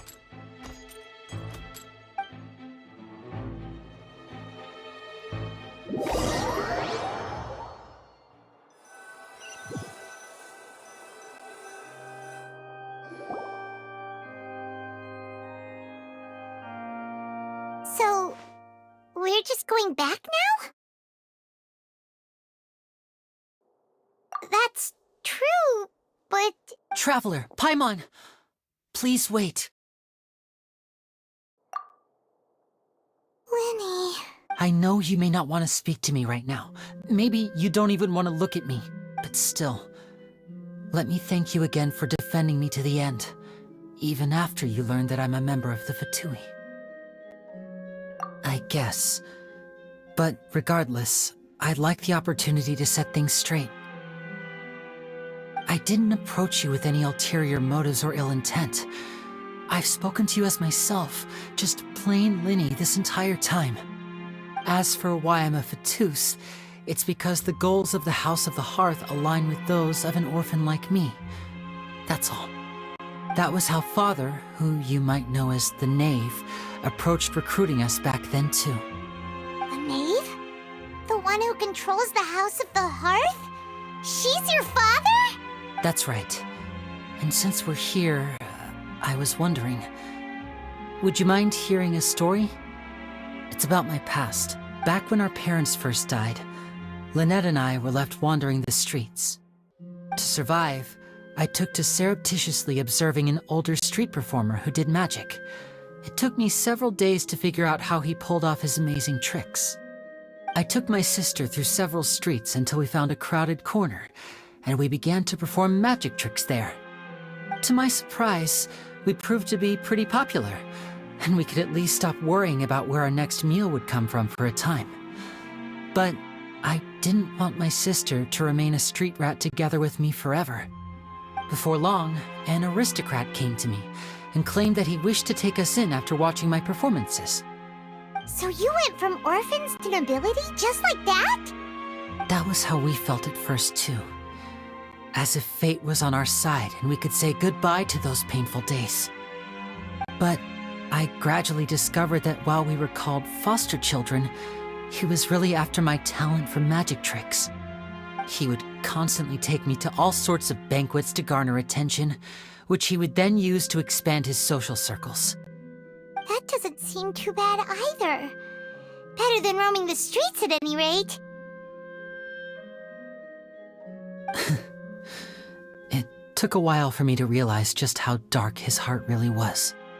After one particular performance at a banquet, I discovered that Lynette was not on the same return vehicle as me. I waited a long time after we returned home, but she did not come back. I went to that noble's bedroom and asked him about her whereabouts. The answer he gave me was, she caught the eye of the most eminent person at the banquet, so I sent her over as a gift.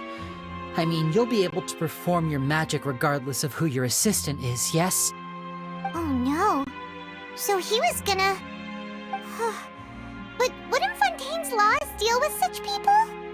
As far as outsiders are concerned, this is a relationship akin to adoption or foster care, and they have their ways of escaping the eye of the law. I managed to ferret out the location of the mansion of that so-called eminent person and hurried through the night. But by the time I leaped over the walls, avoided the guards, and made my way in, all I saw was the moonlit ground covered in blood, and the knave standing there in the darkness. So, she'd already taken care of that guy. That's right. She had rescued my sister before she could come to any harm, and had even discovered several girls hidden in a basement, all of them orphans. The knave, might have seen something in me, and so she made me an offer. The House of the Hearth welcomes you, for your interests align with ours. Here, none will ever betray you. Indeed, betrayal shall never be permitted here. I was hesitant to trust her. I had just been betrayed by nobles. But she was also quick to destroy the noble who had taken us in at first, giving us back our freedom.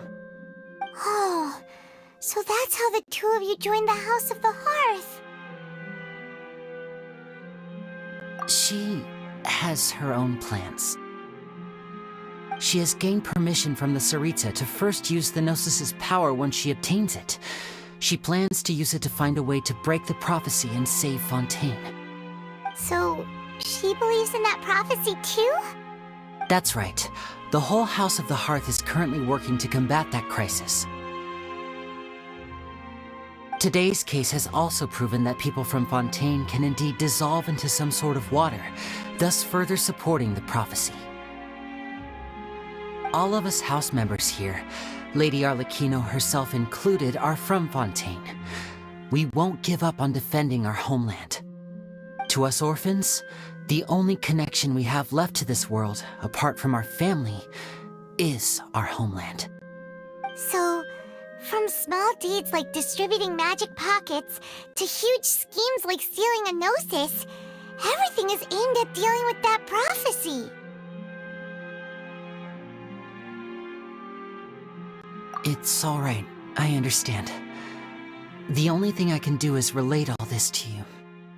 I just hope you can understand that even as a member of the House, I have never stopped making my own decisions, and that I believe what I'm doing is right. If you should need anything at all in the future, feel free to find me. I will do my best to help you, as plain Lyney.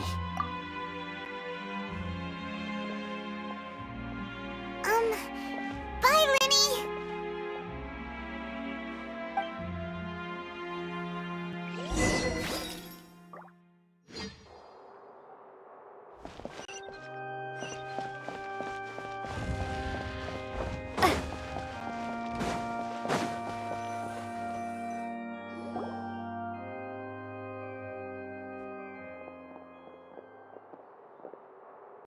hey there. What was with the disappearing act you pulled right as the trial ended? Were you looking for us, Navia? Well, this whole thing isn't exactly over, is it? I do feel that we're getting closer to solving the serial disappearances case, though. Don't you think so, too? Huh? What's wrong, my dear partner?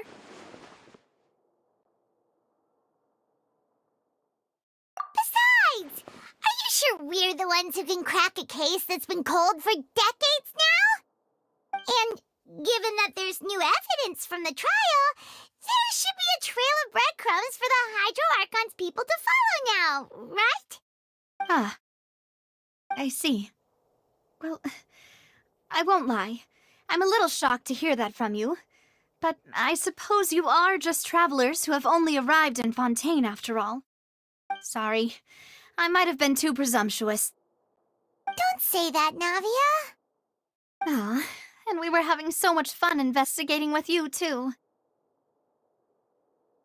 It was like having new waters flowing into a stagnant mire, causing new hope to spring forth, and the reflection in the murk to become clearer. Sorry about that. I'm a bit prone to nostalgia. Don't mind me. Wait, shall we have a farewell meal? You know, to commemorate our time as partners? Huh?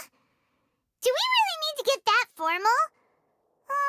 Well, guess you really did treat us as partners, huh? Well, I'd just like to have a proper ending to every important memory. That way there are no regrets later. Anyway, it would just be a meal, so it shouldn't take up too much of your time. You don't have to twist Paimon's arm. If Boss Navia's treating, count Paimon in! Oh, wonderful. In that case, why don't we return to the Court of Fontaine and head to the Hotel de Boer? I believe we'll make it just in time for dinner. All right then, let's have our farewell meal!